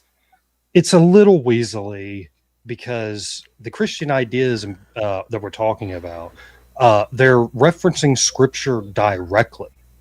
They're not talking about generic gods. They're not talking about just any man's God. They're talking about a very particular God, the creator of the universe, the one, the Alpha and the Omega. So the reason that they used those, they didn't just use like the ideology of these particular systems, because I understand what you're talking about. They looked at other systems to see what worked and what didn't work, and they tried to meld all this shit together. And they write about this extensively. But to say that, they're just using Christian language, they're not just saying, well, this is good and this is bad. They're saying Jesus Christ, our holy savior. These are not any way comparable. The founding documents, again, like I said earlier, I think it's over 30%, 32, 34% or something like that of the citations are from scripture, more than any other source. That includes Enlightenment figures and all of these other ancient republics that was taught. More than all of those, scripture was cited. And that was because this was a Christian nation founded on Christian ideas for Christians. Yeah, secularism isn't exclusive from religion. Like, you can have some people with Christian ideas. You can say that. But at the end of the day, if they chose not to put it in, which is why in the Constitution and in most documents, you don't see the name Jesus anywhere. You don't see a God outlined. They didn't say which specific God. They didn't say Judeo-Christian God. They didn't say, Yahweh. They didn't say any of these things. They just put out the idea of creator, God, done. Deists can have that idea.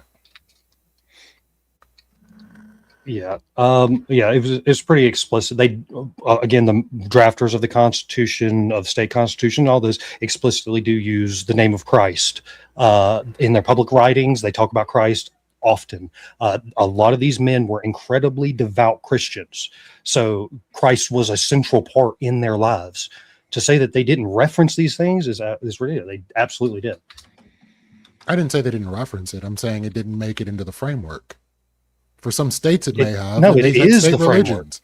I'm saying in some states, but not the Constitution. Deuteronomy and how judges are to be appointed over. They write about this as well as they pulled when they went through what worked in ancient societies and what didn't. That was one of the things they pulled from. It was like, well, we're going to try to do this. That's where the separations of powers came from. A Christian idea. All right. Next one also comes in from Mrs. Foxworth. Mrs. Foxworth just made sure she got all the questions in at the start. I love it. Mrs. Foxworth says, were the founders rejecting Christianity or just rejecting a government mandated church? I would say they were rejecting a government mandated church. It wasn't about Christianity in itself. They just knew that it was going to be more cohesion in the country and less chances for the church to take root in the government itself, causing what they left. Yeah, I more so agree with it. All right. Next one, also from Mrs. Foxworth. If a small local abuse like Salem discredits Christian influence, should we also discard secular moral frameworks because of Stalin, Mao, and other historical atrocities?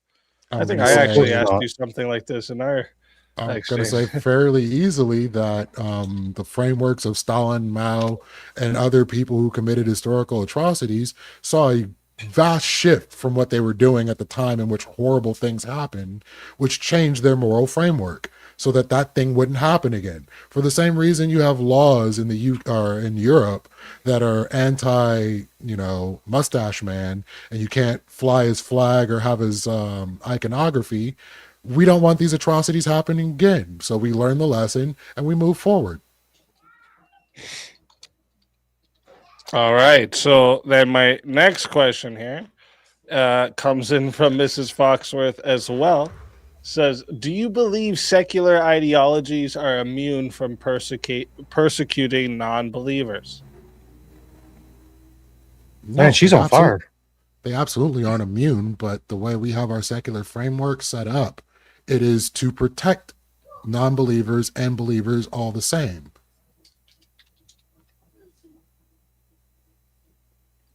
All right. Next one comes in from Kyle Ran a Mile. What part of religious metaphysics worries Lethe? Or rather, why is he opposed to any religious metaphysics? Why am I opposed to religious metaphysics? Because they don't exist. They don't worry me. You shouldn't be governing based on whether you think someone's a witch.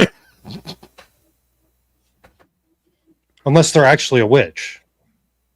Well, when we find a witch, we can deal with that. We can cross that bridge when we get there.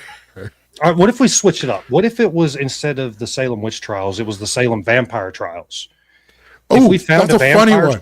That's a funny one. So here in California, in a city right next to where I used to live, the city council or the city planners planted garlic in all the flower beds and everything throughout the city.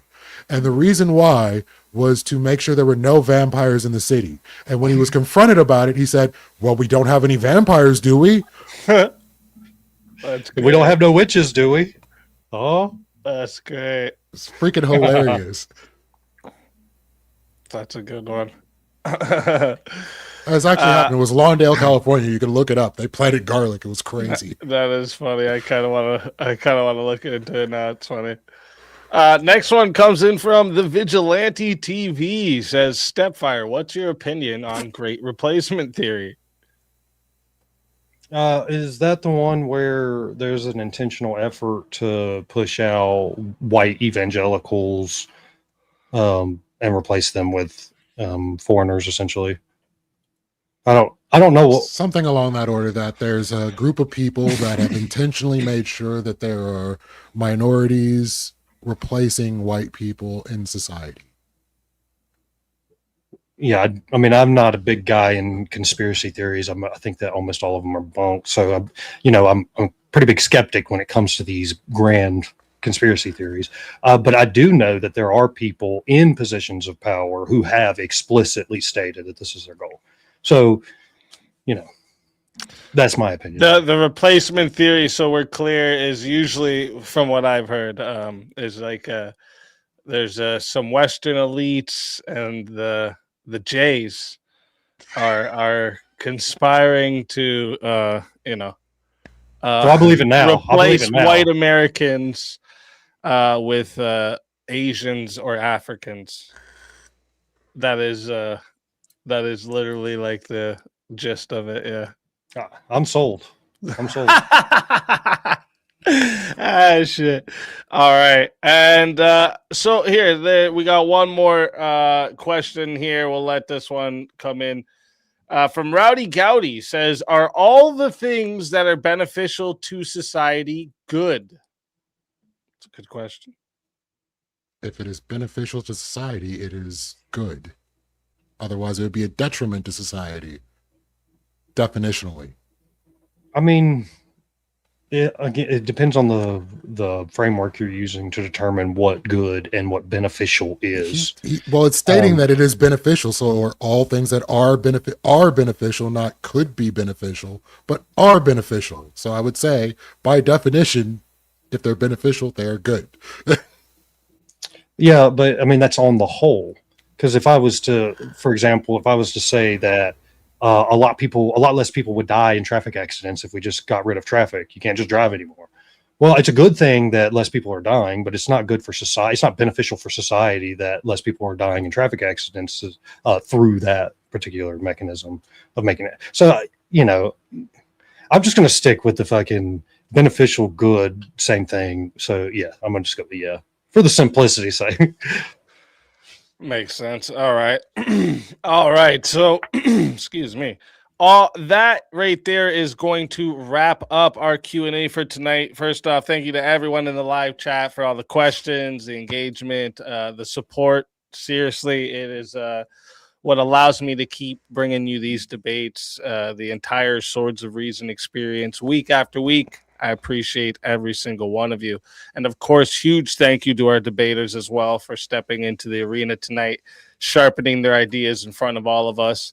Let me check real quick before we move on. I know you said you might have to go. So are you guys sticking around for the open panel or?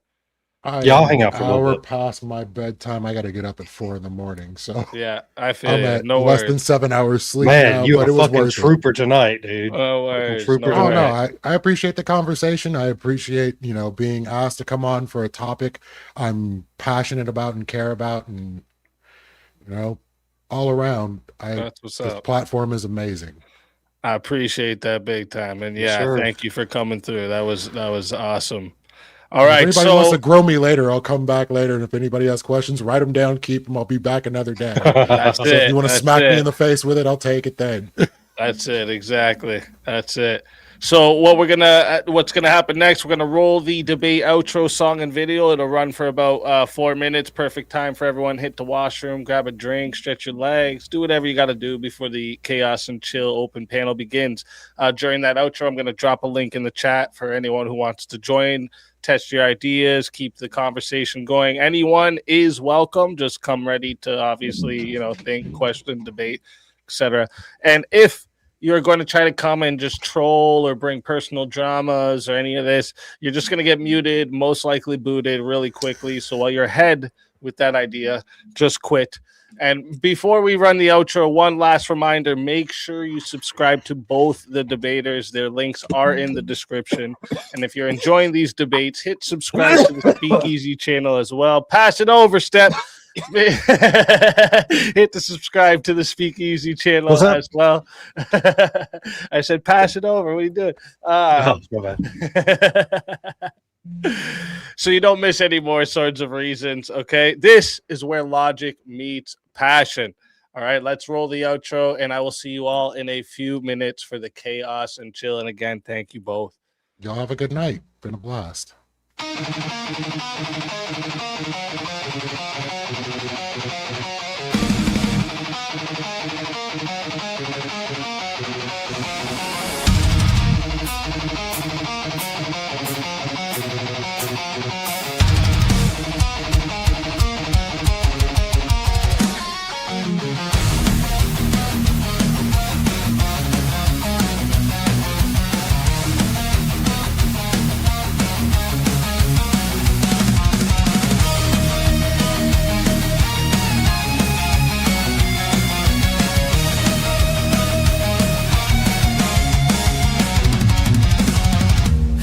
into the circle where the echoes collide. Truth through the static, no place to hide. Iron tongues, sharpen fire in our breath. We dance with conviction on the edge of death. Your words are bullets, mine are storms. Ideas forged where lightning forms. No retreat, no treason. This is the season. We clash our swords of reason. Cut through lies with steel precision. No faith, no fear, just raw collision. We clash our swords of reason.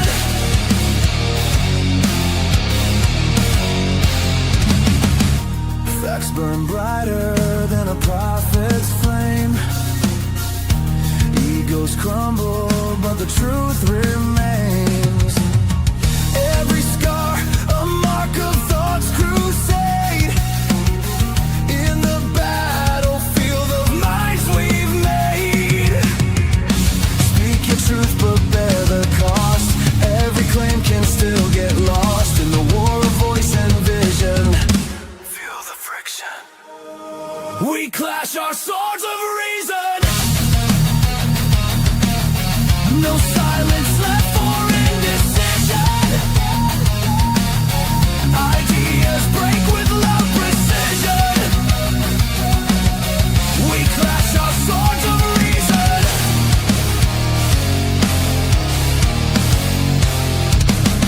Strike me with logic, I'll plead my proof.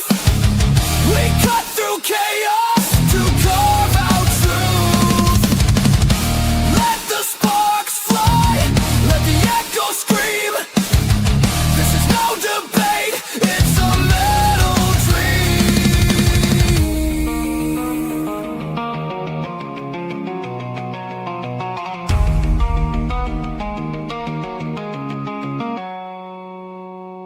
We clash our swords of reason. In the storm of thought's collision. Forged in fire, pure precision. We clash our swords of reason. Reason bleeds but never dies.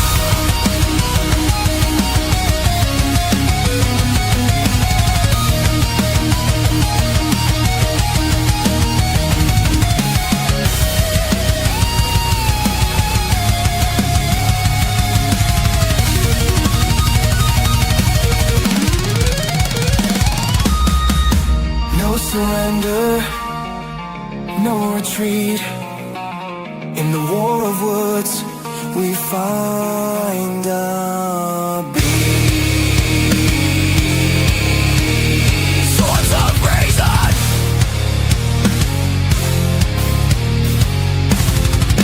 Oh.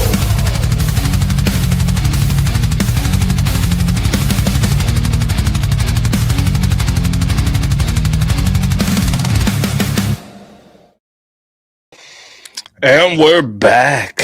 Welcome in, welcome in. I'm not gonna hang around long, and I don't want to get into Man a himself. debate, just because we know how that's going to pan out. But I did just want to correct StepFir3 on an assertion that he made, which was that we don't know the context for the slaughter of the Amalekites, but we do know the context because the Bible tells us precisely why God placed them under the ban. It wasn't because of child sacrifice. There is not one accusation of child sacrifice that's put on the Amalekites in the Bible. I wasn't saying that the Amalekites specifically were. I was just saying that was part of that entire ancient culture at the time surrounding Israel in that area. That was very. Yes. That was just life during that time. There is. I know this is going to annoy the Christians, but I am sorry about this. There is actually a really interesting book that you might be interested in by somebody called Heath Drull. It's quite academic. It's not like a entry-level read. And he's positing the idea that actually child sacrifice was endemic in the ancient Near East, including among the Israelites. And he uses textual sources for, and also he uses biblical and extra biblical sources. But yeah, so the slaughter of the Amalekites was because of their military aggressions against the Israelites during the Exodus. What That's sources? what the Bible says. What sources? What's that? Yeah, he's just saying that he's done his research, and Shiva Well, can't get into all the no. sources, but Yeah, why we would can- you grant him that? we can Why- just- no. Well, wait, John. All of my books are currently in boxes, right? Oh. The book that I'm referencing, the book that I'm referencing, if you're interested in reading it, is called Child Sacrifice in Ancient Israel, and it's by somebody called Heath Drewell, Drewell. It's not. It's certainly not a widely accepted hypothesis. Well, It's heavily hold on. contested. Hold on, John. John, you ask why I should grant it to you, and it's simple. Why? How many Israelites were killed by God?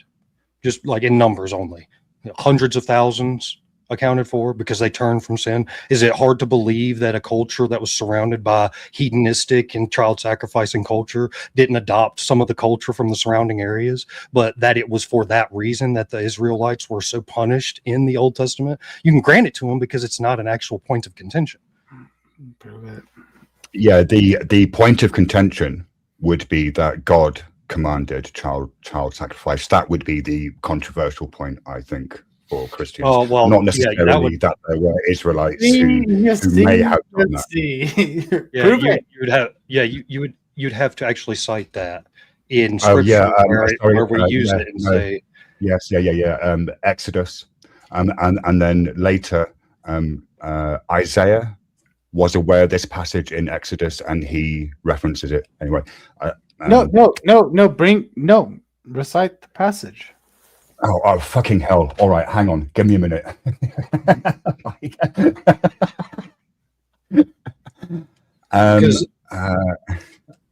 Sorry, just to be clear, I'm actually having to look this up because I no longer have my Bible cheat sheet to hand. yeah, if it was the case that it is In Exodus 17, you're referring to, Shiva? Yeah, there's like a passage where the entire passage is about offerings to God, and in the middle of all the things that he says you have to give to God, one of them is your firstborn child.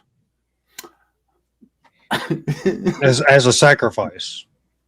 You believe Well, them it's over in a whole- okay. So all of the other things in that passage are sacrifices, So right? So it, like Okay, so it seems you're just inferring that this is also Well, because it's in a list of sacrifice of blood sacrifices. That Well, it means, okay. Yeah, if that was the only child thing, I'd say that was fair, but it does seem to be the case because later biblical According writings, to what, they though? hang on, John. he's getting to it. Just give him a second. He's getting to it. He's answering right now with the And also, to be fair, I don't have my Bible cheat sheet, which was fucking wonderful because I could just click on the link in Obsidian and it would take me to the passage and I would write it. So I am sorry, John, that you are having a poor Shiva experience rather than an annoyingly accurate Shiva experience. Then why are you up here, dude? So there's a passage in Isaiah where God is speaking through, I think it's Isaiah, and he says, I gave them bad ordinances that they could not live by. And he references the offering up of their firstborn so that they would know that I am the Lord and fear me. Like I'm paraphrasing badly. You will have to excuse me. And the later priestly writers, when they were writing, say, the Mosaic laws, they mitigated the offering of the firstborn by later adding, well, you can redeem your firstborn. Right. And then later it became, you can only redeem your firstborn. I mean, But there's a kind of movement. but you don't have your book to prove that. So how are we supposed to take that like seriously? How Have are you we read the supposed- Bible? I've read the Bible. Great. Read Exodus and then read Isaiah. I don't have to do anything. These are your claims, man. All right. Okay. Bloody hell. Let me just look it up. Is it IAIH? It is, isn't it? IAIH. Isaiah.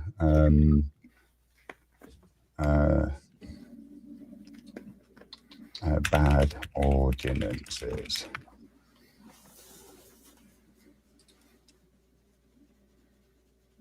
AIAH.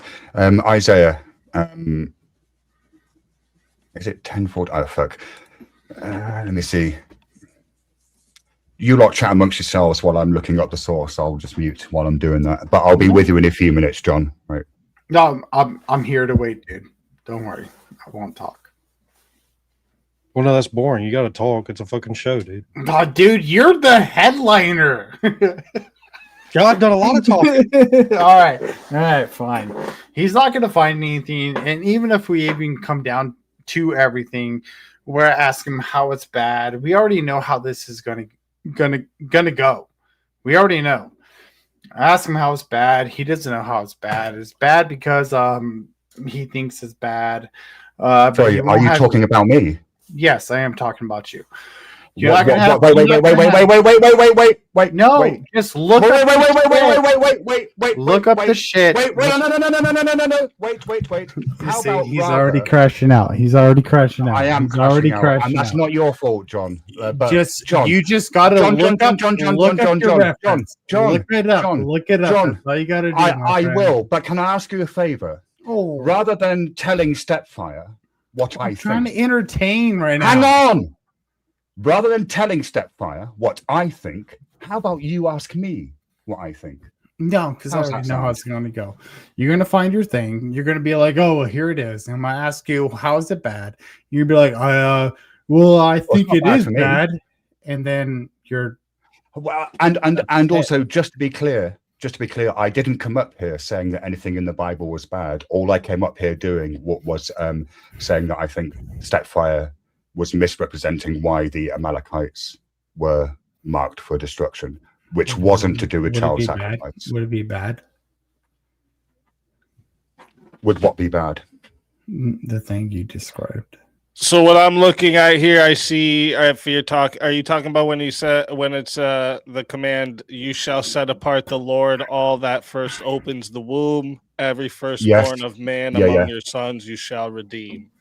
So this is no, that's a later. That's the later edition. There's an earlier passage. Okay, so you're looking for the one before this. That's the priestly writings, isn't it? Rather than the. It is so bad, my friend. Also, okay. Yeah, so you're talking about when I gave them statutes that were not good so that they offer Excellent. their firstborn. There we go. Thank you. You were confusing. It's Ezekiel. Ezekiel. All right. Thank you. All right. Thank you. Not Isaiah. Ezekiel. I knew it was one of the prophets. Thank you for looking that up for me. Easy looked it up for me, John. So there we go. Yeah, because you can't do your own shit. You don't know what you're talking about. I don't know what I'm talking about. You're absolutely right. Did that make you feel good? Well, you got the passages. Now engage with it. What was the point of doing a search part? This is what I mean. That's kind of bad faith. Why did you want him to search it up? Why didn't you just engage with it as if it was honest? It's there. And to answer your question, in terms of do I think it's bad? It sort of depends what you mean, really. Do I think it's intrinsically exactly bad? It goes into this thing because you're asking about morality. You're asking. No, I'm not. Well, when did you hear me ask about morality? When did that happen? If we're gonna know it's bad or good, we would need to know. Did I say bad or good? You said bad or good, not me. No, but that's this where is it's you. gonna go. Stop fucking projecting your bullshit onto me. Why are you projecting? Why are you projecting your bullshit onto me? Time. It goes over this way all the time with you. All the time with who? With me? Anybody that doesn't have a justified true belief system. Have you talked to Shiva before, John? No. But Yeah. he's pretty thoughtful. So, yeah, he's So- not.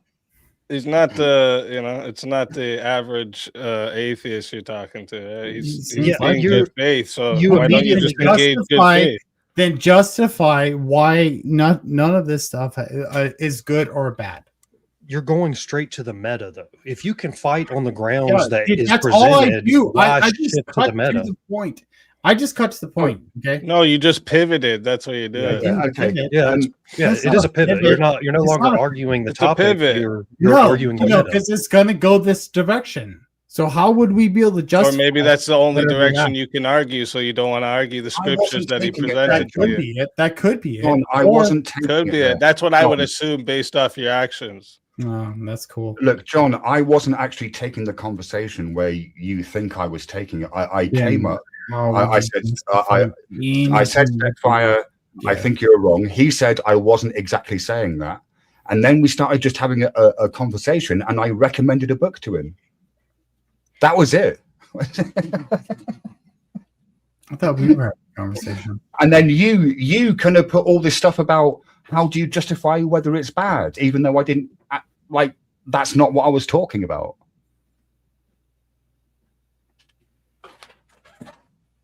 Am I misrepresenting the conversation? I don't think you got it.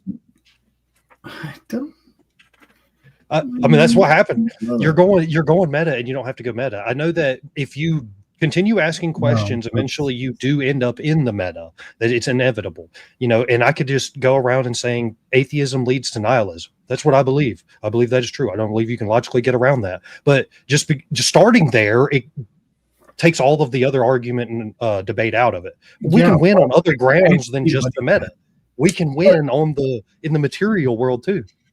Yeah, of course. In order to win the meta, you would need to demonstrate that your view on morality is actually correct, right? Can you do that? Well, it would be through a justified belief system, wouldn't it? No. Okay, let me ask you some questions. Are morals objective? Yes. Great.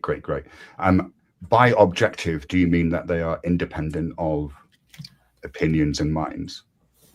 That would be what objective is, yes. Great. I'm glad that you take that view. Not everyone knows what the words they're saying mean, so it's good to. Would you also say that they're universal, in that they apply to all beings? Well, in order for them to be universal, they would be objective, right? No, I'm not. We've ascertained that you think they're objective. Now I'm asking And why would you ask if they were universal? Because it's pertinent to the discussion we were just having about the Amalekites. Is it universal? Is what is good universal, i.e., applicable to all? In order beings? for something to be good, in order for something to be objective, it would be universal. I'm not asking about objective. I'm asking about universality. Yeah, They're why not would the same. you ask about that? Because morals are often described as being objective, universal, and absolute. And we haven't even fucking got to absolute because you can't answer whether they're universal or not. That's my whole position. So When it's have I yes been or no. in? Just When say have yes I then. been Just say inconsistent? yes and we can move on. Just say yes and we can move on. It's Okay, simple. Sorry for my sarcasm. Great. And are they also absolute, i.e., unchanging throughout time? Are they absolute? Yes. Brilliant. Is killing babies good? Is killing babies good? According Yeah, to what I thought. good? You're good. My good? Yeah. Sometimes it's necessary. So it's not intrinsically wrong to kill a baby. No. Is it intrinsically wrong to have an abortion? Yes. Why? What's the difference? Because someone is making a decision in order to unalive such thing, rather than something is the causation of something else. Yeah, no, when I'm saying killing babies, I'm obviously not just talking about an accident. I mean somebody intentionally killing a baby, an infant. Well, which one is it? Killing a baby or is it abortion? Well, is killing babies, can that ever be good? Killing an infant child, can that ever be a good act on your view? It can be a necessary act. I'm not asking if it's necessary. That's not the question I Okay, asked. yes, it would be good for a Right. necessary act to happen. Yes. Oh, you're a snake. Why can't you just answer the question straightforward? I did. I just did. Do you think? No, like, you didn't. No, Okay. you didn't. All right, Okay, I just did. Yes, murdering babies wrong. Always bad. Yes, Always murder, Always bad. murder, baby, wrong. Okay. Yeah. Killing Oh, Wait, he babies is just always said to bad. kill intentionally. You knew what he meant. That's what I mean. Why are you being so bad Yeah. faith? Man? Just engage. Because what I'm doing here, John, you said you want to test the I'm not foundations of testing. my morals. Well, I'm testing the foundations of yours. Tell me about 1 Samuel 15. How was that good? I don't have it memorized. What is it? The slaughter of the Amalekites. Which we What were is it? discussing What earlier. is it? Repeat it. Oh my fucking god! Okay, hang on. Let me just get Bible Gateway up. But Jesus no, Christ. but like I haven't got it memorized for fuck's sake. you think like One do you think Samuel. bombing somebody in like bombing another country or doing like an act of warfare is not good for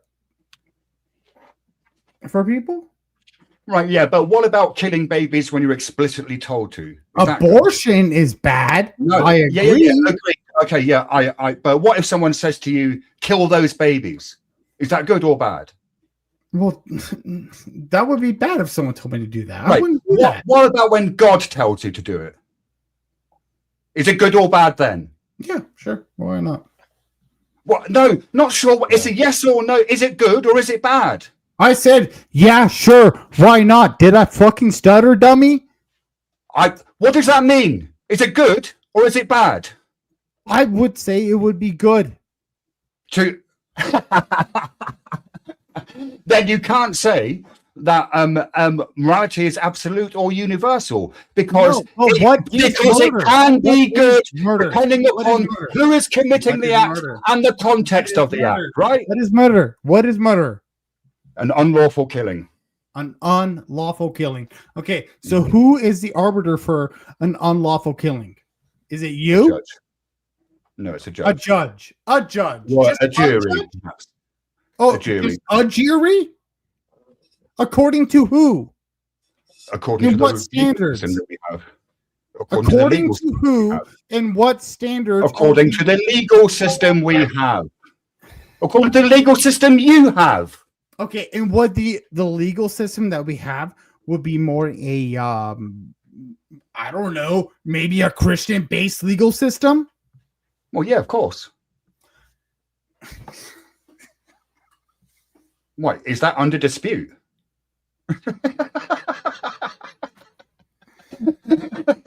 Oh, so it's whose legal system would you agree would be the best? Would it be your legal system or a Christian legal system? When you say my legal system, do you mean my personal one? Yes. Oh yeah, Who mine. else? Because Okay. because Buddhism According is to who? According to who? according to the Buddha. So your legal system is based on the Buddha? I mean, my hypothetical legal system. Yeah, sure. Your hypothetical legal system. Yeah, because I don't actually have a legal system. You know, because I'm an individual. I follow the law of the land. You know, the law. Do you have an idea of what like a legal system should like run off of or actually do? Well, when I run off of that kind of seems meaningless, but yes, How is it meaningless? legal. That's not Well, what does meaning. it mean to run a legal system? What would you run a legal system off? Well, you would need like some sort of system to run off of, right? Yeah, it's called the legal system. Yes. So would The it be legal your system legal is the system system, or a Christian legal system or a Buddhist legal system. or a Buddhist legal system? Yes. Yeah, great. A Buddhist legal system is obviously superior, According to what? according to me. Why should I give a fuck? I mean, you don't have to. All right. Oh. Anyway, Debate over, I guess. I think I actually For reasons that won't be clear to you, John, but I actually think I did quite well there. So I'm going to leave it there before I actually do get triggered. You couldn't justify anything. You can get triggered all you want, but you aren't able to say. What would you like me to justify? Everything you have is Like just me to your justify? preference. What would you like me to justify? Your system of legality of legality. I follow English law. That's the system of legality that I follow because that's the fucking country I live in. Okay. I don't have this imaginary hypothetical legal system in my head that isn't English law. But if you were to ask me what I think a legal system could be based on that would be beneficial to society, Buddhism.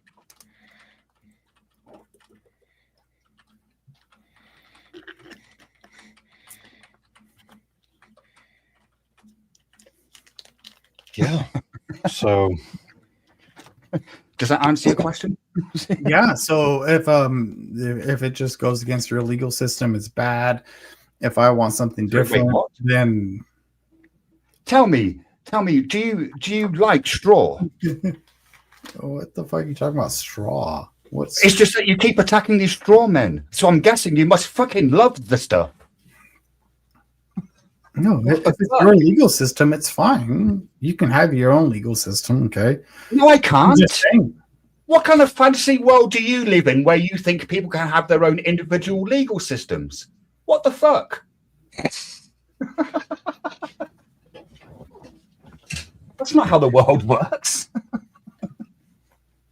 Wow. So what would it run off of? I don't understand the question. Cars run off petrol or gas in America. What would the world run off of? What legal system would it run off of? Would it be force?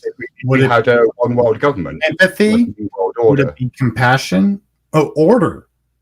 Okay. I mean, I think legal systems, that is the function of a legal system, isn't it? Is to maintain social order. I mean, isn't it? Social order. Social order compared to who? Compared to when you didn't have the law, a specific law in place, and people were doing things that the specific law eventually banned, and the things that they were doing caused people harm, injury, and loss.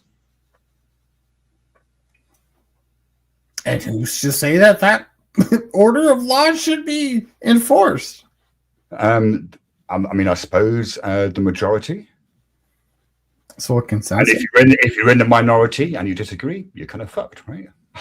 I guess so. So I guess we would just have to appeal to force at that point, right? I mean, that is what a legal system is. Yeah. So yeah. I mean, if you have no logical conclusion, if you have no force, if you have no idea of what you're talking about, so if you don't even know what you're doing, then how would you even have any kind of force or any kind of metric? How do you know all of that stuff is true? You just said a whole lot of bullshit.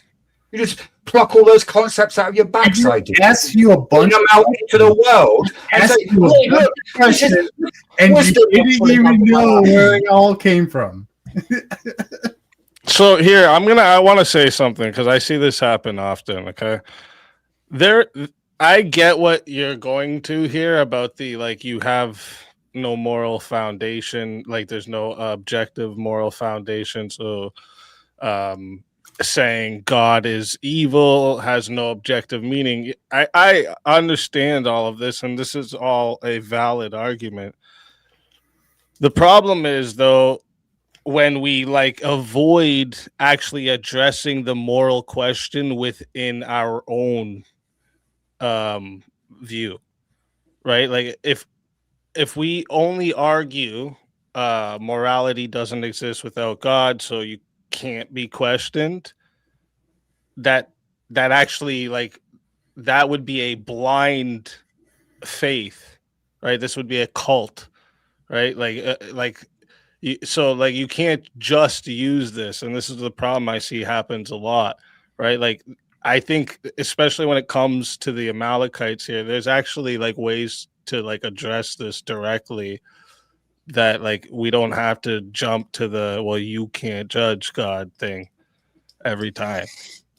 Because then it's just like, like we're kind of we're not showing that we can withstand a moral scrutiny in our own terms of morality. That's why he said to you, is it always bad to murder babies? You say yes. Then he brings up the Amalekites and you jump straight to, well, you can't say it's not moral because you don't.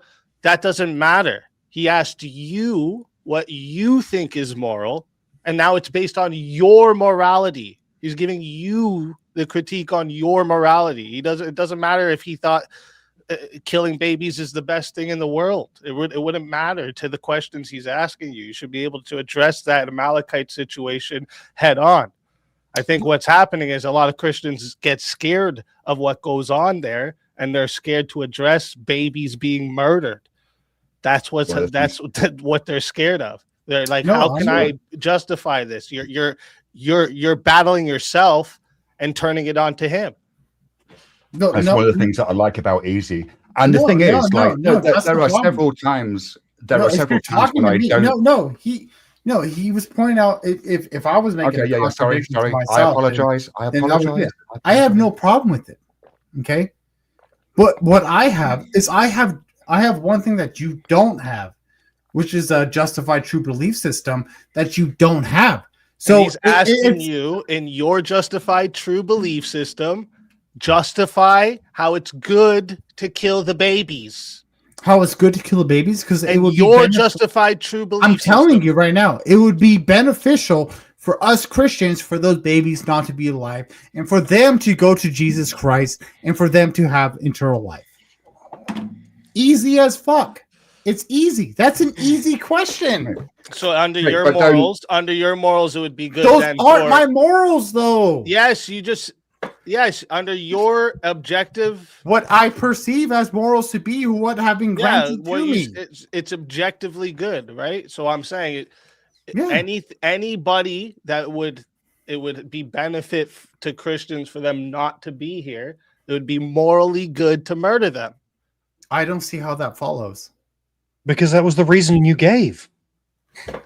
That was the reasoning you gave, and if you apply that reasoning, I was asked why it would be morally for a historical event to happen. Okay, how I would justify a historical event to happen. Okay, I would justify it through the belief system that we have. Okay, obviously, I mean, whether it's historical or not, it's not just a historical event. He's asking you to justify how it was good that God commanded babies to be murdered, innocent animals to be slaughtered. Why is that good? We need to be able to address this.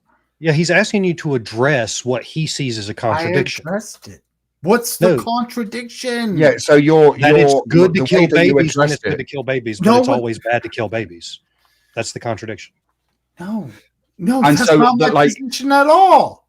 So, John, I think I was listening to you, but that's not my position. Agreed. Yes, right. But I was listening to you, and so one of the things that you said was that those babies go to heaven, get to be with Jesus for all eternity, right?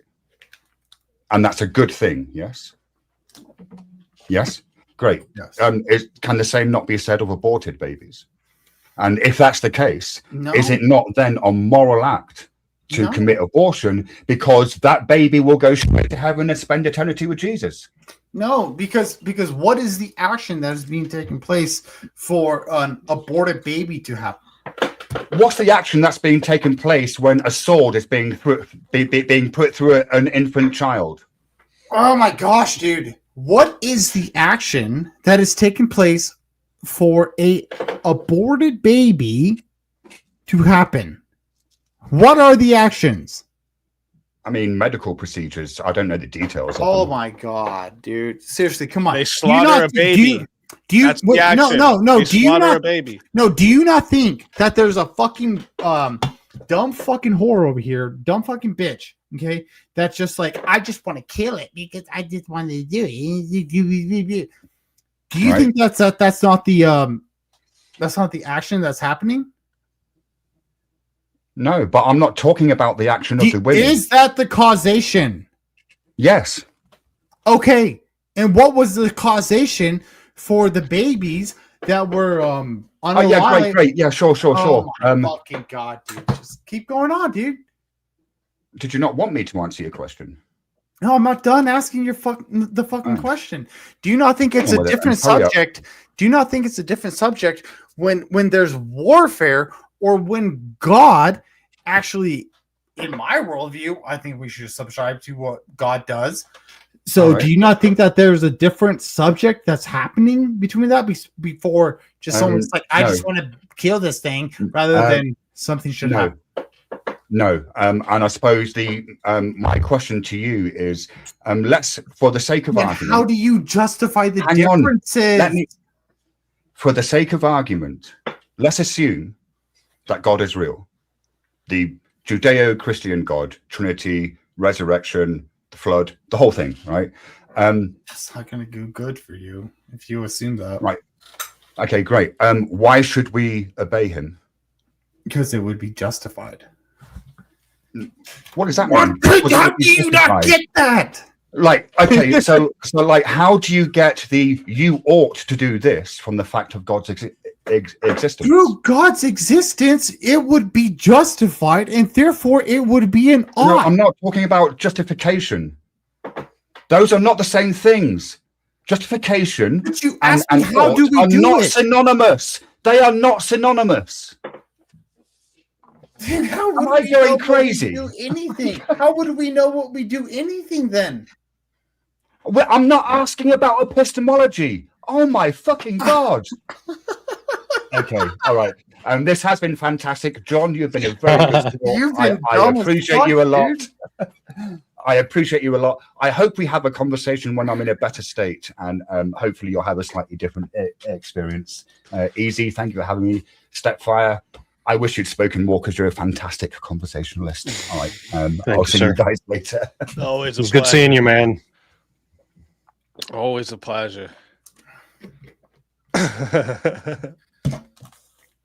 So the contradiction is you say that morals are absolute, and therefore killing a baby is wrong, and therefore it's wrong. But why wasn't it wrong here? And then you're saying that it's not wrong to kill a baby. It's not bad to kill a baby. Well, the answer from the Christian is rather simple. That it's wrong to kill a baby, except it's not wrong to kill a baby. No, there's no I have not made. That's literally a contradiction. P is Q. That's what you're saying. I have not made a contradiction. You're delusional, dude. How am I delusional? Because you literally contradicted yourself and then say I didn't contradict you. You think that just contradicting the statement that you contradicted yourself means you didn't? If God asked you, okay, let's say you're one of these guys that have to bomb Iran right now, okay? Would you be able to press that button and launch that missile? Would I be able to? Yeah, sure. Okay. If you killed children in the process of that,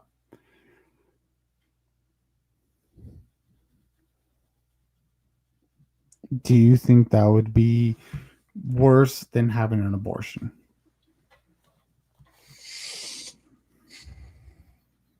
Do I think that bombing a bunch of kids is worse than abortion?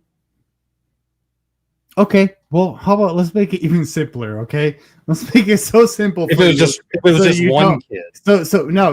Let's make it simple for you, okay? So are you familiar? Get it real simple so that I can get it. All right. Are you familiar? Are you familiar with how World War II and like World War I, we used to bomb different countries? Okay. Yeah, I think we did some of that. Yeah, you heard of. I think you know did what? Some It's called blanket bombing. It's when you have like a blanket of bombers that fly over a city and they drop bombs and just crush everything, right? Mm-hmm. Okay. Scorched earth, essentially. Yeah. Would you be able to do that? Would I be able to do that? Mm-hmm. I'm not sure if you're asking a normative claim. Just answer the question. Stop obfuscating like the last guy did. Answer the question. Okay. Would I be able to drop those bombs? Yes. Mhm. Okay. All right. Do you think you are murdering people, or do you think you are in an act of war, where you are in an act of conflict? Where This is your necessarily hypothetical. thing- This is your hypothetical. You have to tell me if I'm at war, if I'm not. I don't know. It's your hypothetical. I'm telling Why you. am I dropping these bombs? I already said at an act of war. Because I'm at war. I'm dropping the bombs because I'm at war. Wait, Yeah, you're at war, right? Did he intentionally drop the bombs? I missed this part. Yeah, I'm. The phrasing was, would Well, I isn't be that what able murder to is? drop An the bombs? intentional killing? That's murder. Do you think dropping? Do you think the military is like just murdering people when they? Yes. Yes. Yes, just recently with this recent attack on Iran, we murdered like 17 little girls at a school. No, that's false. Murdered them. That's been proven false already. Has it? Yes. Oh, where did it? A YouTube video you watched proved it false? YouTube. No. We know the footage of the camera. You can see the missile going in there.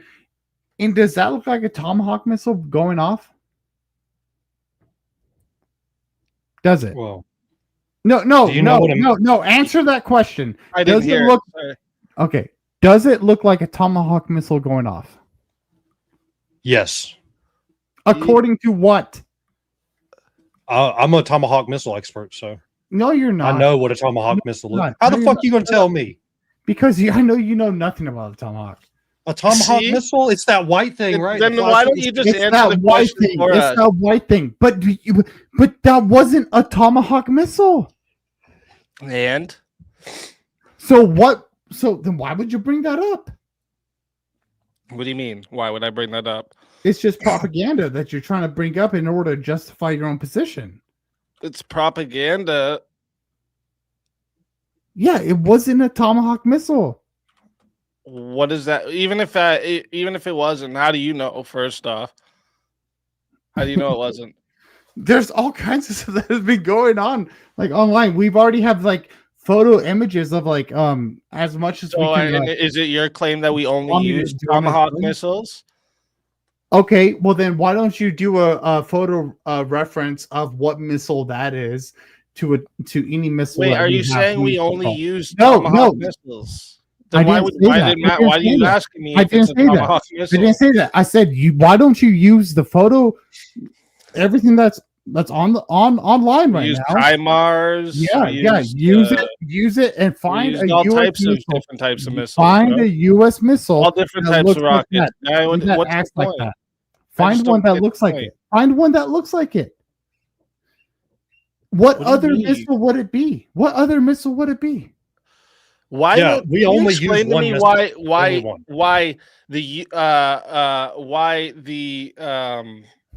the government of the United States is Now you're changing the internally investigating if it didn't happen. That's kind of weird. They just Look it up. made Bring that it up. Bring it up. Bring up the footage. well, no, I'm not gonna You play do? that footage on Oh yeah. a live. Are you stream. a missile expert? But like, why does it matter if I bring it up? Because I am a missile expert. No, you're not. How are you Oh gonna tell my me? I'm a missile expert. Okay, what are the three primary missiles that a F-18 and a F-35 and a F-16 and a F-15 carry? Well, you're gonna start with the kindergarten shit. They've got the small, the medium, and the large, dummy. Mhm. What does ATACMS stand for? I don't know. Well, you should know since you know all the missiles. Oh, when did I say that? It sounded like you were the missile expert. Yeah, but that's that's only due to your assumptions. Wait, you just told me bring up this video and Mhm. look at the missile. Why would we do that if you Mhm. if you don't know the difference or even what the missiles are? Just because I don't know the name of them. Yeah. Bring it You're up. saying it's not that thing, so you have to know what that thing is to say it's not that thing. Like Okay, you don't well, know what an army tactical missile system is, but you want me to believe that you know oh, those sorry. words. I don't Tomahawk do army missiles. You stuff. know I do those weren't naval. high I Mars. do naval. I'm here on a naval base. Okay, I don't see a lot of army missiles. My bad. Okay. What? So now you're going to look up some new terminology for a naval missile system that I don't know of. I probably could do that. Yeah, I know you could do that. So then, what's But the now, whole? but what I'm saying, confused, bro. what I'm saying, Why? are you confused? I'm telling you, dude, it's This not. was such like it a wasn't pivot to dogma. like get away from the fact that like I'm happy to go back into morality. it's happy to go- intellectually happy to- dishonest to go to No, that's Tom, propaganda when you just finished saying, well, if we carpet bombed the whole fucking place for war, that's not murder. Prove it wrong. Well, I just got a Hey, question. John, hypothetically then we smashed a little girl's school in this Mhm. war. Is that murder? I would consider it to be murder, and it would be bad. Okay. See how I don't that see was? what I don't Yeah. see what the contradiction I have made in anything yet. And so Well, far, no one's been because able to you point out bring the it to a whole different place. contradiction. StepFir was trying to explain to you earlier is that what Shiva simply asked you, is it are morals objective? Absolute. Yes, yes. Yes, yes, Is it always bad to murder babies? Yes, you said. Yes. yes. Was it good when the Amalekite babies were murdered? You also say yes. Now you don't see What's why the contradiction? I don't see the contradiction. you have to Wait, what? justify this and not just I say don't see a contradiction into what I've explained myself for the reason why that happened for other reasons. I don't see the contradiction. Like, do you think like it's Are you going to explain those reasons or just say it's not a contradiction? well, I'm trying to. You want to hold on, bro? You sound familiar. I feel like I talked to you on TikTok. Probably. You sound No, familiar. not TikTok. But let's go. Keep going. But if it was through God and we had to annihilate a country, would that be moral or immoral? if it was what, sorry? If it was commanded to us through God. Through God. What? It was commanded by God. Correct. Yeah, this would be justified, but can you tell me why it would be? That's my point. No, it's not. You can't just say it. You have to explain why. If it I was can the explain. Amalekites, John, let me help you out. isn't It's that very the easy. reason why we did that? Isn't it? What? Just because God commanded it and that's justified in itself. Then okay, then So if God commands you to rape babies, it's okay oh now. my gosh, dude. Come See? on. You guys gotta be better than this. No, you What are you need to talking be able about? to explain. No, do you think You need to God- explain the do you- context do you- behind the Amalekites. You're not you haven't you didn't even look or try to point out the fact that God is the beginning and the end. So he sees everyone's free will choices throughout their life. So God knows that this culture would continue on slaughtering people if it wasn't even the babies that were taking out. But you didn't explain any of this. Yeah, I mean, you're just not making your argument at all. I was And then given when we try to critique I it, you're was like, given no, the that's not it. I was given the question. Right? Right? Yes. Did you bring So up the fact if that God knows you- what those babies grow up to do? Did you Do bring I- that up at all? I He did. may have brought Did up you- a Did you tangential bring up that argument like to that. here's a good analogy you can use next time, right? When somebody's writing a movie, the characters in the movie don't get to and like we kill off a character in the movie. The Yeah. character in the movie doesn't get to say the author murdered them. The author is the one who created them and took them out of the movie. And it's the same thing with God, the creator. The creation can't say it was murder. A human killing a human is murder. Yeah. The life giver taking back A character life killing a is exactly character. what that is. Stop, John, stop. Listen, if they were to say that that's murder, if a God commanding life to be taken is murder, then also natural death is murder too. They would have to say this because that's what's happening. Is our life here is being given back to God in natural death. But that's not murder. But you didn't even go in to try to explain any things because you do the debate bro shit and you think that's going to get you by. Learn the scriptures, my friend. Oh, learn scripture. Learn scripture. Yes, sir. The devil knows it better than you. Wonderful. That's right. The devil knows That's right. Just That's make what it. the Just the make battle with arguments. You need Jesus to and learn the that. devil on the mountain. That No, was the this whole is- idea of it. It was the whole to make sure you know Wait, the which one? scripture better than the devil. That's right. Oh, okay. So you know who the devil is. Oh my! You're not even listening to me, John. I am, Listen, dude. I know. You're calling me. Hey, I know you look at me and think this Scripture guy knows don't the know devil, shit dude. about scripture, but I've dedicated a lot of my life to this. Everything I'm I trying- do okay. now is for All right. Okay. Hold on. Okay. This is getting out of hand. Come on. Let's get this together. Okay. All right. I'm not saying anything like that. Like we don't know scripture. We don't know scripture or anything like that. Okay. We have to. I'm telling you that in the Bible, we are commanded to know it better than the devil. I That is understand the back and forth. If you do this, I will give you all of this, and he says no, but God said it was like this, right? The whole thing is about knowing scripture better than the devil. So then what do you do with the scripture in the Bible where God tells us to aggress on people and to unalive people? Is God telling us to do an evil act? No. I just tried explaining this. God is the author. He's the author of it, yes, and that's been my whole position. Wait, what? This whole time. That has been my whole position. You have a piss poor way of arguing your position at all. How have I not said that like 12,000 fucking times? On this? Yes, Okay, you did- come on. Let's sorry, be you only honest. said it John, your whole 11,999 position was he has times. no My bad. foundation for morals, and he can't judge God. That was the position.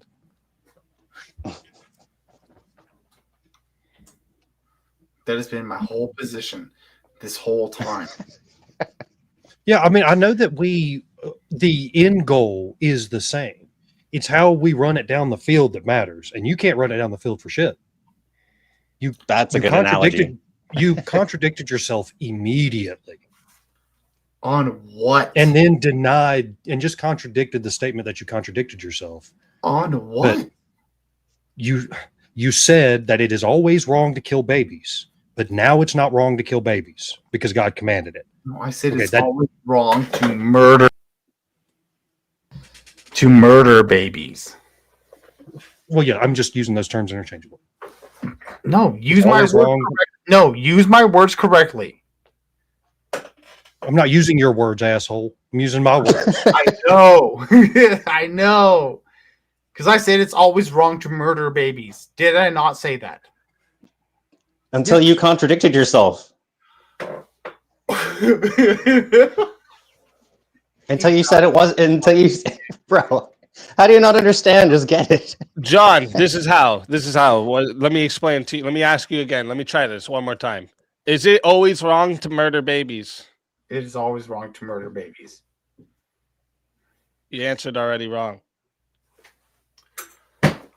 Oopsie doopsie. See, I said it what was you wrong do to here murder in this babies. moment, what you do here in this moment, John, is you need to correct this question. No, the problem is that It's always wrong for humans to murder Easy. babies. You easy is It's always wrong for humans to take the life of unaliving. babies. No, easy. Hold on. Humans. Okay. All right. Do you want to have a formal debate on this? Oh. Really? Can, Why? can you tolerate it? You can't even- debate on what? You can't even deal with it now. On On the meta, unalignment. we can just have the back and forth now. All right, fine. Yeah. All right, cool. I'll stay out of it. All right. Okay. Okay. So, do you believe that always when humans unalive humans, it is always murder? Correct. Yeah, humans. Is it correct? Yes or no? Yes. Correct? Yes. human- Yes or no? Yes or no? Are You gotta let him answer, man. Are you okay? Answer the question. Yes or no? Do you want to say that a few more times? Or? Yes, it is always wrong for humans to kill babies. That wasn't my question. I thought that was okay. Go ahead. Okay, my question was: is it always murder when humans unalive humans? When humans unalive humans in their own free will? Yes. Yep. Okay. Then Oh, what- wait. No. Is it always murder? No. That's not true. It would be murder is an intentional killing. Justified. An intentional unjustified killing. Yes. Yes. Okay. Okay. So then it would be there would be justified killings, right? Yep. Yes. Okay. Sorry. I don't see where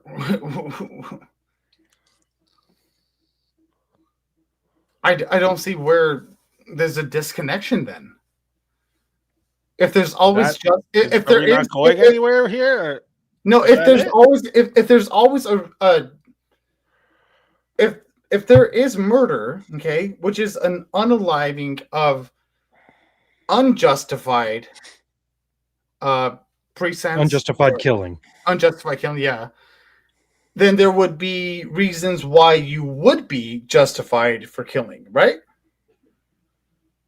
Yeah, there are justifications I for killing. just said that. Yes. there's Okay, justified killing. perfect. Self-defense is a good example.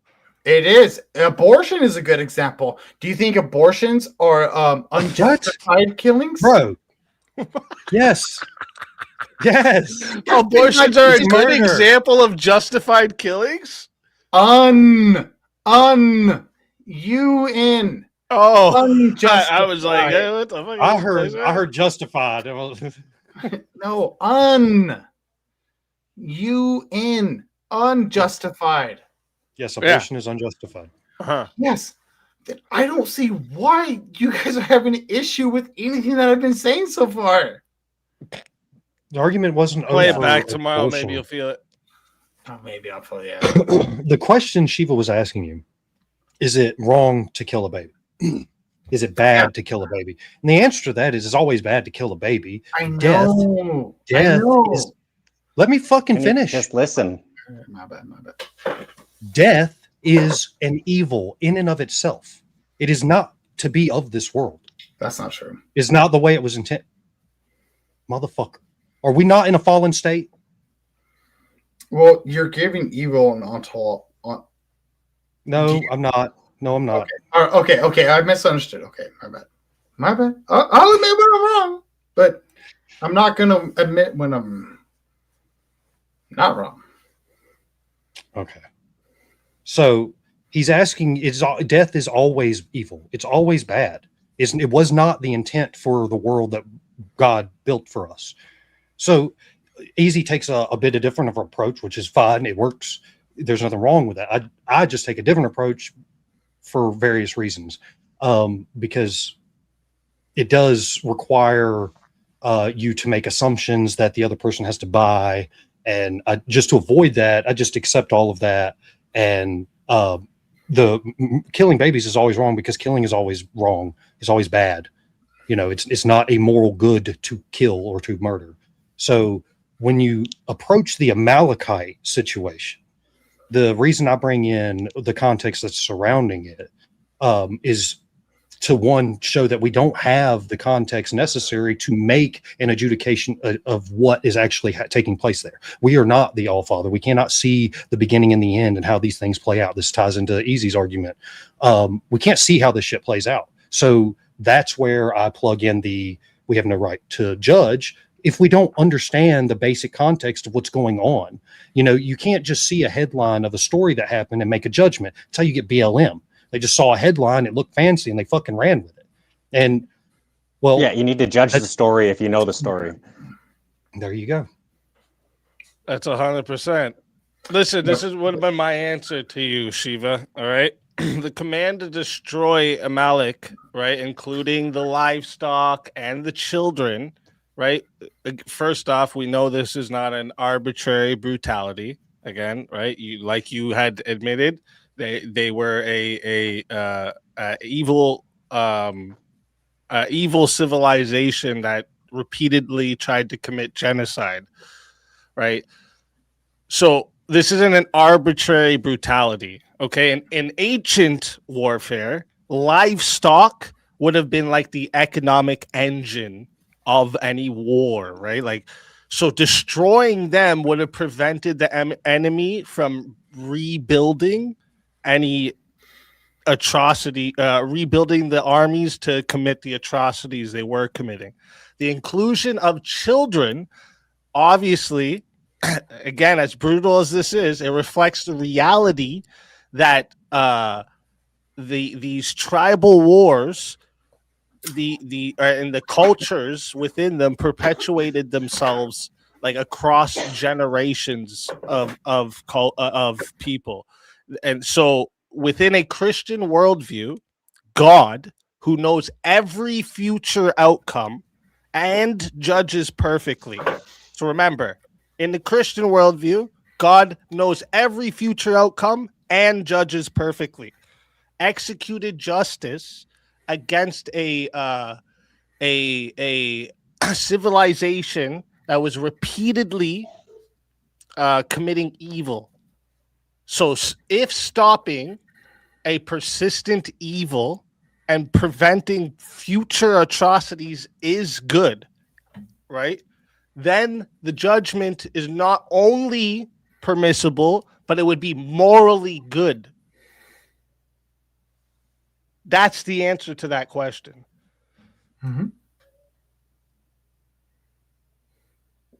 Do you got anything to add?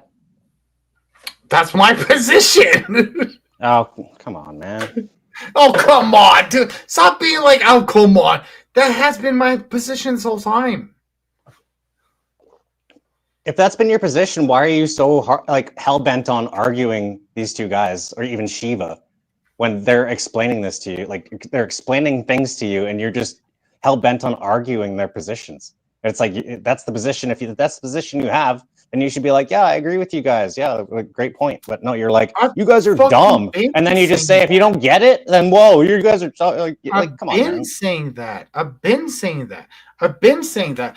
We don't have the authority to say that this thing is objective when it comes from this thing is subjective when it comes from God. I've been saying that things that come from God that we are commanded to do through warfare, through unalivement, through things that happen. I agree with that. I don't agree that all unalivement is murder. I don't agree that with you that don't believe that every time a human at free will chooses to take another human's life, unjustified, is murder. Unjustified, I would agree that it is. That's what we were talking about, obviously, right?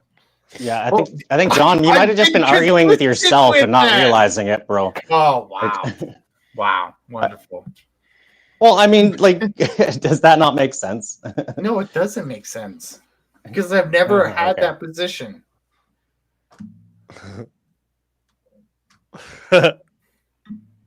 What it sounds like to me is you've watched some really good presuppositionalists do their thing and thought it was going to be easy enough to come in here and get someone like Shiva on that shit. Shiva ain't a dummy. He's a pretty thoughtful guy. Dummy. So yeah. Yeah. Oh wow. Yeah, he really thinks this shit out. You can't just get him with that. Obviously not. But yeah, the reason and I see a lot, and it wasn't just to point you out, John. I see a lot of Christians do this, is where right away they always go to the "you have no morals, so you can't judge," but you can't use this in every argument, especially if it's a internal critique about your morals to what is commanded in or what happens in the scripture. You have to be able to address that within your own terms now, because now they're challenging you. And Yeah, and I that's get the that. idea of when Jesus and Satan are on top of the mountain. He says, "This all can be yours if you just do this." And what's the answer? Is no. God said it would be this, right? No, but It's literally telling us what's going to happen. It's a foretelling of what's going to happen as a Christian. This is our life. Constantly going to be. You got to be able to take the moral scrutiny of our own shit. We got to. well, no, I did give that. Well, you ran from it. You immediately went to I the didn't meta of run. you can't ground. No, you ran to the meta saying you can't justify your No. morality. That's running to the meta. You're That's not- pivoting to That's not not answer pivoting. what it is. You're not answering the No, question. no, it's not. It's me not granting you anything. So you're pivoting. No, that's not. You're not pivot. going to. If you're not answering the question that's given to you, but you pivot by asking them a question. Do that's I a pivot. always have to grant a position? No, Well, you should I didn't argue say the you did. position you Shiva have. granted your position. He said, let's assume God is real and everything in true. the Bible actually happened. He granted your position. What do you He was No, doing I an don't- internal critique, and you Yeah. ran outside true. of that internal critique to do No. a meta. No, you can't say no. I didn't. I didn't. I don't grant a position. You know where- all the shit's recorded, and Easy can just rewind it, and he could show you If he immediately. reminds me, As soon as he brought it up, he was like, "You can't justify." If I'm a going dumbass, I'm a dumbass. Okay, into-" hold on. I really have to pee. If you guys want to kick, it's cool. No, you're fine, bro. Go pee, dog. Okay, so, hold on. Yep. Wait, no, you pee, you lose. Ah, shit. Yeah, Reed has a good point. You can't grant a position on an internal critique. Your position is being granted. Yeah. Yeah, that's good. This is why I don't like drinking too much. Good to see Shiva come up though again. Like fuck, Shiva has to come up more. Fuck yeah. Yeah. It's been a while. Next It's been a Monday while. we're gonna be doing a birthday celebration stream for Shiva. It's gonna be both on his channel and this one. So we're gonna collect up some money for Shiva's birthday.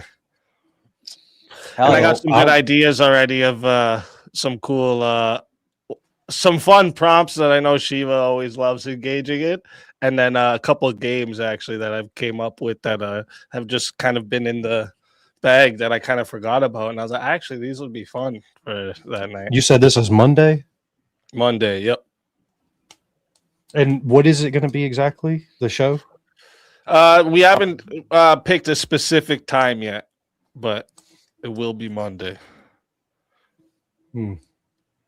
So are you going to have him come up like Rob Knorr kind of thing and give him prompts for people to debate with, or? Well, yeah, we're gonna kind of have like open panel type of thing. We're gonna have some prompts for all of us to engage with, and then I have a couple games ideas that I think we'll all have fun with. Open panel birthday party. Facts. Have you done one of those before? It'll be a good time. Yeah, He had one. Well, he does shit a lot. Like when like VK when Peeps aren't around, he'll have other shit to do for a lot of other people. It's fun shit. He's always bringing the goods. Yeah, my birthday is this Friday. What? So, Oh shit. Everybody's birthdays is all close to each other. My birthday is next month. I mean, there's just a rhyme and rhythm to when people procreate, I guess. True. This is probably true. Yeah, what's that? You guys are like the parents are spring. They're like, oh yeah, shit's getting good. We're all Twitter pated, and then you guys come out in the March, April. Not debates. It's fun conversational topics that I know you like engaging in.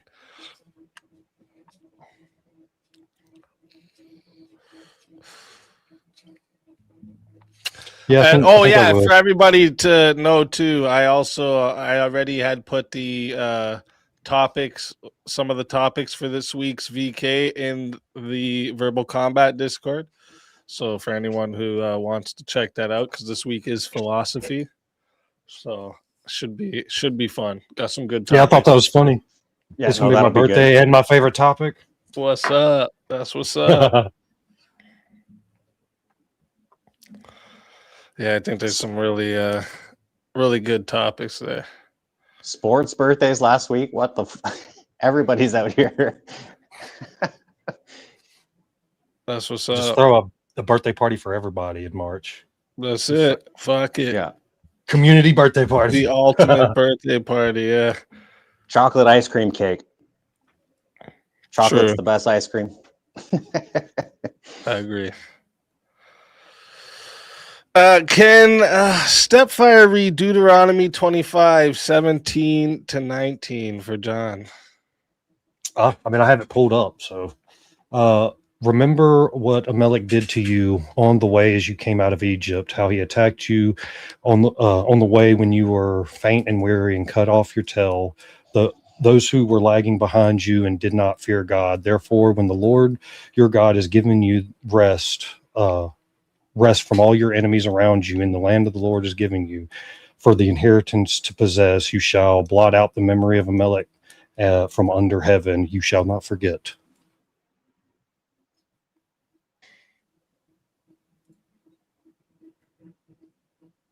You're muted, John.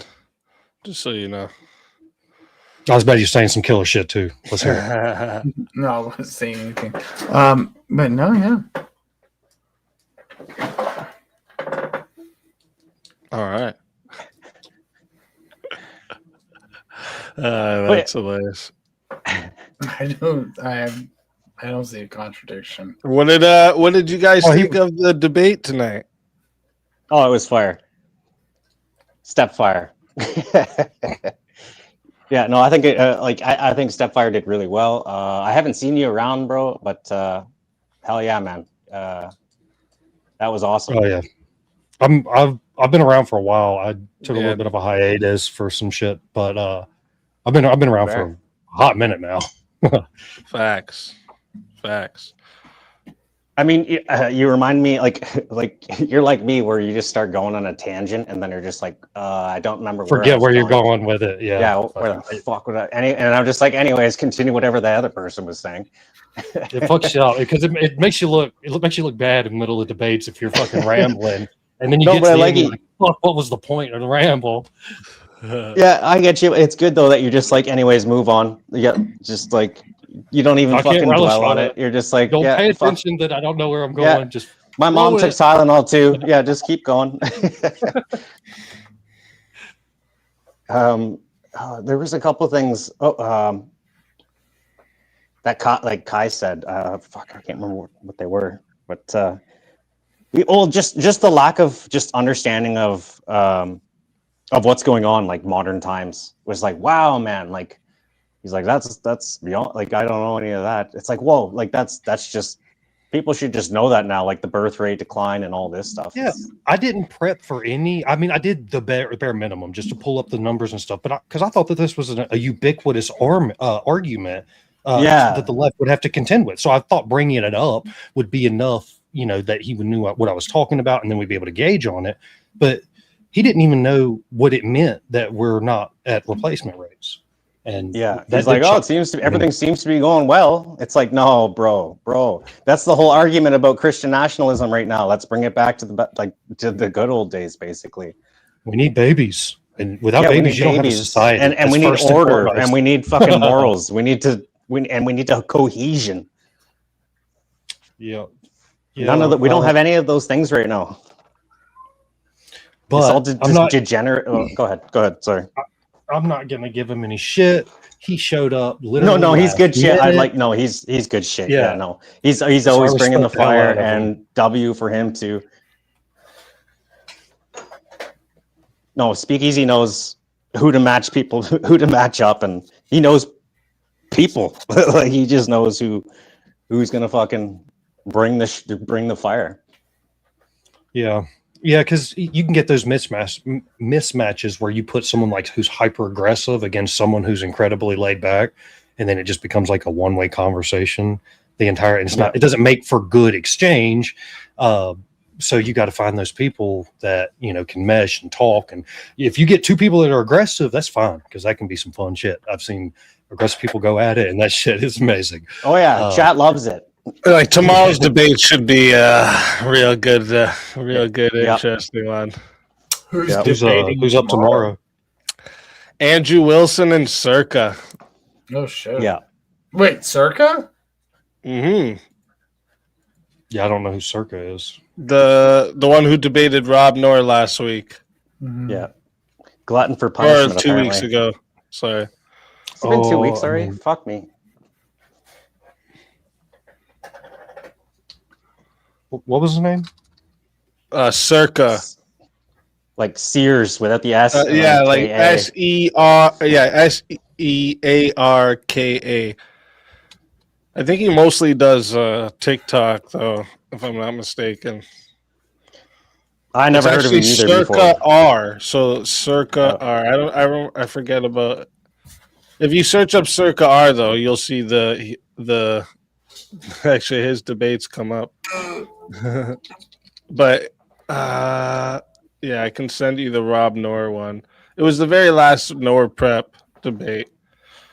He was the opponent. Had to be only last week. I hope, anyways. Yeah, I watched the one before it. Oh yeah. I remember that. Yeah, I remember this. Okay, yeah. And then that was Rob funny just actually then recently put a few clips up from it, actually. and then you had that swamp hag right after. That was entertaining as hell. The 1A auditor that came up after. She was entertaining. No, there was a 1A auditor that came up right after, and then was the who the fuck was it? That lady is the 1A auditor. No, oh, she was a 1A auditor as well? No, she Like was that- the only 1A auditor. She's a huge. Oh, the one that's in the chat that has a weird. She's got a big channel, and she has a bunch of fucking videos of her doing the 1A auditing shit. Y'all know how I feel about that. I don't know. She was wild. Like she couldn't she didn't understand just simple analogies or anything like that. Like he's just like roses are red. Like if you like roses and roses are red, violets are blue. Or if you like red, roses are red, violets are blue, then you like roses. She's like, oh, then violets are blue. But, sorry, I fucked that up, but Yeah, you fucked it up hard.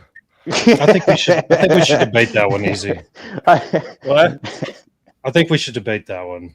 The Yeah. First Amendment auditors, because I think I'm down. I can give some reasons. Because I'm I generally agree that most of them that you watch are assholes, but I also believe that it's a legitimate service that's being provided. So I'm down for it. And I still had things that I wanted to get to that night, but you can only get so much into a debate sometimes. oh, I didn't watch your debate about it. Yeah, I did with Jack of Blades. We debated about it. Bandit says what is 1A auditing? It's garbage. It's the dumbest fucking shit. I didn't even know what it was until is 1A auditors is unconstitutional. I didn't know what it was until the debate. I'm like, what the fuck? Like that does like Oh, you've auditing never free watched the speech? you've never watched the videos of people going into fucking post office? No. It wasn't Yeah. until no, oh sorry, that's who I'm thinking of. Fucking Bricky when he came up and he gave his fucking like not Bricky, Oh, Clay.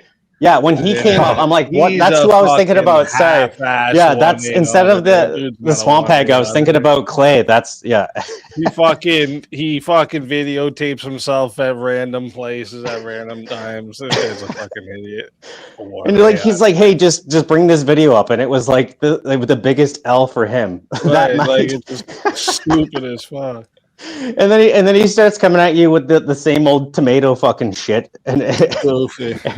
everyone's like, shut the fuck up. He's like, I'm sorry, I shouldn't have gone there. It's like, bro. Oh, were you here earlier, StepFir? What's up? Were you here for the earlier stream? The pre-stream, yeah. Okay. So you heard the shit about fucking Sarah trying to sue Andrew now? Oh yeah. Oh Yeah. my god. I mean, Wait, why is Sarah trying to sue?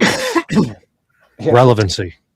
Yeah. What's the case? What's the case that Andrew took away viewers? Andrew took away viewers money that she and never had in her money hand? and ruined an opportunity for her to have a contract, and apparently also that he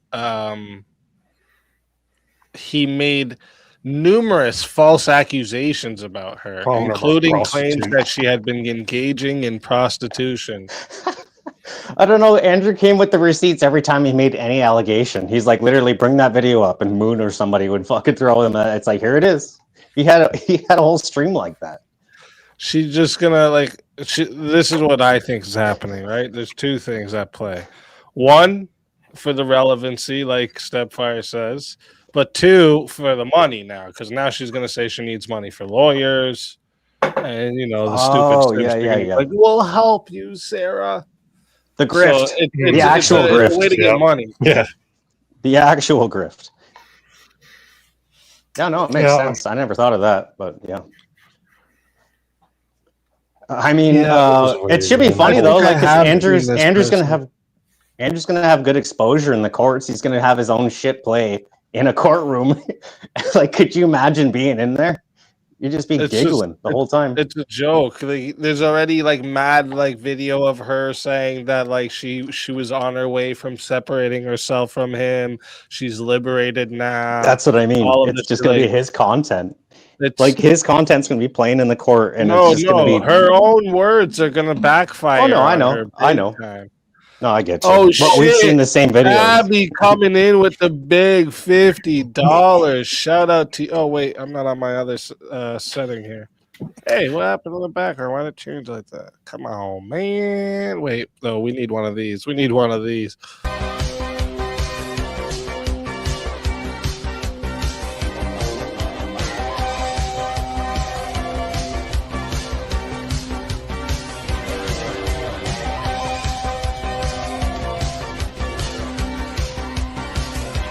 Push it to the limit. Walk along the razor's edge. Don't look down, just keep your head or you'll finish. Let's go. Thank you very much, Abby, for the big $50. And then Joseph came in with $5. Thank you very much, Joseph, you legend. And Bandit coming in, becoming a new member. Shout out to you, Bandit. Thank you very much. I appreciate that big time. But yeah, that's a wild, she's got her own words saying that she was on her way out. She's happy about this. She's free now to do what she wants. Yada yada yada. That's what I mean with how they're just going to show Andrew's defense is just going to be his videos showing him pointing out the videos of her. He's already made his own defense. He already Why would he play covered his his own tracks. videos? Though that doesn't make sense. No, it does. He's just gonna play her own words. His own videos don't matter. Unless But unless she tries to clip something out of context or something like this, right? Well, if he's going to be on the defense. So then it's like, well, this is what Andrew Wilson said here, because what would I guess, yeah, unless she's actually going for defamation or some sort of shit like that. That's what it is. But if she goes for defamation in his videos, she would have to have video evidence defamation through his videos. Yeah, she's it's gonna be play his videos, and he's Yep. gonna play the defense. then- If it's out of context, Yep. he'll just fucking show that. But But like, he every can time just show he- her own words, man. But he did that in every one of his videos right after he said, And defamation's such a hard thing to fucking prove. It's ridiculous. How she thinks she and emotional distress is one of them. Invasion of privacy. Where the fuck does that come from? Well, to be honest, I'm just saying, like you bring be the honest- receipts just as much as he does. So that's like it's hilarious. Easy, you have caused me emotional distress. True. That makes sense. I'll see you in court. Based. But Over yeah, like, $150,000 she's seeking. What? That's insane. But like it'll just be like Andrew's defense will just be like, Your Honor, can you just play the video a little farther and you'll see that I showed her exact words. This is the summary. Andrew Wilson, host of The Crucible, and other defendants were hit with a defamation lawsuit. The action was brought by Flood Law on behalf of Sarah.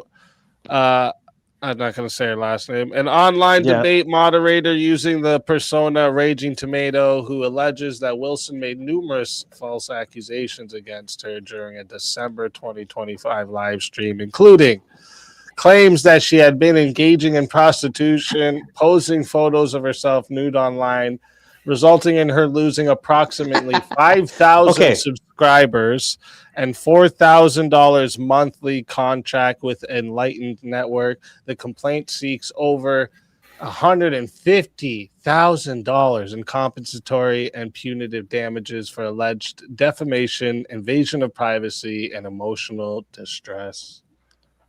So you do know what live stream that they're talking about, right? Well, if you don't, it's the one where like Andrew's having a live stream and she's. I already know, yeah, but the whole thing is she already had lost most of the 5,000 subs by the time he was showing that she was posting. Yeah, no, that's what I mean. That's why it's funny because the whole timeline's time, off. She's lying. The whole thing's fucked. Well, and he brought the receipts every time he made an accusation. He brought the receipts of somebody else saying something, or oh shit, that's her best friend or whatever. Candy sends in 20, says gonna head out for I'm gonna head out, but thanks for the entertainment, John. You need Jesus. Thank you very much, Candy. I appreciate that big time. I'm an Orthodox. And you have a great night. Thank you for coming. And the machine gun turret is extra funny, guy. The pseudo master chef. Thank you very much for your $2 super chat. Fuck, like I mean, that night was hilarious because Andrew he's behind the paywall, so he can play whatever music he wants, and then he got her fucking her stream demonetized, and then she fucking left. It was a great stream. I mean, he brought all the receipts. Everything he said, he had a receipt for it, and he showed it live. And then, he just fucking canceled basically her live stream.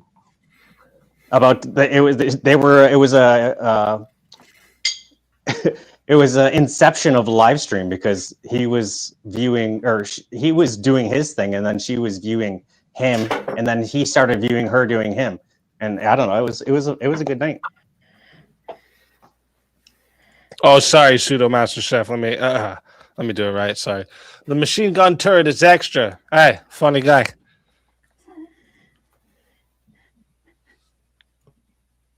What is that in reference to? It's a Scarface line when he's getting the new car. He's like, I want to bulletproof this and the windows. And he's like, yeah, okay. Machine gun turrets are extra. Funny guy. Great scene.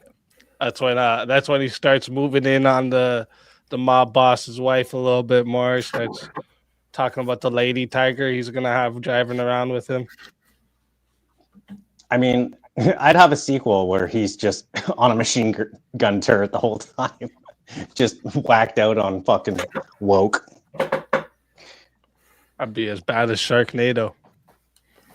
Yeah, exactly. But it would have its fucking, it would have its entertainment.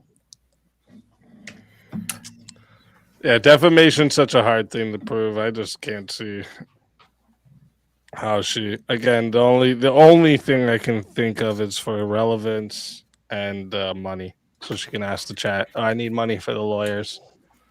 Yeah, but That's why- the problem is, it's sad. Like she's dumb enough to actually do it. Like, because like even if she is thinking that it's just for the money and stuff, and she might not, like, she has to think that that she can win it.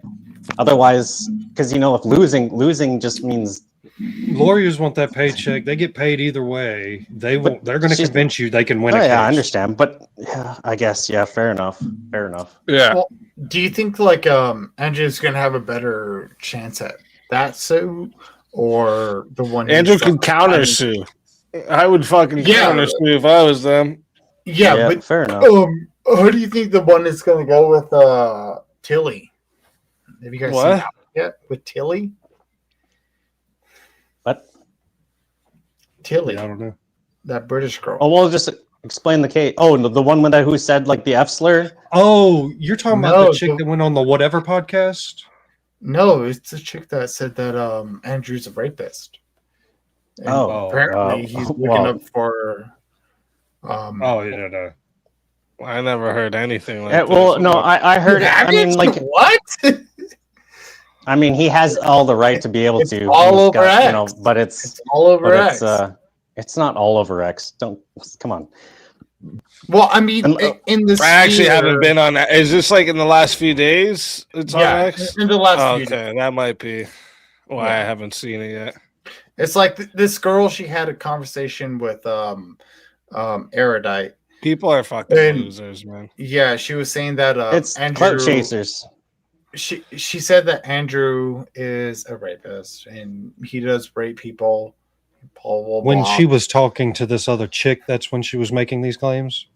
Yeah. The erudite chick? Yeah. It's online. You can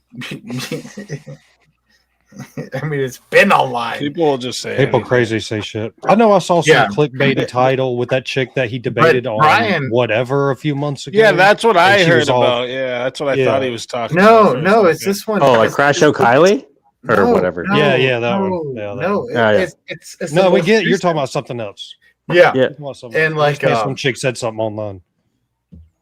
Yeah, so Brian and Andrew are like looking into suing. Did you just change trials? Why am I always changing? I'm so confused. Yeah, I'm just asking, man. I'm just like, I'm confused. I'm confused. I just was seeing like what you're talking about. No, not so erudite. And this girl Tilly had a conversation. Okay, so Brian's gonna sue them. Oh my gosh, dude, just hold on. I know what you're talking about now. What's this got to do with Brian? Exactly. No, I'm just saying. You bought Brian out of nowhere. No, I'm just saying. Brian. And we're asking you why you're just saying and what you're just saying about. It's because Andrew is this your first time online? Andrew is trying to sue this bitch. Have you not seen this? It's been is he actually though, or has it just been speculated that he should? He was looking. He put a post out on X looking for lawyers in the UK to sue this bitch. It's on X. Yeah, everything's on X, bro.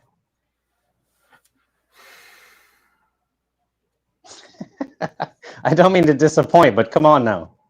Just being like, hey man, it's out there. It's on Google. Just look at It's so funny that you're saying look it up because earlier you're like, hey, I didn't make that claim. You did.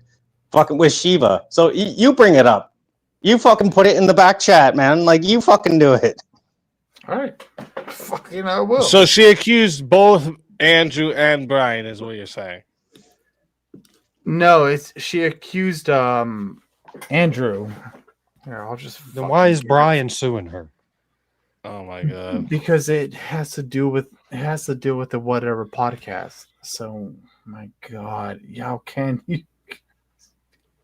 Can't even, It's like man. it's Oh my almost like gosh. Oh my can't it's god. almost be like happening. you're saying This it's almost can't like be you're saying a happening. bunch of This shit can't in be your head happening. that This you're not actually honestly can't be You happening. know, Shut know the what I fuck do? up. I'm in the Yeah, middle it's of funny talking when- and you're just repeating the same thing over and Oh over and my over. God. Jesus. Lord have fucking mercy on me.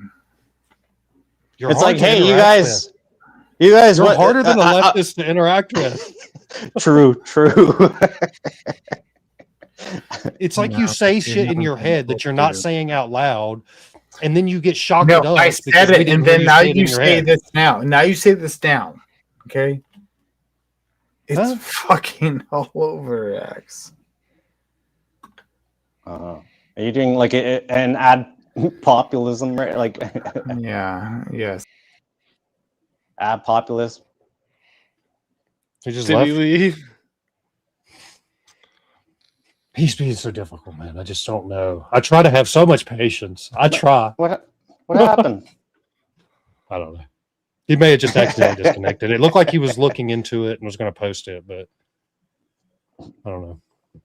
If he's on a phone, I understand because that happens to me all the time, including not understanding that my phone's about to die and I die. No, he was on a setup. He had a big old mic and everything. Oh yeah, shit. Yeah, sure. Nice sure. design on the wall.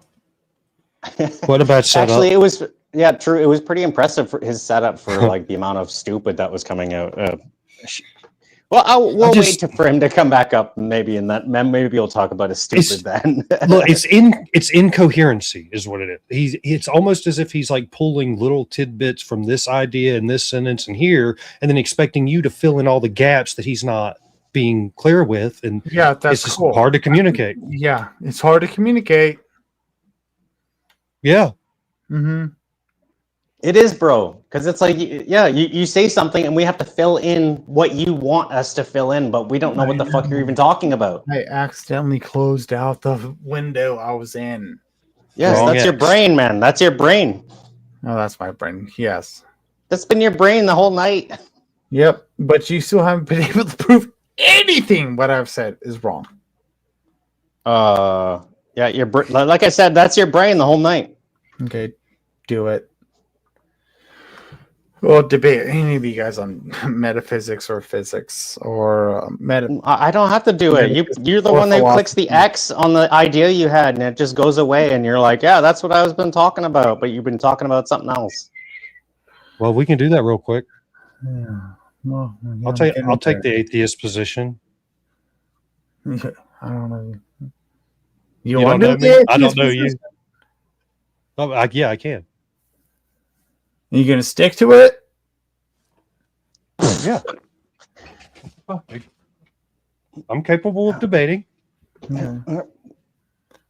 I'll mute myself for this one too. Okay. Hang on. Here's one of the. How long does it take to fucking Google something? Oh wow! I'm a boomer.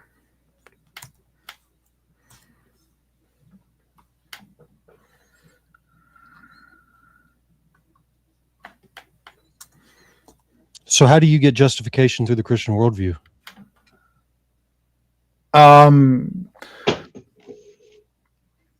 We would have our own system of how we would come through that. So it would only be through. I'm You sorry. said you. I know. Why are you Yeah, I'm bringing us gonna- in? Like, go ahead. I'm going to critique your view. Do you want me to finish? You said we. Like, go for you. No, I'm talking about we as in Christians, not as in you. Well, you need to just justify your own position first before Oh. you hold us, we Christians. Well, I didn't think you were going to interrupt, so I wasn't expecting that. Yes, that's the problem. Yes, that is the exact problem. Yeah, my bad. Well, now so we're go back ahead and to the meta, and now we're back into No, all no, this no, no, fucking bullshit. nope. We can leave. We can get right back into it. We can leave the meta behind. How does Christianity grant justification? Through knowledge from a mind. Through knowledge from a mind. Yes. Knowledge from a mind is what justifies what? Justified true belief system. Yeah. But how does a mind get you to justification? How would it not? That's not an answer. No, I'm just I don't understand. It's a nonsensical question to ask. And that's the debate, folks. Well, how would you get to a conception without a mind? Bro, that's like, oh my. How would you get to a conception without a mind? Yes. You could. Yeah, you couldn't. Okay. So then why are you asking that question? Because that doesn't answer the. Hold on. I got it. That doesn't answer the question of how you obtain a justification through a mind. Okay. Because minds are capable of conceptualization. That's what grants justification. That's wonderful. How would you get It's a question? No, that's what I'm asking you. How would you get there? Question. Motherfucker, there was a question mark at the end of it. It was a question. I already told you. Yeah, through a mind, but you're not telling me how you get there through a mind. You're just stating that through a mind you get justification. Yes. Through God's how? mind. Expand. Because God would be the only way we could have a mind. So therefore, he would only be able to give us the perception to actually have a conception through a mind. Okay. So you're saying that justification is granted because we have an outside factor that we can point to, that's something that is outside of ourselves. Correct. And this thing is objective, and that's what grants all of justification. Essentially, it's much more complicated, but essentially, that's what you're saying. It would be God. It would be God. Yes. And how are you coming to the conclusion that that being is out there to offer any justification at all? Through divine revelation. He spoke to you? No. No, he didn't speak to you. Well, he may have. I'll grant. He spoke to somebody else. But no, I would grant divine revelation through the church fathers, through the historical reference that we have apostolic succession for what is Christianity and what is true and what is not true. Yeah. I'm not sure what you were answering there. I think I was very specific on how I got this knowledge. No. So we were at the reason you get justification is because there's an objective mind outside of our reality. Mm-hmm. And my question is, what is justifying the assumption that it is out there in the first place? Because you're operating based off of an assumption. You said it was divine revelation, but not to you directly. It was to somebody else. I never made an assumption. No, I said we have it through apostolic succession. We can have it through history. Do you want me to finish, or do you keep on interrupting? Or I mean, we can go that. I didn't keep interrupting. You're not answering the question. I'm trying. You have nothing of substance at all. No. You keep interrupting, and then you change the subject completely every time you say this. When have I It's changed? a deflection. You keep interrupting has been a deflection this entire time you've been talking. So you started getting into the church fathers and all of this. Mm-hmm. You have received divine revelation through these church fathers, but your assumption is that these church fathers actually represent an actual being. How do you justify the assumption that these church fathers are instruments of God's will? Apostolic succession. Apostolic succession. Yeah, I know the fucking word. Okay. I guess I know what that is. All right. So through apostolic succession, we get divine revelation that you understand to be true because it was apostolic succession. So where does the assumption, you have to justify the assumption. There's no assumption here. I didn't assume anything. You must assume. Your starting premise is always an assumption. Is when it comes to because you have to either assume God exists or he doesn't exist. All right.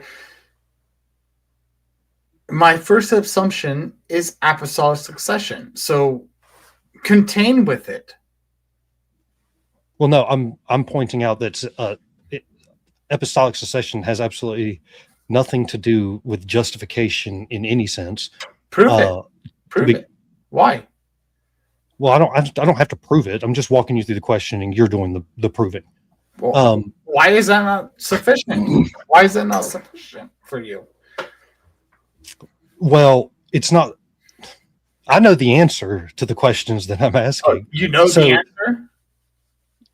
Yes, I'm a Christian. In case you don't know, I'm just taking the opposite side to show you that you're not prepared to engage in these conversations. No, you don't understand the position you're attacking. No, let alone your own position.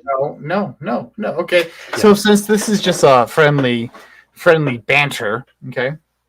What's up, Elderline? I accept. Okay. How do you know it's not consistent?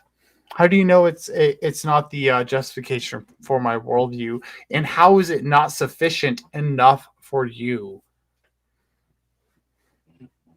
As an atheist. Because he knows their argument better than you.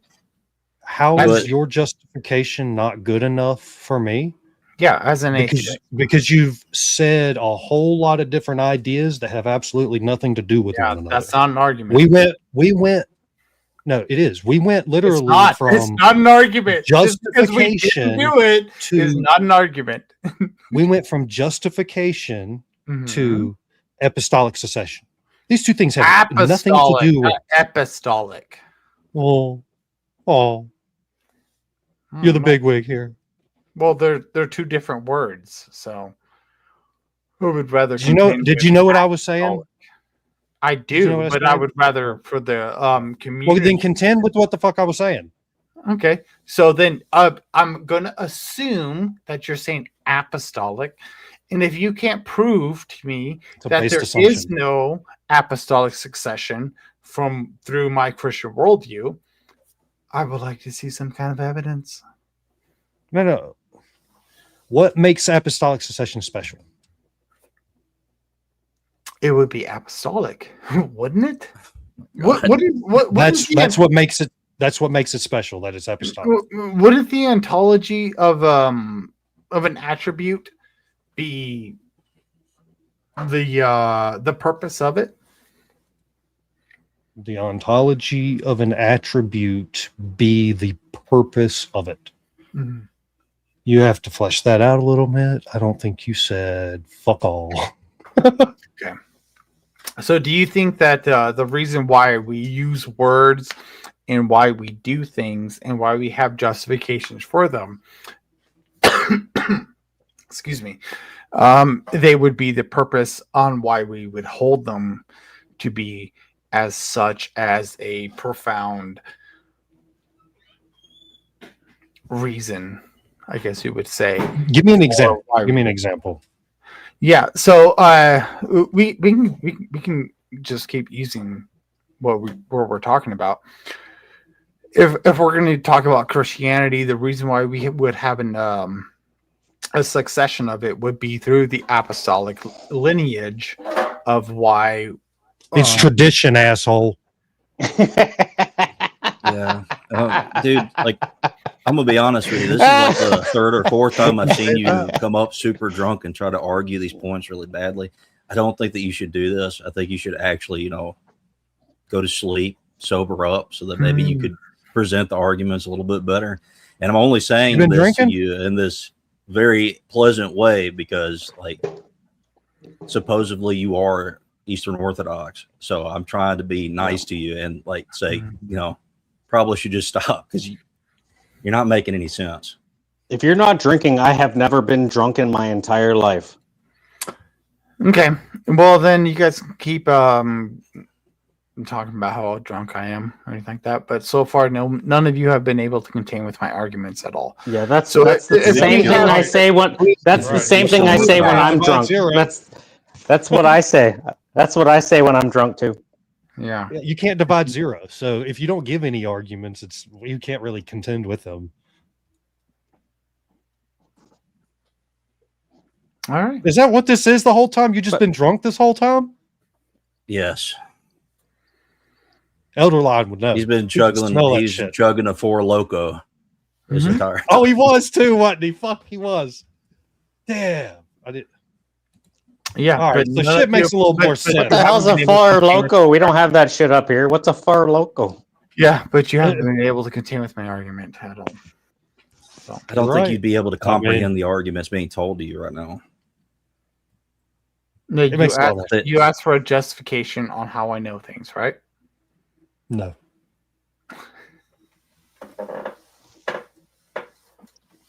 No, how do you get justification through the Christian worldview was the question specifically. Through God. He would be the ultimate Okay. justification All right, so for how things operate. All right. Is Well, that I tried. correct or incorrect? Is Well, it as correct or incorrect? from the atheist position, it would be incorrect. Okay, then justify it through your position. I don't have to justify it. Okay, well then if you don't have to justify it, then I would hold the logical position on how to justify things. So therefore I would by default win. No, you haven't justified anything. Yeah, that's not how that works, bro. How wouldn't it work? You know that there. No, hold on. If you don't ahead. have a logical system to justify anything, but I do have a logical justification. Yeah, just in your shut head. Shut up. In your head, if you think that you have a justifiable, logical fucking. Bro. Yeah, sure. I'll shut up. Shutting up. Shutting up. Sure. Shutting up. Sure. Have a logical justification for how things operate, but I can give a logical justification for how things operate. I can do that too. But you already admitted you can't, fucking idiot. What? Logically justify something? I never said I couldn't logically justify anything. I was saying I don't have to justify the claim that there is no God. I mean, John, you haven't offer any type logically of justified justification. anything tonight. Anything. Okay. It's always been, as soon as somebody gives a logical argument, you're like, that's what I've been saying. But you haven't been able to logically justify a goddamn thing this whole entire time, bro. That's what's so sad, man. Come on. Then justify one. Justify what? Justify a belief system you hold. Because you can't? Like, this is stupid. This is goofy. If you can't justify yours, why do I have to justify I'm so mine? dumb. If I'm so okay, all right. If I'm so stupid, if I'm so fucking retarded, then you justify a belief system. I don't have to. What do you mean? I live it every day. Oh my gosh. It's justified. Look, it works. I believe in math and no God. Look, my and life. Look everything's at me. Look at me. fine. Justified. I don't have to fucking say anything. Just look at me. Justified. What is knowledge? What is knowledge? Yeah. How do you come to a knowledge basis system? Okay, now you're starting to ask questions. That's good. These have been the same questions I've been asking you this whole fucking No, time. it ain't. No, it ain't. Yeah. How do you know it? How do you know? How do I know something? Mm. I observe it. Observe it. Would that be a JTB? Huh? Would that be considered within JTB? What is that? A justified truth belief system. Oh. No, what was the question again? Clayton wanted me to go on Hey. cam, so here I am. Hey, how's it You going? look like Carl Urban. That's great. Can you justify your position, John? That's what I've been asking you to do. No, we were asking you to do that. I've already done it. You wanted me to justify my position. I done said I can see the world. You can see I the got it. world. I can see it. Yep. I can see shit. Okay. That wall is brown, and my justification for that wall being brown is that when you look at it, it's brown. And when everybody else looks at it, it's brown. Seems pretty justified to me. All right. So, what gives you the justification that the color spectrum should be trusted at all terms and at all times? Well, we don't. We understand that some people are colorblind and have different. Then type how of would you stigmas know that it would be true? How would I know what to be true? The color That system. that the color is brown?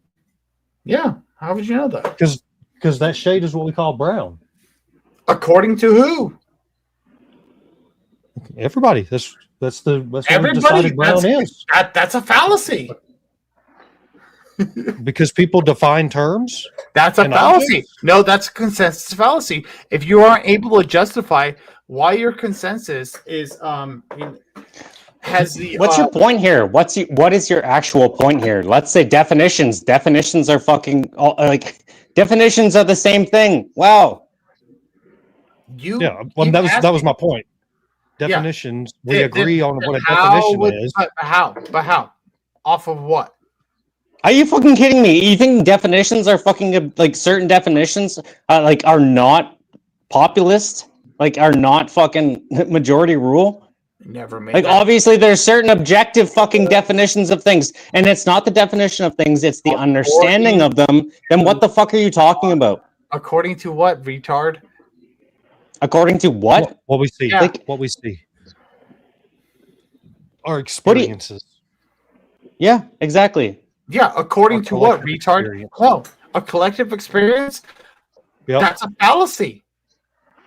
What do you mean it's a fallacy? That's a collective fallacy, isn't it? Just because No. just because some collective says something, would that automatically make it true? There's a lot of fucking fallacies that continue to exist in the world. How do you not understand Yeah. this? No.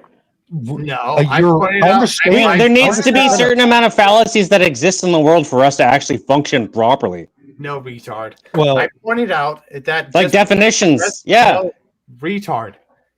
I pointed out. You could majority rule. You think like okay? Go ahead. Go ahead. Sorry. I pointed out. Go ahead. I pointed out that just because there is a consensus that says something, how do we know that that is true? all right. So I understand what the fallacy you're trying to- No, stop. You guys put me to the fucking dagger. This- Okay, but Well, when if- you We're get talking about Hold on. definitions, though. You Play have to with let your me. pants. You have to let me answer. We're talking I got about four words in and you vocabulary, fucking yeah. exploded. All right. You're talking about the fallacy, and you want me to explain how it's not the fallacy, and I want to make sure that I Yes, understand yes, what you're saying. Yes. We're not saying that that is brown, and the truth value of that is based on consensus. What I'm saying is everybody agrees that's brown, so we call it brown.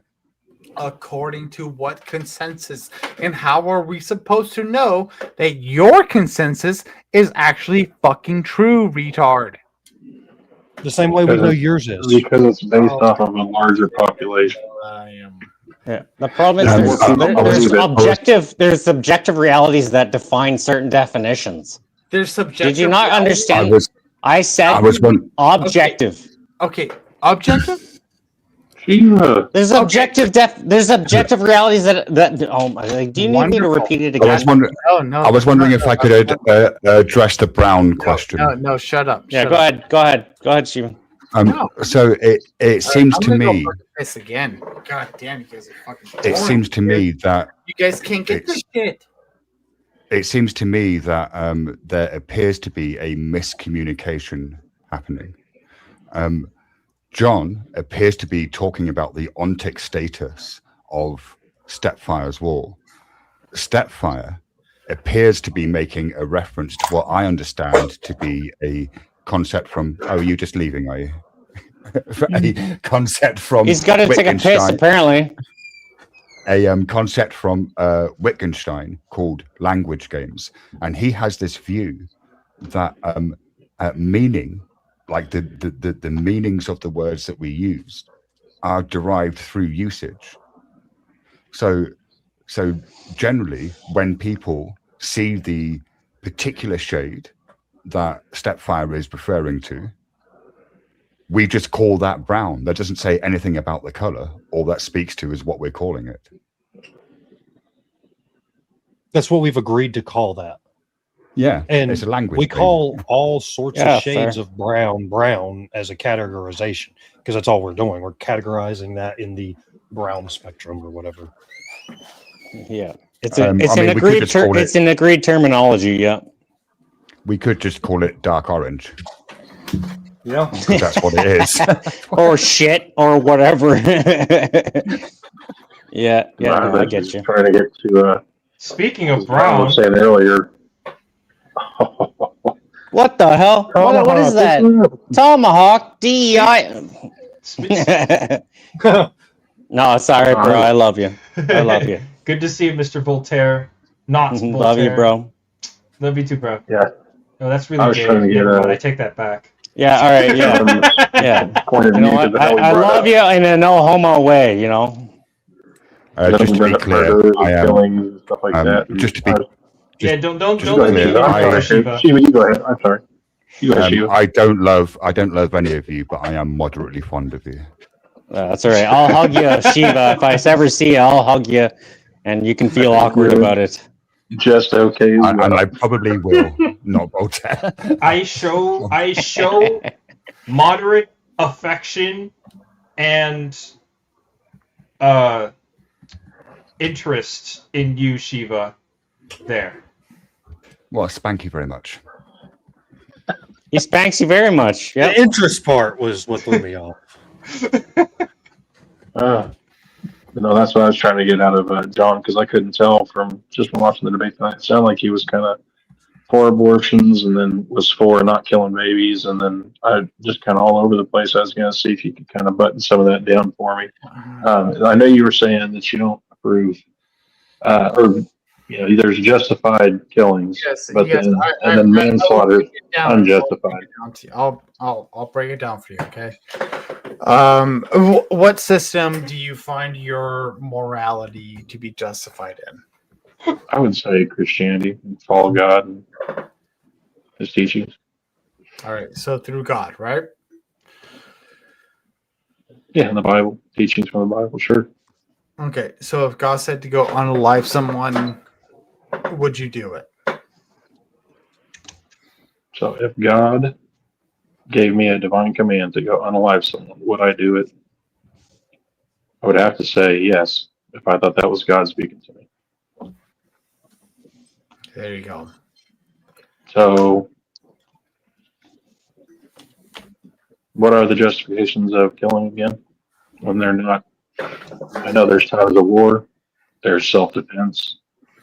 There's a third one, I can't think of it at the moment, but Come on, dude. This is What did the protection of others, would that count as self-defense? I don't know if it'll count. you could probably argue that in for wartime. So I don't know if it'll count as self-defense. I would consider it to be a sacrificial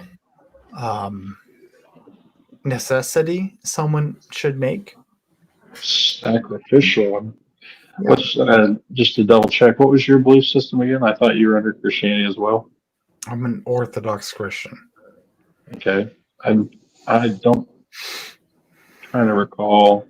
Would you call it abortion the sacrifice then? No. I'm trying to figure out your justification for abortions, because I thought that's what you're in favor of. Are you for abortions? No, not for abortion. Why would I be for abortion? Okay, no, for some reason earlier it sounded like that was when Shiva brought that up. He asked you if any babies should be murdered, and you said no baby should be murdered. Then he asked you what your thoughts for abortion were, and it sounded like you were okay with abortion. So that's where I was kind of like a little. No, I'm not okay with abortion, but I think during warfare, if we are called upon warfare, I think there are some limits to where, I'm sorry, but people may die and people will die. And So you're talking about like a civilian casualty. yeah, it happens. Are you? So I mean, but Sure. wouldn't by that logic Nazi Germany be justified in their killing because it was wartime? What were the justifications for it? It was wartime. It was the same justifications that you've been offering. But was it only during wartime where they were cooking them bagels? We not refer to the mass murder. No, stop. Can we not refer to the mass murder of Jews as cooking bagels? What the actual fuck? It was a TOS. It was a TOS thing, Shiva. I think that's all he was getting We're at. not on TikTok. We're on YouTube. Yeah, so stop being a fucking crybaby. Okay, then. Well, just fucking be a man and say what you mean. That's what men do. All right, fine. Do you think it was justified for us to cook all them Jews? But no, I mean no. What are you talking about? No, Okay. but you keep Now saying your that argument war changes. is a Now your argument. justification. Yeah, what's your argument after that, bro? John, No. make your argument after that. Please. Come on. You got. Apparently, you had some place you wanted to argue with, and now you can't. You're stuck. You're back here. No, I'm not. You're gonna continue your argument. You're gonna continue your argument, bro. Nah, dude. Nah, bro. No, you're not. You're not. You're just gonna. No, You're just gonna say you guys don't know what I'm talking about. And every time we fucking say something intelligible, you're gonna be like, "That's what I've been saying the whole time. That's what I've been saying the whole time." He's stuck in shit. Because why don't? Okay, alrighty. So, not what is it? Is that your name, Verga? Voltaire? Oh, I thought it was Verga. It was like dick in Spanish. Okay, my bad. But Yeah, you're bad. Would Quit you speaking agree? what's on your mind. Would you agree that every unalivement would be necessary? Every enlightenment. Unalivement. Every unalivement is necessary. No. Are you trying What to the hell are you murder? fucking calling? What are you talking about? Okay, perfect. I would like to know that you did answer a question. Shut with up. a question. Yes, I'm gonna fucking put all of murder and fucking killing in the same fucking box and throw it in a fucking. And you're like, hey, is that good? It's like, Yeah. it is what it is. It is what it is. Oh my gosh, are you gonna fucking? Are you gonna continue your own fucking point and Wait, hold on. Wait, hold on. You distracted him now. No, stop. Hold on. I know, my bad. Hold on, I distracted him. hold on. I know. Hold on. That's actually I've heard I that a know. lot. I know. This I've- is fantastic for your argument. I've heard it a lot because that's why I'm going to press you on it. Is it just because it is? Is it just because it is? Are you fucking stupid? By definition, this is the yes. question. This is the question. Okay. So how do you Get back to the main point? What was your point about asking if every unaliving is bad? What's the point? Or necessary. The word used was necessary. Or necessary, sorry, necessary. No, he doesn't remember that. He doesn't remember saying that. So No. If you are unable to give a justification for an unalivement, then therefore you have nothing. You have to be able to give one. Correct? So your justifications for an unalivement would be self-defense, all right, in times of war. Okay. Like if you, it's like, it's like, hey, there's a guy coming at me with a gun. It's like, oh shoot. Okay. There's a justification, you stupid fuck. There's always a justification. And then there's the third one. I can't think of it off the top of my head, but I'm waiting. Yes. Wait, I'm confused. If you're just saying it just has to have a justification, well, Hitler's justification was that the Jews were like some type of poison to the world. That's dude, speak. I don't know how you're fucking doing this, dude. That's their position. That's not my position. Who's there? Like he's being moderator at this. He's being a moderator. I was explaining when you say if it has a justification, then it's justified. Well, then like, what is the justification based off of then? Well, like you should go into that because obviously, if I can just make up a justification. Do you think through a Christian worldview, an unalivement would be justified through the Christian worldview? It would depend on what under the criteria of the three circumstances that we've told you. So where are we having the disconnect? I have never been. Okay, for the record, I have never been inconsistent in anything I've ever said so far. Okay, Well, that was inconsistent. Hold on. For the record, it is. I was going to say that's for the record right there. For the record, it's opposite day. It's opposite day. For the record, it's opposite day. Because It's a redirect. all right, fine. It's a redirect. So explain yourself. How do you You were inconsistent. It's the same fucking question. We've been at this the whole fucking time. What? How do you justify it? Okay, so now we're talking in circles because we've said the same three things at the same time. Yes, it's been the same thing the entire night. Killing versus murder. So What? everyone Sorry. here, everyone here is Christian. No. Yes. There it is. But Well, we're that's- but the point is the question is posed to you, John. We're trying to get your Stop. I justify my belief system through a Christian worldview system. The only way it Yeah, operates sure is you do. through Christianity. Okay, Uh-huh. perfect. Prove through your system. Oh, right, it's sure. the I same can prove my system as system. yours. It's the three. It's nice that you have Jesus Christ as a mascot, but that has nothing to do with us. Like it's nice that you're like I'm Orthodox fucking Christian, but that's the mascot, and that's just the banner you fucking put on. It's obvious this is what you do. It's obvious this is what you do. Everybody knows this is what you do, and this is why this whole thing is fucking pathetic. Because John, it's obvious that you're being a pathetic fucking retard this entire time, unless you're just drunk and like I normally am. And then it's just like you're gonna look at this tomorrow, or you're not. You're probably not, and then you're just gonna go towards this shit every other day again.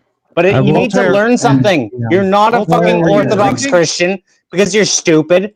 You're not even smart enough to be an Orthodox Christian, man. I don't know how. And you're not even smart. Voltaire? Are you drinking Voltaire? Does that mean anything? Yes, you're all heathens. The lot of you. Tell them. Heathens. I am a I'm heathen. eating my noodles and drinking my water. I am so offended. I need to turn my camera off for a second. Then give a justification for anyone here, anybody. Okay, give a justification for why it is murder. Sorry, Murders aren't justified, my guy. That's why we're saying killings can be justified. But that's justified is based off of justice, John. No, there's no justified. No, justified murder. There's understandable killing. No, justification cannot be justified off of justice. How would you get Hold on, wait.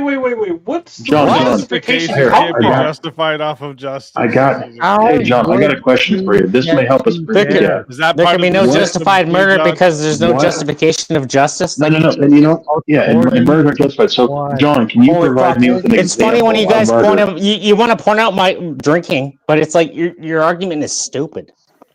No, John, and John, just can you give me an example of murder so that I may determine if it is justified or not? Exactly. Yes. Yeah. It would be I would say abortion. Give your fucking tell us what is if it's justified or not, John. Is it justified? No, he answered that. He answered because I literally said what's an example of murder, John stated that abortion is murder, and as the rest of the panel knows, that the murder. John never stated that. John said it was it was heaven maxing. No, he didn't. He just said right he- now. He just said it right now. He answered my question. I asked him, "I have example murder." All right. He said Hey, abortion was stop murder. interrupting. Let him have the back and forth. Yeah, my bad. All right. So that's all that I was trying to get, because that's where I was making a disconnect, because it's like sound like you weren't for abortion, but so there you just said abortion is a form of murder. So okay, I can understand that now, because there's no justifications for murder. Murders are wrong, and then that what you just said, abortions are therefore wrong, and that entailment. Okay, would that be fair to say? Yes, that would be consistent, correct? Okay, excellent. No, that's wait, hold on. No, hold on. That would be consistent, right? yes. I mean, I would say so. I think, All right. panel, would you say so? All right. No. All right. So I mean, I abortions are. Yeah, so I don't know what the fuck you guys are crying about. No, that's what we were just trying to get that.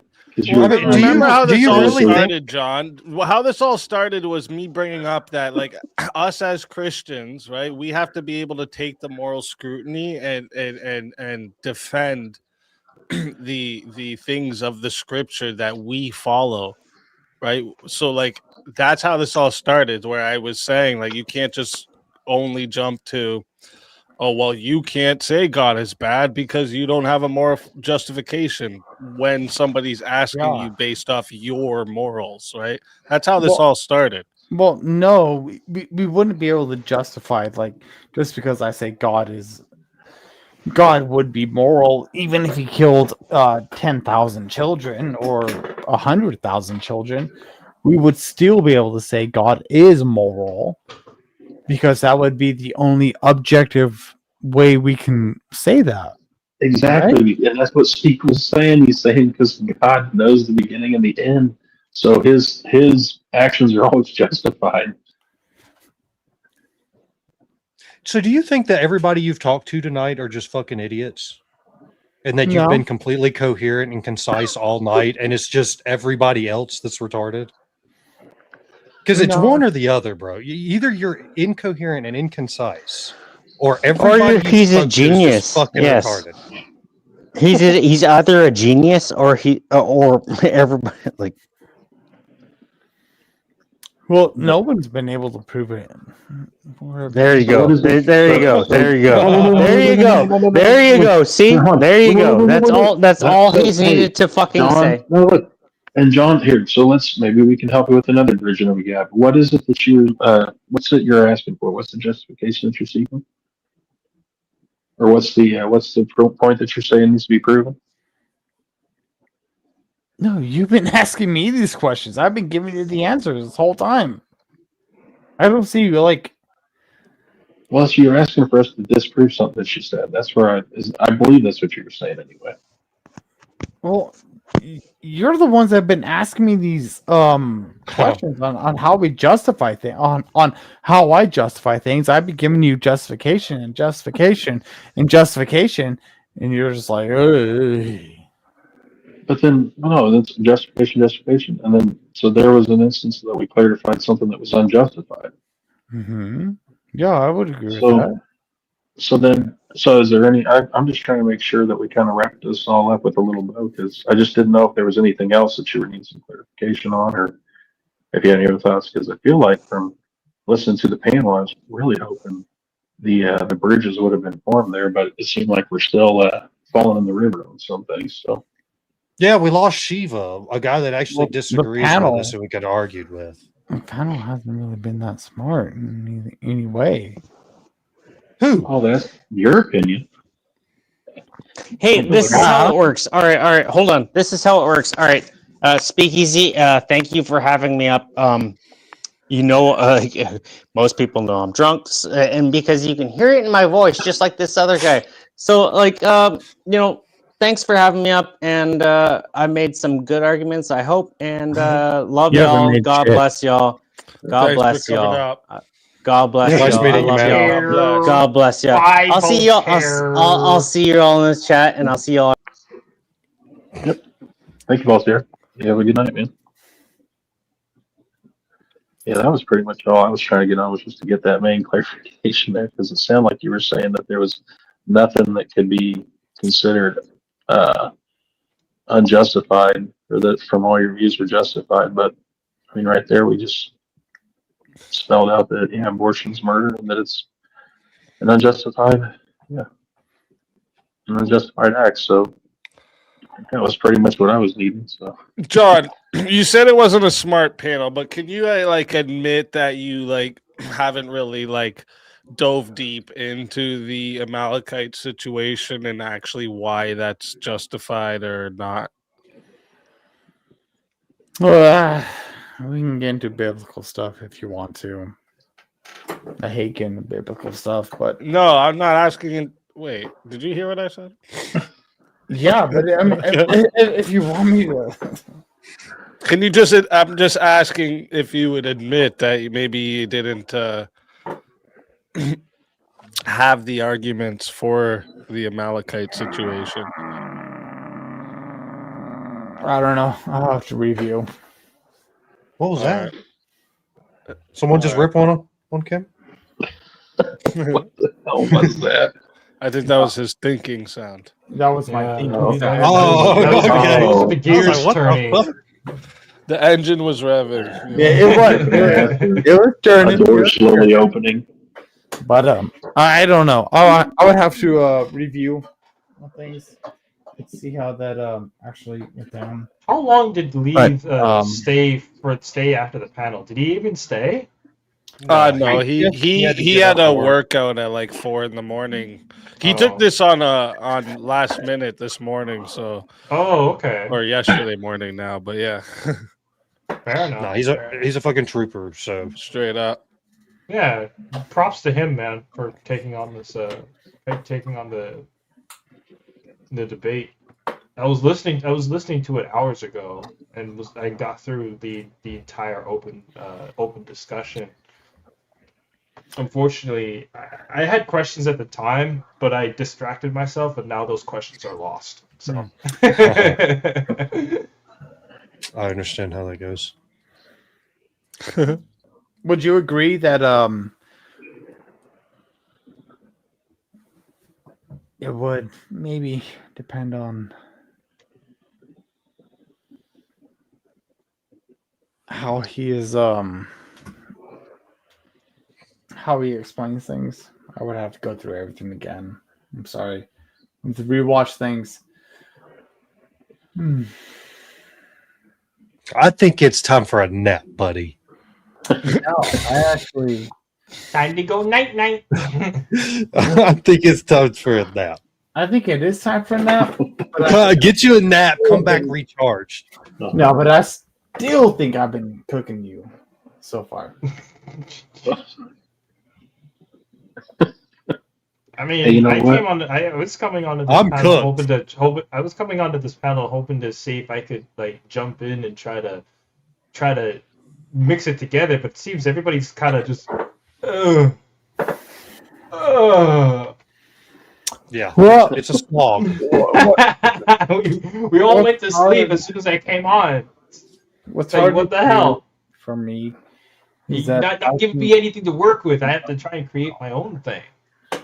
Well, I want to get down to how you would. What's your epistemology on how you would ultimately know things, and how you would come to the conclusions of how you would know things to be absolutely true?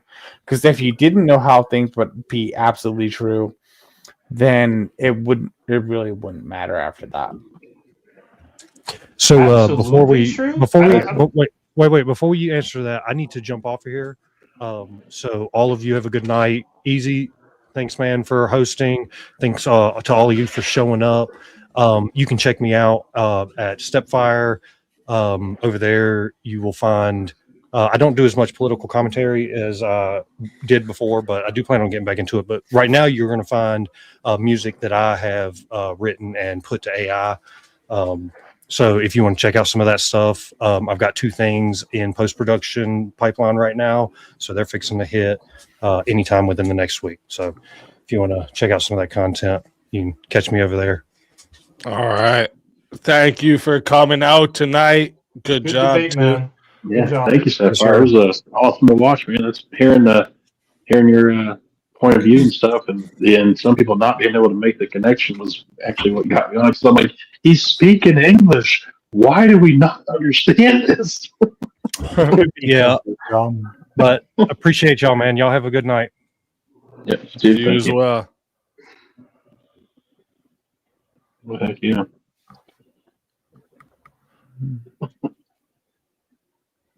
So before I hop off there, John, you did say a question. You were asking, how would we know the belief structure that we follow is absolute, and how would we learn that structure or something like that? Is what you were saying? Yeah. I mean, ultimately, it'd come down to what you believe in, right? I would So if we question believe in- why is the parameter absolute? Why does it need to be absolute? Like, Well, what would that serve for it to be an absolute, like, for an absolute knowledge claim? Because, wouldn't there be nuance to whatever you would need to believe? Because it would depend on where it would apply. Well, you could argue that, Tomahawk, but then the level of nuance is what kind of makes it weaker than an absolute position. So if you have, I mean, obviously God being the ultimate creator, the Alpha, the Omega, I mean, that's the following that we chose, and having that being the ultimate, then it makes it pretty easy to follow that whenever you see all the teachings in Christ. Tomahawk, if I asked you, Tomahawk, like, how do you know everything you believe in is to be true? How would you know that? Well, I would say that a lot of my ethics and morals come from the Bible and God, because I was raised off a Christian worldview. Okay. Well, if it's through a Christian worldview, then, like, how would you be able to justify that position? Like, you would have to go. You would have to go down this whole. Well, I mean, where do you want to start? You can start with the morals that it teaches. You can see how much it's better for people. No, you would have to. Bonding I figure I'm thinking that in this case, the justifications would simply come from, well, I guess in this case it'd be God himself, even though I was more so taught off of the lessons themselves. And so I would really just be going off the lessons and how the lessons kind of just make sense at the end of the day, even without mentioning God, even without mentioning Jesus Christ and the Bible and whatnot. They kind of just make sense. That's the problem right there. It's like, how do you make sense of it if it is actually good, if it is actually okay? How do you come to that conclusion? the same way we came to the conclusion that abortion was murder. I mean, it's pretty simple. I mean, to me at least, it's something. And again, this is just from my own upbringing. Do you think? I'm sorry to interrupt. Do you think knowledge is something that we can just like anybody can use? I'm not sure what you mean. Like, what do you mean anybody can use knowledge? Yeah, what is knowledge? Knowledge would be a justified truth claim, right? Okay. Yeah. Okay. So, do you think anybody can use a hammer? Depend on what the use is for. Can you use a hammer to drive a nail into a piece of wood? If you're taught that, stop giving qualifiers. Stop giving qualifiers to it. I'm answering your question. But I'm asking you a simple question. Do you think anybody is capable of using a hammer? You know what? You can give a retard a calculator, and he's going to try to turn a TV on with it. Okay, all right. That's wonderful. Do you think anyone or everyone is able to use a hammer properly? No. Able? Yes. I mean, do they have the capacity for it? Maybe, because we're all born and God. Okay. All right. I guess the word able. Stop. Hold on, real quick. I have been a carpenter for 25 years. Okay. Do you think you are able to use a hammer more efficient than I am? Well, I would say yes, but it's also what kind of hammer are we talking here? Are we going claw, roofing, sledge? Any kind of hammer, dude. Pick your hammer. There you go. I think I could use any kind of hammer better than you can. And how many years and what's the qualification for you to use this hammer more properly than I can use it? My 30 years of construction experience. Okay. All right. So now we're coming into. Or you said 20. Well, you said 25, right? I'll match you at 25. To be fair. Yeah. 25 years. So we have equal. Than you. Okay. Maybe I'm younger than you. Okay. But if you're going to say that we can use this thing more popular, I mean, not popular, Properly. Yeah, more properly or more efficient. More efficiently. Yeah, than me or someone else. Then what would that take? What are you using the hammer for? Like for me, I say, what if I'm using the hammer for building houses? No, I'm acting about the act itself. So are you talking beyond hammers now, or are we? Help me follow your train of logic there. Okay. See, I'm trying to give you the benefit of the doubt, but I don't know where you're going. That's what I'm saying. Help me follow your train there. Do you think that someone just because we are you can do this. You can do it, buddy. You can do this. I'm trying to find the words right now. Damn it. You can do it. Do you think that we can use things better than anybody else can without any purpose to using the tool? I mean, anyone can practice with proficiency. Inherent level of skill. I know, but what is the qualifier that will give you the purpose for doing that? I want to be better. But I want to be the best. I want to be the best hammerer on the planet. That's a qualifier. That's a qualifier. Okay. So, what's the difference between that and the justification? But how would you know that you're going to be the best hammerer on the job? I don't know. I compare myself to Johnny McVito with 25 years of construction experience and you, John Mendragon, with 25 years of woodworking and say, can I hammer as good as those guys? Yes? No? Yes? Okay, I think I'm cool. Am I better than them? I don't know. Maybe. I hammer it 0.5 seconds faster than McVito can. I guess I'm better than him.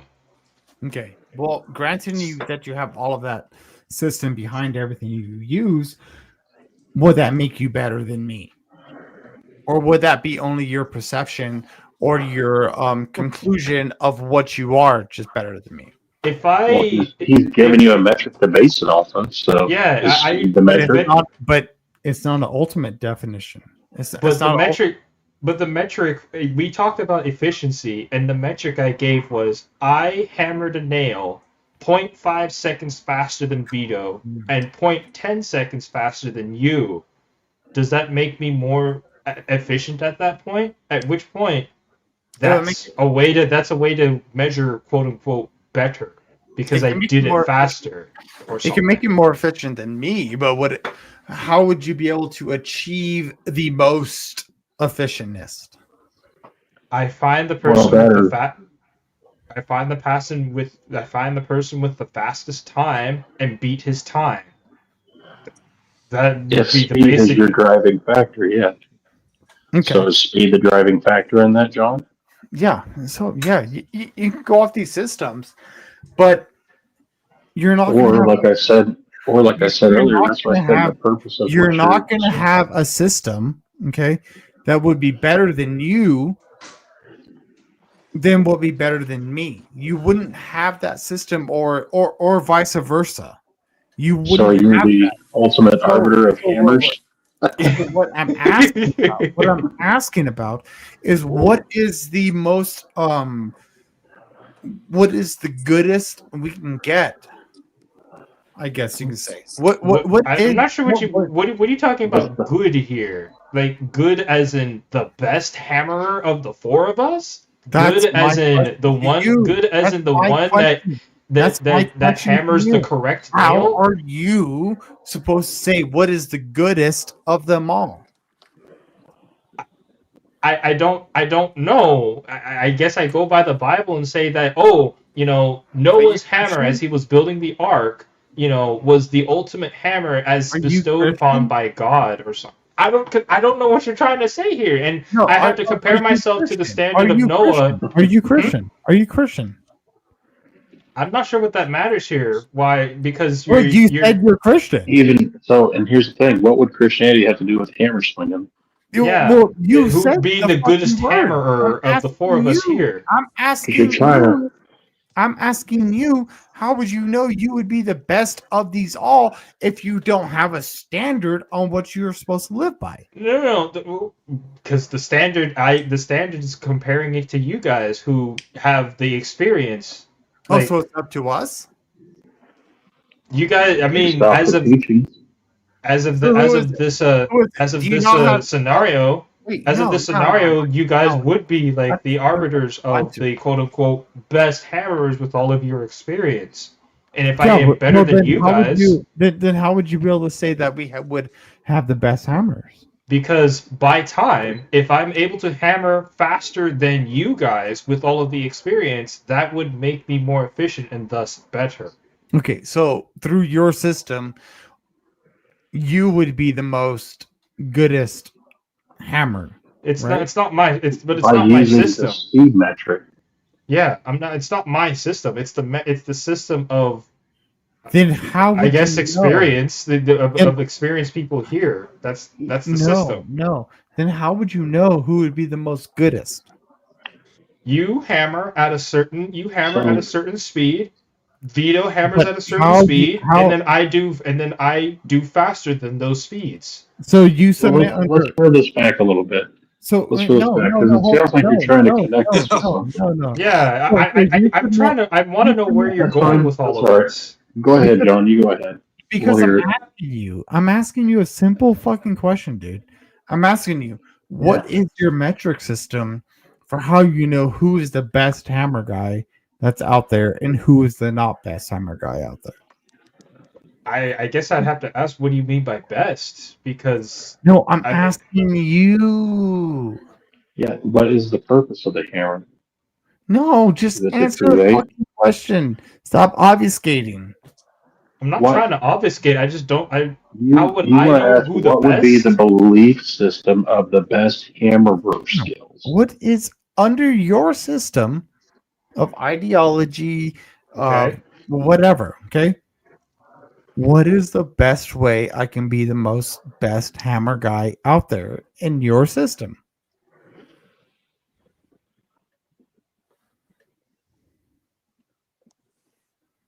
I would say. Do it. Come on, bro. Come on. Do it. Do it. You can do it. What according you to would be able my to create with it? according to my worldview, who would be the? How would I know that I'm the best hammer guy of the three people here? That is what you're asking. Oh, How well, if- I went to the washroom for a second. My bad. What the fuck Oh, is you- this? You're Holy as good as shit. mine, Mo. You guys is as good as Where- mine. Okay, John. Yeah, I everybody I meet, John. You know, everybody I meet, I'm just better than they are. Everybody I meet. That's how I know. Now, That's where are you what I going? would've Where are you been- going with that's this? what Is this just yeah. like fucking Timu tag you're trying to run here? What the fuck is That's- this? yeah, We're you're feeding basically- into his narcissism. He really wants to know he's the best hammerer. Come but on, he's all right, asking John. what the best Everybody I thing meet, is. everybody. I'm the bestest, goodest hammerer there is. I'm the That's bestest there is. basically- And that's basically what I was saying is like between you two guys with the most experience, if I hammer Everybody faster I than meet, I'm you- better than. What is it? What I'm the the fuck is this better. point? What the fuck does this prove? Where are you going with this? Do you have like a plane you're gonna land here? Do you have a better analogy you want to go and take a swig and then come back? What is this? No, I'm Oh, man. same simple fucking question. Okay, I just answered you. I'm the bestest hammer. Everybody I meet, I'm better than they are. Mo, hold on. Everybody I meet, I'm better than they are. Hold on there, Mobo. So what's next? Okay, I'm same question. how are you able to judge anything off of your metric systems? Everybody, I mean, I'm better they are. So because here's the metrics this week. You see how this is a dog shit analogy? You need to go back and try again.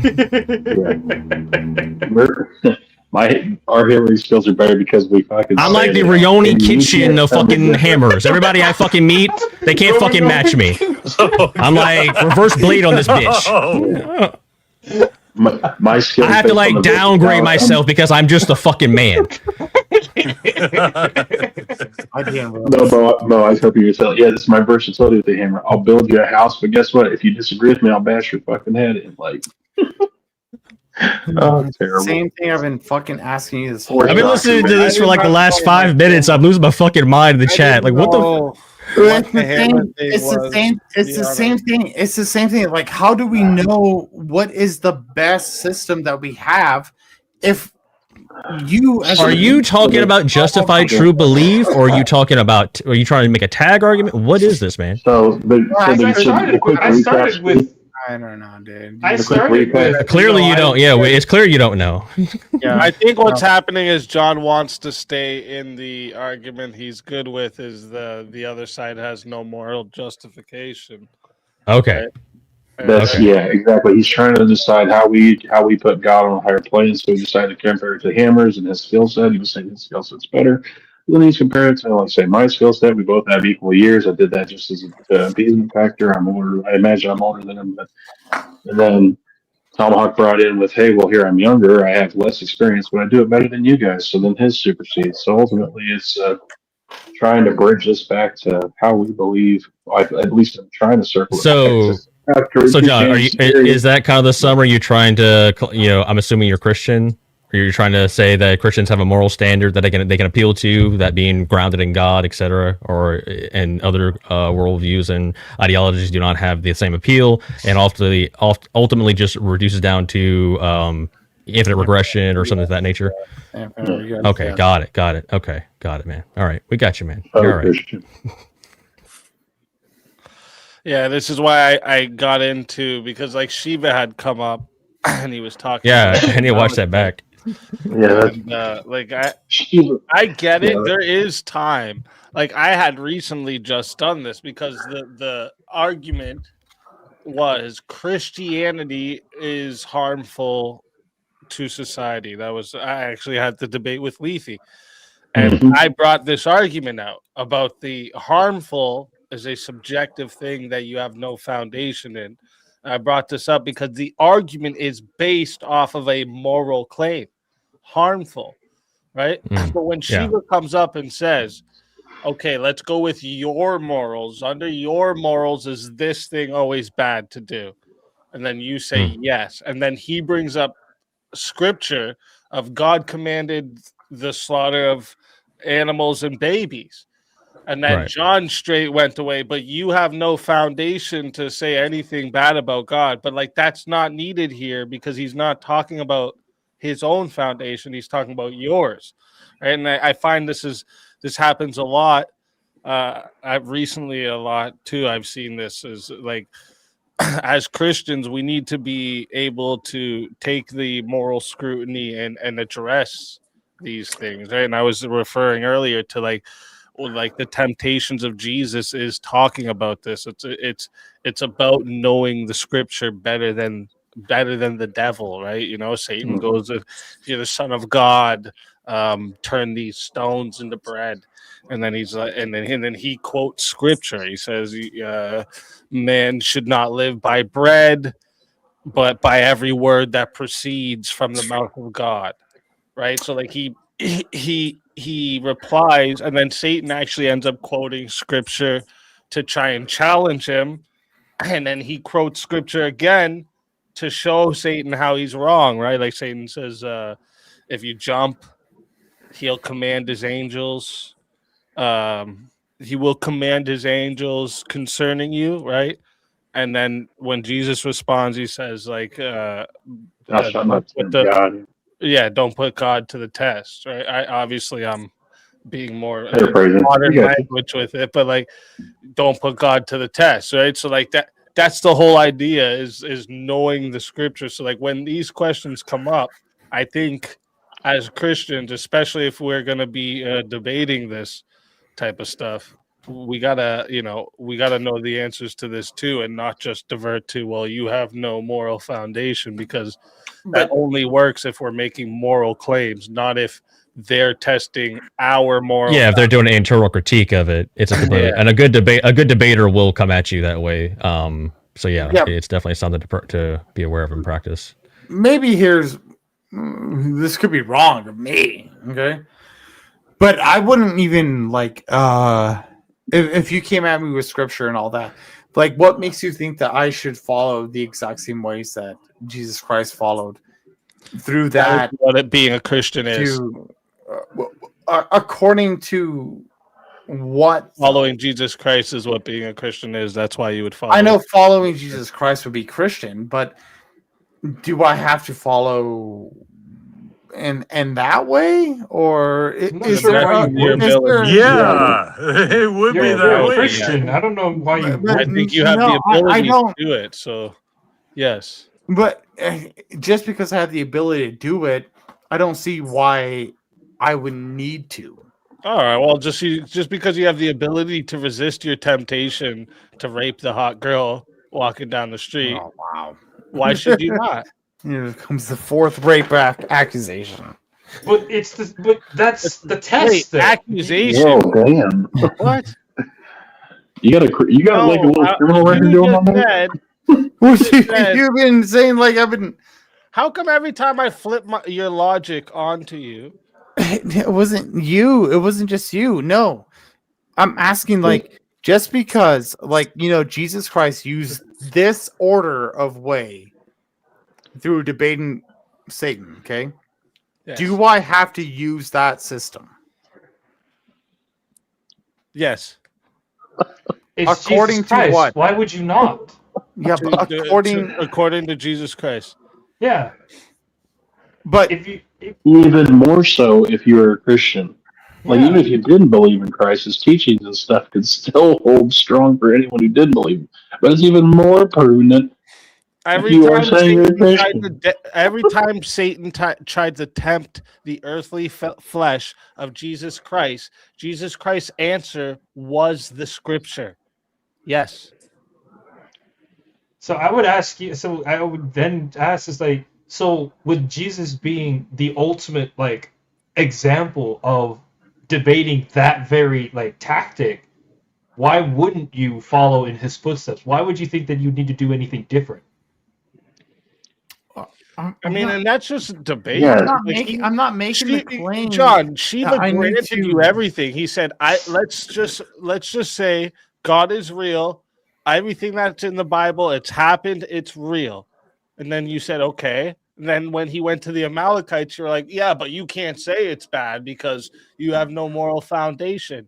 He just said, I'm granting you your worldview. So now you have to compete within this. That's what I'm trying to say. Here, I got something for you. Right now, I'm doing the same thing. In a way, I'm doing the same thing by asking you that very thing. So, John, I got a great question for you. I'm going to pose you a hypothetical. You have this opportunity. There's a book that has literally every answer that you would need to in life. It'll literally guide you in the best way. Not contesting if you think it's the best route. It's literally the book that is the best. It's any answer that you could ever think of, anything that you'd ever have a question about. If you read it and you actually truly accept it, you'll be able to understand it. Okay, just a magic book for your sake. And this book is sitting on your table. Would you have any contentions about reading that book and actually trying to better your life, or would you just say, well, someone's got to prove to me that's the better book?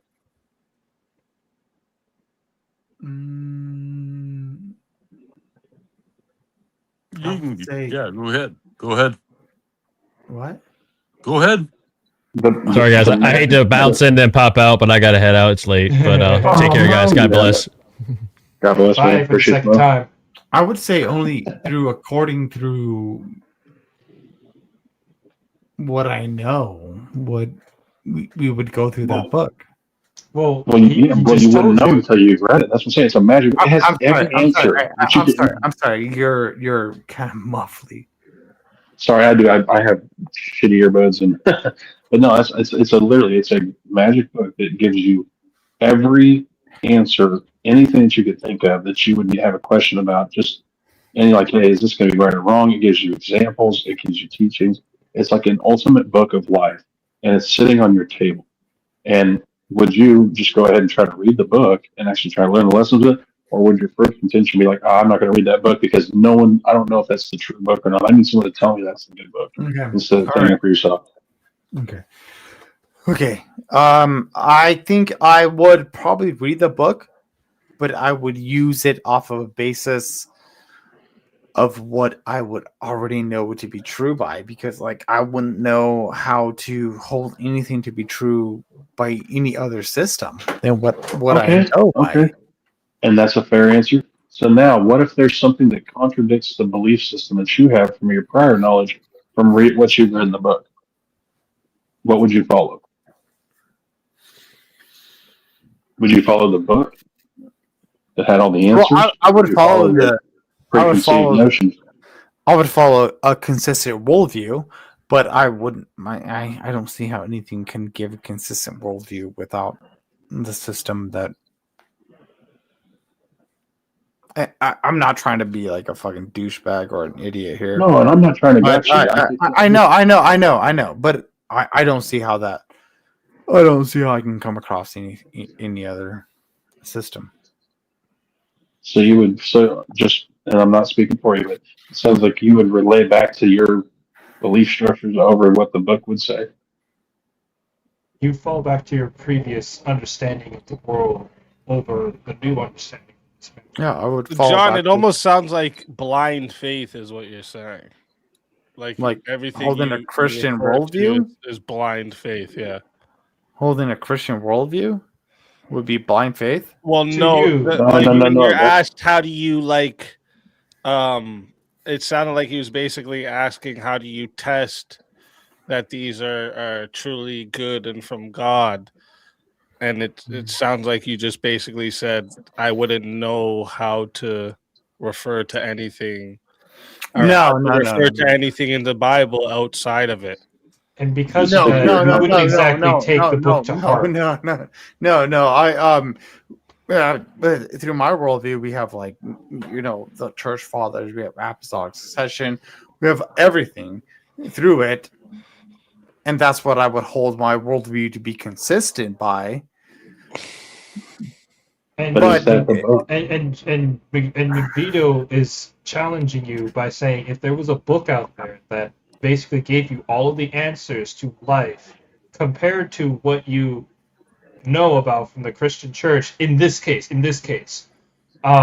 Is this hypothetical or is this like an actual... In a way, yeah, but it's a magic book that gives you... It would only have to be hypothetical for me to read. I even said that book was just a magic book. I even just simple it down. I even said, look, it's just a magic book. It just literally has all the answers. It has all the teachings. It has examples of situations in life where if it's right and wrong, this is the way it would tell you to go because that is the correct way.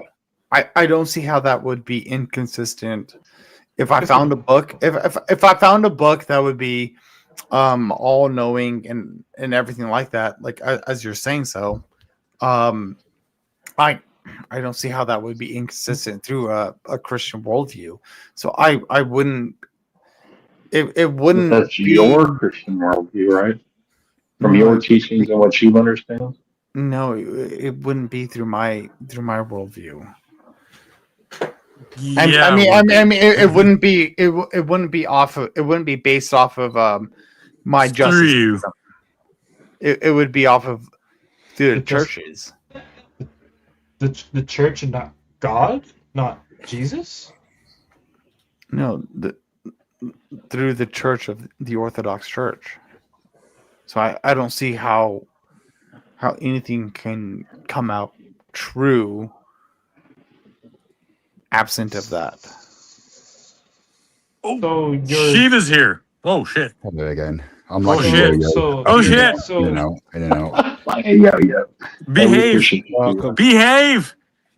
Behave. I will try.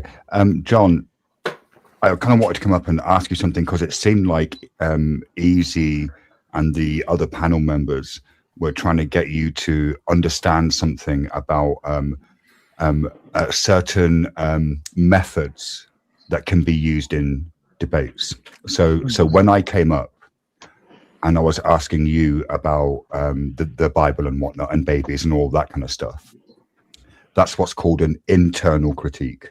So in an internal critique, you grant your interlocutor's worldview, right? Whatever it is, you say, okay, let's just accept that that's all true. And then you start testing the logic. And it's different from an external critique. So, which is what you were doing, right? So I was doing an internal critique, taking your worldview, and then you were, I mean, were you doing it? Yes, you were doing an external critique because you were saying, I don't have the ability to do that. And that's a different type of debate. And I think maybe that's why people were finding it a bit frustrating, perhaps. How? Because you didn't seem to realize that I was doing something very specific that's quite common in debates. Because he's a magician. I already admitted that I would only serve through God's morality, right? And no, Shiva that's was not working. No, that's Shiva was working. Go ahead. Yeah. Sorry, what I'm talking about right now isn't to do with the content of what we were discussing earlier. It's to do with the structure of how that discussion was taking place. Okay. And the structure was based off of your worldview, John. And he was basically working his arguments through your worldview and asking you questions off of your worldview. It's like when we say to atheists, well, under your, if I grant that we just come from, a stroke of luck kind of thing, we're just, the Big Bang, everything comes from stardust and whatnot. What actually makes rape objectively wrong? And then now I'm doing an internal critique on an atheism worldview, right? So they can't say to me, well, it doesn't matter because God allows this. It doesn't matter what God allows because we're asking you based off your worldview. So like that's what Shiva did, but in reverse. Shiva was like, if I was to say, yes, God is real, everything in the Bible happened, why is it good based off of the moral foundation of a Christian that God commanded the murder of babies? Yeah. And I think would God be that causational act? Well, wait. No, this isn't about the content. This is still about the structure. If you can grasp the differences between an internal and an external critique, I think you'll have a much easier time in debates going forward. Right. Okay. And we can go into that, but we want to hash this out first. Because John, funnily enough, I actually want you to enjoy having debates, and part of that is going to be you becoming more skilled at debating. Right. Maybe. I'm not saying that. I'm not saying that to be. Yeah, I mean, and like none of us are perfect. We're all learning how to do this shit as we go along. I just don't. I don't see how. If you're asking me the question, then I would give you the justification through God. Right. Okay. Yeah. Just take a break, bro. And then take a break. Take a break, bro. Hang on. Do you mind if I fucking finished it? And then you're gonna ask me, right? I don't see how like. Are you still thinking that the questions are external? No, they're not. Fuck, no, man. I Come think on. no, I'm not. I just don't see how like. Well, that's fine. You say that you can, God is your justification, and then part of an internal critique would be asking follow-up questions to test the boundaries of the logic. So Right. I would ask you how No, to test my boundaries. no, that's not Okay, how I'm then why doing don't you ask me during to test my boundaries? that's what I was doing. But you didn't seem to want to allow that to happen. You instead wanted to flip it round and say you have no basis for asking those questions. Just because I wouldn't even grant you that in the first place. Okay, right. An internal critique. It's like debate school 101, isn't it? You're done. You're done, bro. But no, You're no, done. I'm not done. You're done. I'm not done. If I don't grant you a position, No, John. Isn't that a position? You're done, bro. Is it? Gordon, No, hang on a shut minute, up. Gordon. Shut the fuck up. Is it a position to hold that you don't grant the position that Right. the opposite has? Okay. Is it a Agreed, yeah. position? Yes or but- no? Yes, but Yes. yes, So what's your but there's a justification for but. You holding need that to let me position? say the words that come after the but. In an internal critique, when you are the one being critiqued, you do not get to ask those questions until the critique is over. I haven't asked you fucking anything. You've been asking me. And that's You the just whole said- thing. You assert your positions to me. I don't No. grant you them. No, I In am order the to one have a grant- position, John, you John, must have John. it. John, John. there's no position being Seriously, taken by. man. Calm It's down. only your position Hey. we are No. going off. Calm the of, fuck John. down, bro. Right, okay, John, in an internal John. critique. Yeah. Hang on, Gordon, hang on. John, in an internal critique, when I am interrogating your worldview, I am not taking a position. I'm questioning yours. Yeah, John, we're not, then the questions aren't to attack you. All right. The questions are merely to see what is the Get it, basis but of your I don't of your grant logic. position. There's no. Okay, there's let's no do this. Let's do there's this. no No, I want to position. try this. I want to try this because this is craziness to me. I am a Christian. Okay. If God commanded you to kill the baby next door, would you do it, and would it be morally good? Absolutely not. How do Absolutely you not. answer this? That's a nonsensical No. position to have. That would not. I make didn't any take That's sense the the at all. position. That was a That's question. not That a wasn't a position. position. Okay, No. all right, fine. No, Hypothetical. John, I didn't no, take no, a no, position. no, I asked no, a no, question. no. Hypothetical. Big time no. Big time no. And then So now you're going to no, go you into wouldn't like do now it? I'm going to go against God's will and everything. So it's you would a abandon position. the divine command? It's a nonsensical position to hold. Stop. Would you? So you would But it's abandon not. the divine command? It's a nonsensical position to hold. Yeah, that doesn't say anything, John. It does. No, it doesn't. Yes, it does. Explain why it's a nonsensical position. Because, like, would God be able to create a stone big enough for him to carry? You're That's gonna not ask reasonable. me a question. I thought you were explaining to me why it's a nonsensical. Well, it's nonsensical because it's the same question. Would God be able to create a stone big enough where he wouldn't be able to carry? Would he? No, it's a nonsensical. Why is it position. a nonsensical It's a question? late night, John. Because it goes Explain it. against God's This is nature. what happens when you just repeat things you hear. No, Why? it doesn't. It goes Why is against it God's nonsensical? nature. Because it goes against God's nature. Oh, because it goes against God's nature. Yes. How so? Because it would be illogical. It would be an illogical position for God to hold. For him to God commands you to kill the baby next door. Where's the contradiction? Where's the illogical part? do you think God would do that? Why do did you it to keep you? asking me questions to my questions? But no, these are illogical positions. I'm not How? taking a They're position. I'm asking you a uncomfortable. question about your position.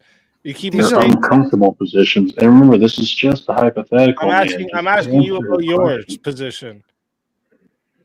No, No he one, wouldn't- no one he- thinks you'd actually commit the act, but for the I hypothetical, wouldn't. can I you wouldn't please do just it. answer I Steve's wouldn't do it. question? I'm just answering off of what I know. Okay. I'm not trying to fuck you. Okay. I'm just answering off of what I know. And based Yep. off of what you know, if God commanded you, if what? Gordon, hold on. Based off of what you know, John, if God commanded you to kill the baby next door, would you do it? And would that be what was the framing? Would it be good or something? What was the framing? That's an Would it be illogical good? position. That's an illogical position to hold, but- even hold. Hey, So when how you is say it even illogical, listen, stop, John. I'm comprehensible? trying to help you out here. Listen, I'm trying to help you out here. You can't just say it's an illogical position. You have to explain what's going on in this question. I am. I have explained it. You're just saying it's illogical and repeating yourself. You started to. You got it. You got close. You said it's against God's nature.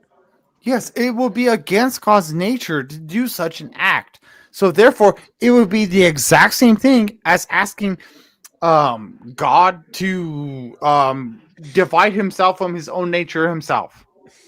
It would be impossible. It's illogical. Through my worldview, it's impossible. Right. So the way you have to do this is you would need to reject a false premise, right? Correct. But no, I would have to accept a false premise. No. Wait. You would reject a false premise. Right? You would say something like before you would say I reject this premise because that Christianity that doesn't teach that God randomly commands people to kill babies at random. Right? Correct. Yes.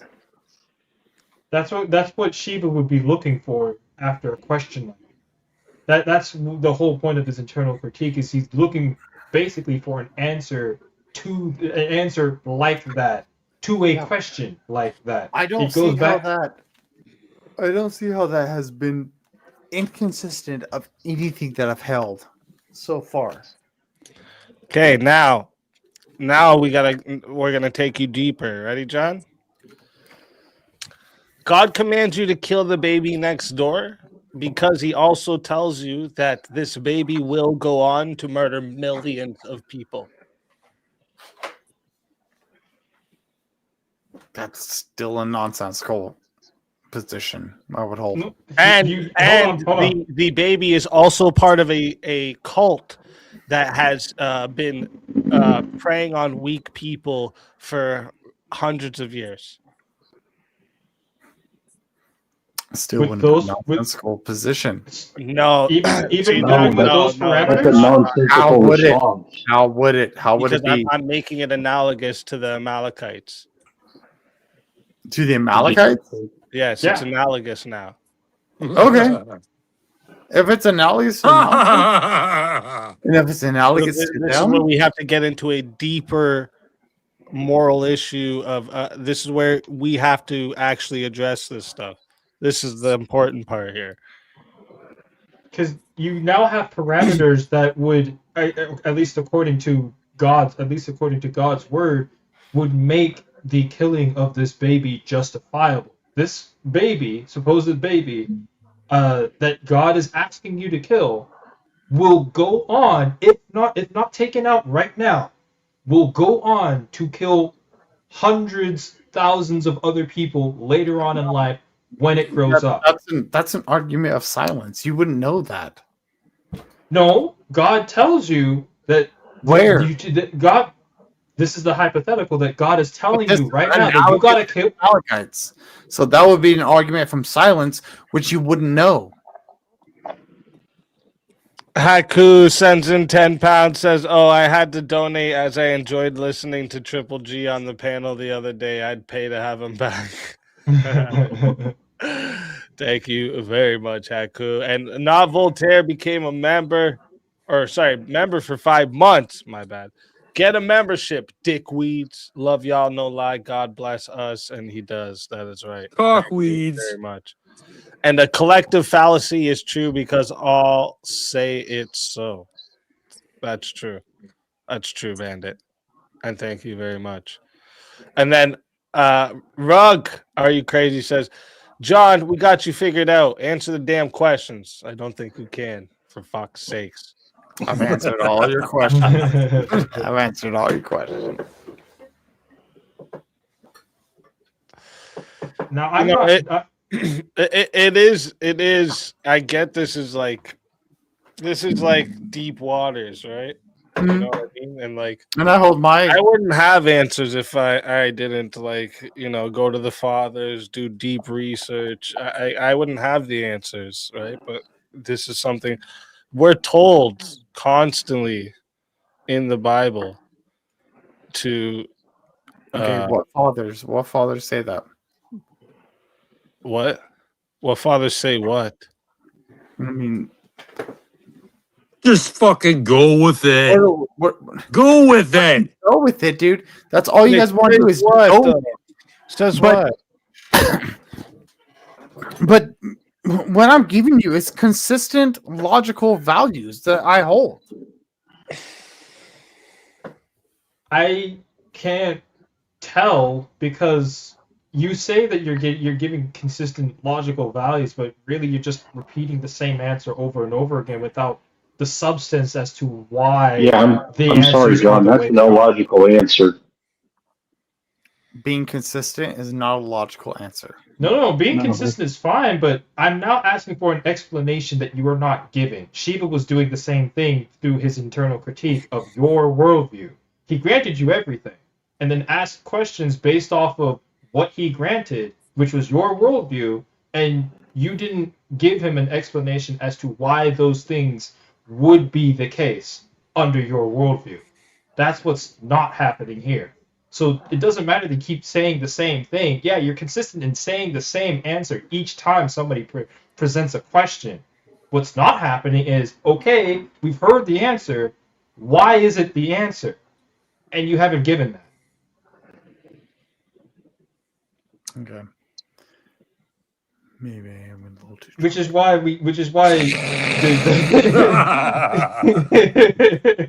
Holy fuck, bro. Come on. And so the question I don't go posed down to you- without a fight. the question posed to you now, after you've answered, it's not in God's nature to do such things. The further parameters, the next step would be, okay, this is a baby now that will go on, if not taken out right now, will go on to kill millions of others, some indeterminate number, and God tells you to kill that baby because of those reasons. Would you do it? And would that be following God's will?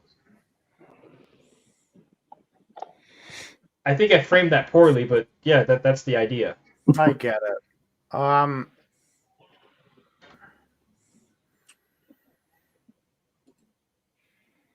I guess I would have to. I would have to go with God's will. I'm sorry. I would So have you to would do it. you would kill the baby. Yeah. I like babies. Me too. But at least you have a justification for it now. Yeah. And the justification is, God told me to because of this, this, and this. Mm-hmm. The Amalekites. Yeah, the Malachite situation. Not necessarily. No, I think the. Yeah, I would have to go off of the. I would have to go off of God, and I would have to justify myself through that unalignment. Love you, babies. Because I mean, like, what else would we be able to justify any unalignment of babies for, rather than just our own subjective morality doing it? But it wouldn't be subjective in this case because God told you He's the arbiter of morality. Therefore, it would. I know that's why objective. I said it would be outside of the subjective. So he would be. It would you'd be objective. Yeah. Right, it would be objective, and so Yeah. and I think that's what Shiva was going for when he was giving your internal critique. But you Yeah. opted not to. You opted not to answer. No, his I've question. said that. Instead, I've said that so many times where I would do that. I wasn't here earlier to hear you say that you would. I just came at the end, so that's what I'm working off of. But I've said that before. I'm sure you have. This is a problem. Why is it John, a problem? when I made it analogous, and you said you still wouldn't do it. That's the issue. On what though? You gotta bite that bullet, bro. On what bullet though do I have to bite, my friend?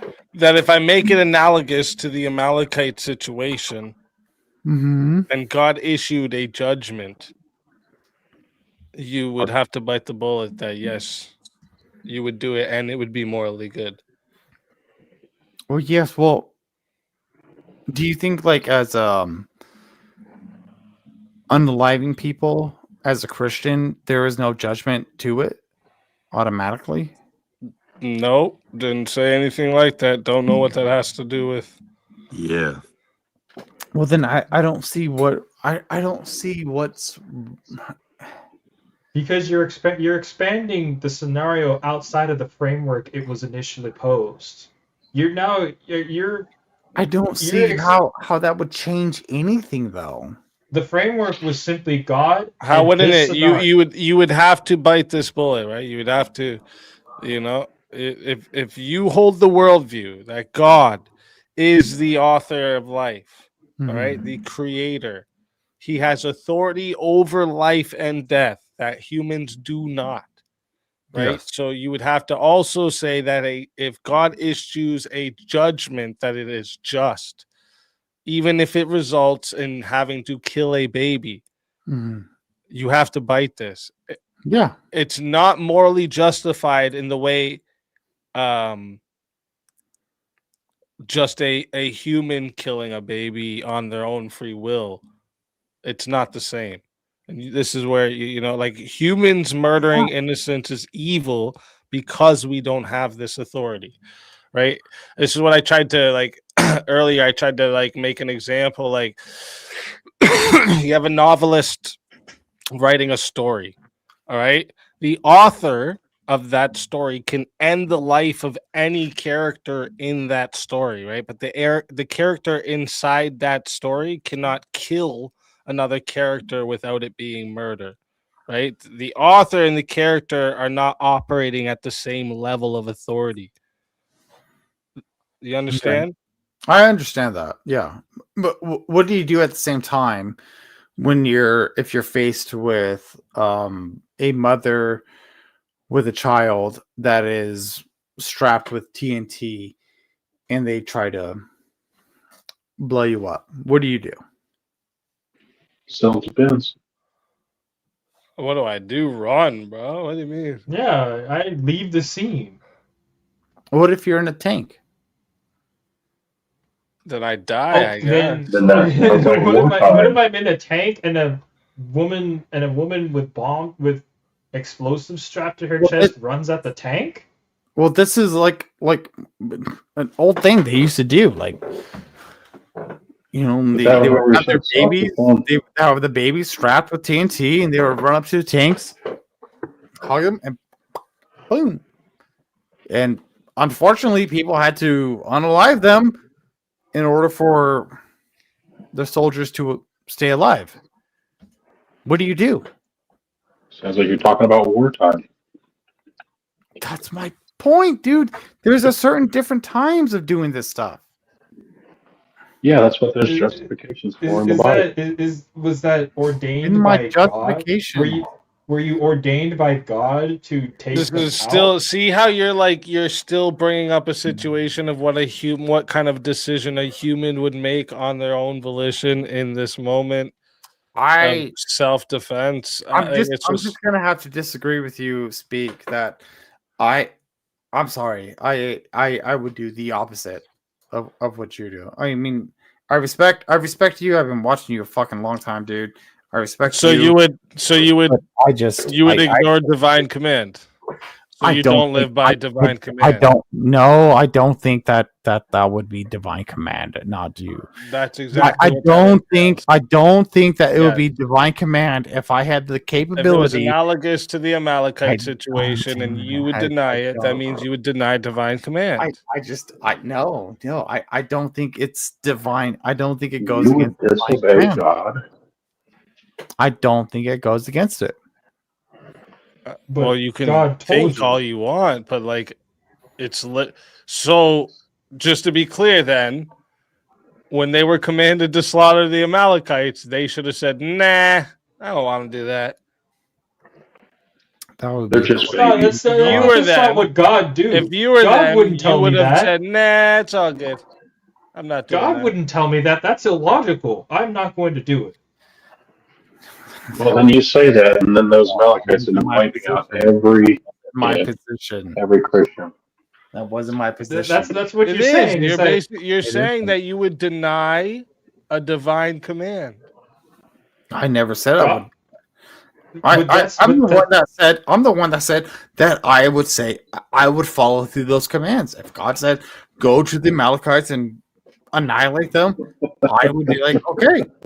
So which one is it? You would do it or you wouldn't? I would do it. That's been my position this whole time.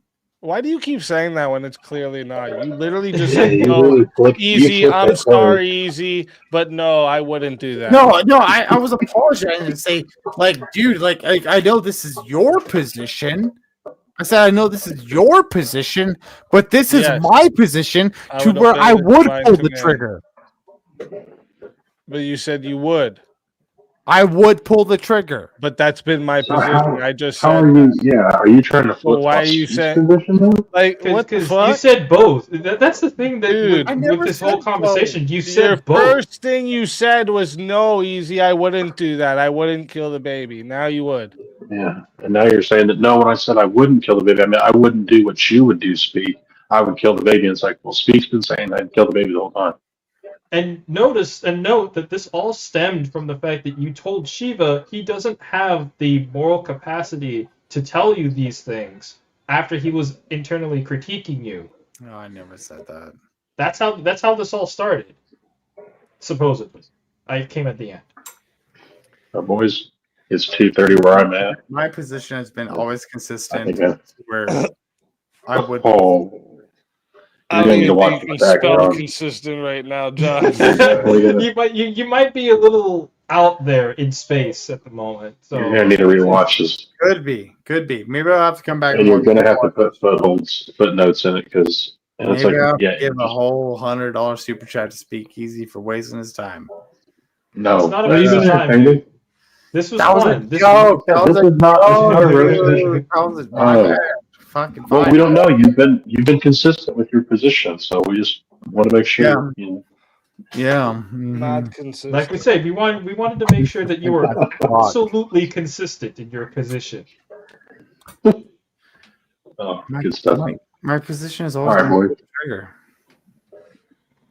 All right, have a good Well, one. I'm gonna head Yep, out as we'll well. see you This guys. This is great for me Thanks. to pop on. This is a good thought experiment for me. Holy shit, this is really good for me. Good seeing you, Anyway, everybody. thanks, Speak. Have a Thanks great one. again, Speak. Have a Okay. good one, bro. Thanks for coming up. And pay this man. Pay this man. Okay. Pay this man Speak. This guy gives you great content every single day for free. Donate to this man so that he is able to continue giving you great content on this wonderful, wonderful internet plane that we all exist in. True. Have a good one, you guys. Later, dog. You want an easy way for you, John? Next time you just say, God is the author of life. God has authority over life and death. God can execute judgment on societies. Humans cannot claim this authority for themselves. That has been my position.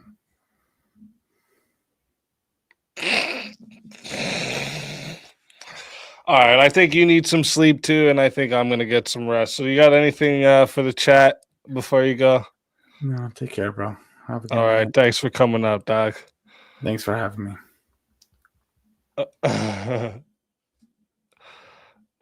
Darth comes up right when we're gonna wrap up. Darth, we're just about to wrap up here. I apologize. You must be on a late schedule. You always come in mad late. You must have a late schedule, my friend.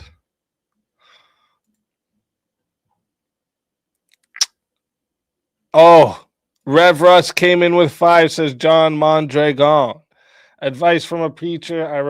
I recommend checking out the book Hard Sayings by R.C. Sproul. God bless everyone. Thank you very much, Rev.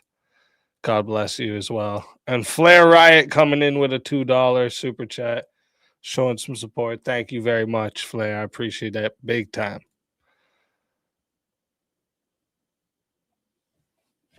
I appreciate that big time.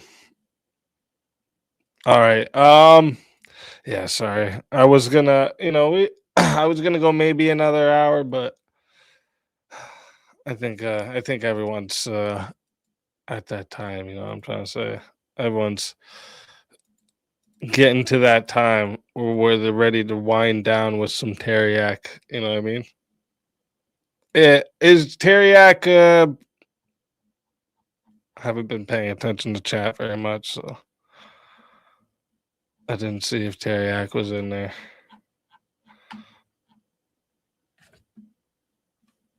Is that Triple G? No, Haku. That's someone else.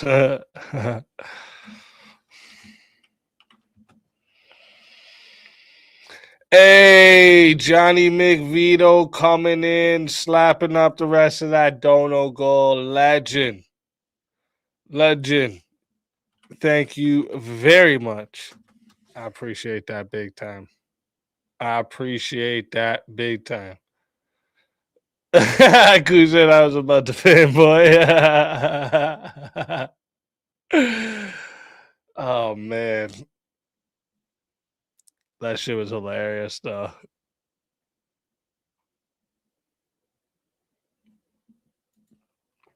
Where's William? Is William in the chat? Let me see. Is Teriyaki already streaming? Let me look. Let me go check out the YouTube streets real quick, huh?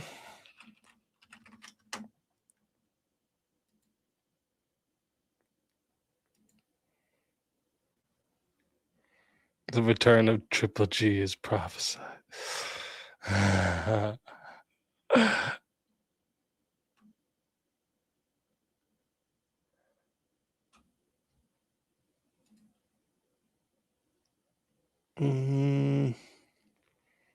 That shit was wild. Listen, Dustin, you never know what's gonna happen on a speakeasy stream. That's why you can't miss them, bro.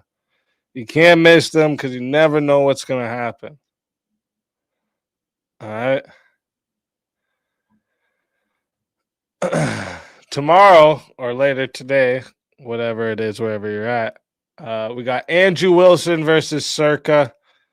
This should be a great debate. Trump is a fascist is the prompt for tomorrow. So yeah, it should be a good one. All right, should be a good one. So I know you're all gonna be here for that one. You can't miss that one, all right? And I might have the new intro ready for you guys tomorrow. We'll see. But hey, William, there he is. Is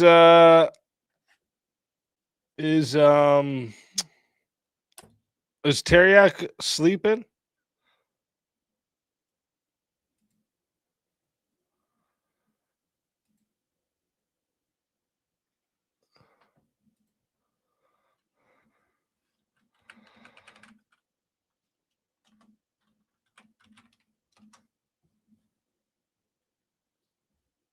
Yeah, I don't see he's live. And he's not answering me. So where am I sending you guys?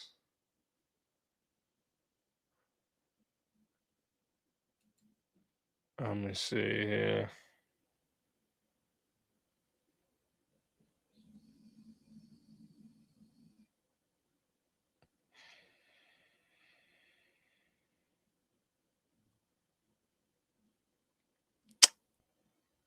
Sam Shimon. What the fuck? When is he ever live at this time? What's going on? What world are we in? What the fucking timeline are we in right now? Since when is Sam Shamoon live at fucking 3 a.m.? What's going on here? 4 a.m. almost. We live in a crazy world, bro.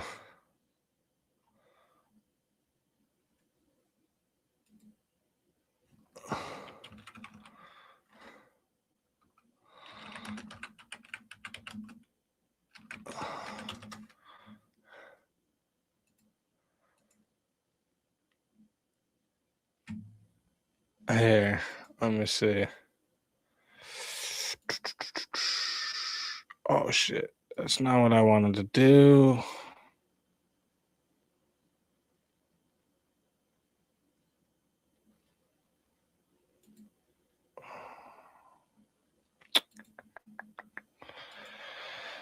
One second, guys. I'm just getting you somewhere to go. Just getting you somewhere to go. Hold up.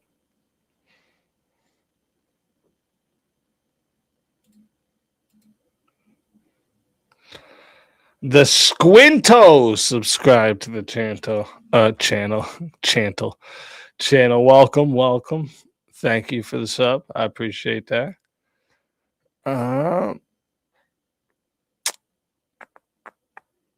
Why can't I find what's fucking YouTube? I got it. I'm gonna send you guys over here to Marte. Marte's live. I'll send you guys over to Marte's.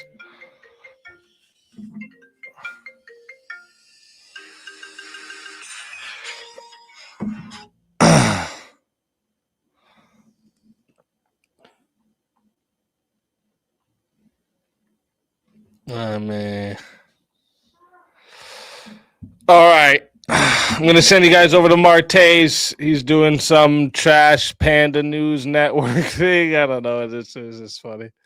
Who knows? Doing some news thing, though. I know he said he was going to be doing something, and he called it Trash Panda News. So I don't know what it is, but Marte's always respectful here to the channel. Good friend of the channel, you know. So go show him some love. Give him a sub and a like before you leave if you're not going to stay, you know. Help a brother out. All right? Help a brother out. Other than that, listen, tomorrow we got Andrew Wilson, Nowhere Prep Debate Thursday, Verbal Combat on Friday. It's already been a lit week. All right? And it's about to keep getting litter. That doesn't sound as cool as I thought it would out loud. But I hope you all have a beautiful night. Thank you all for your support. Shout out to you all. Hit some W's and crowns in the chat for chat, hitting that dono goal. I appreciate that big time. What we're going to do from now on, too, I was going to say this earlier, but we didn't really have, we would have been me and one person. But for now on, if we hit the dono goal by 2:30 a.m., the $300 dono goals, if we start hitting them by 2:30 a.m. Eastern time on open panel nights, we will end with a hot seat every time we hit the goal. So that'll be a part of a reward for hitting the goal, is we'll do a hot seat, because I want to get back into doing the hot seats, and I think I've had enough people request that we need to do more hot seats. So if you want to see more hot seats, you gotta hit those dono goals, you know what I'm saying? Because we all love a good hot seat. But listen, thank you all for coming and joining me. Okay, Again, can't tell you how much I appreciate it. And remember, it could be 30 in the chat. It could be 2,000 in the chat. Best chat on YouTube, hands fucking down. Love you guys. God bless you all. Have a beautiful night, morning, evening, whatever it is, wherever you're at. And for now, This is Sparta! Spartans! What is your profession?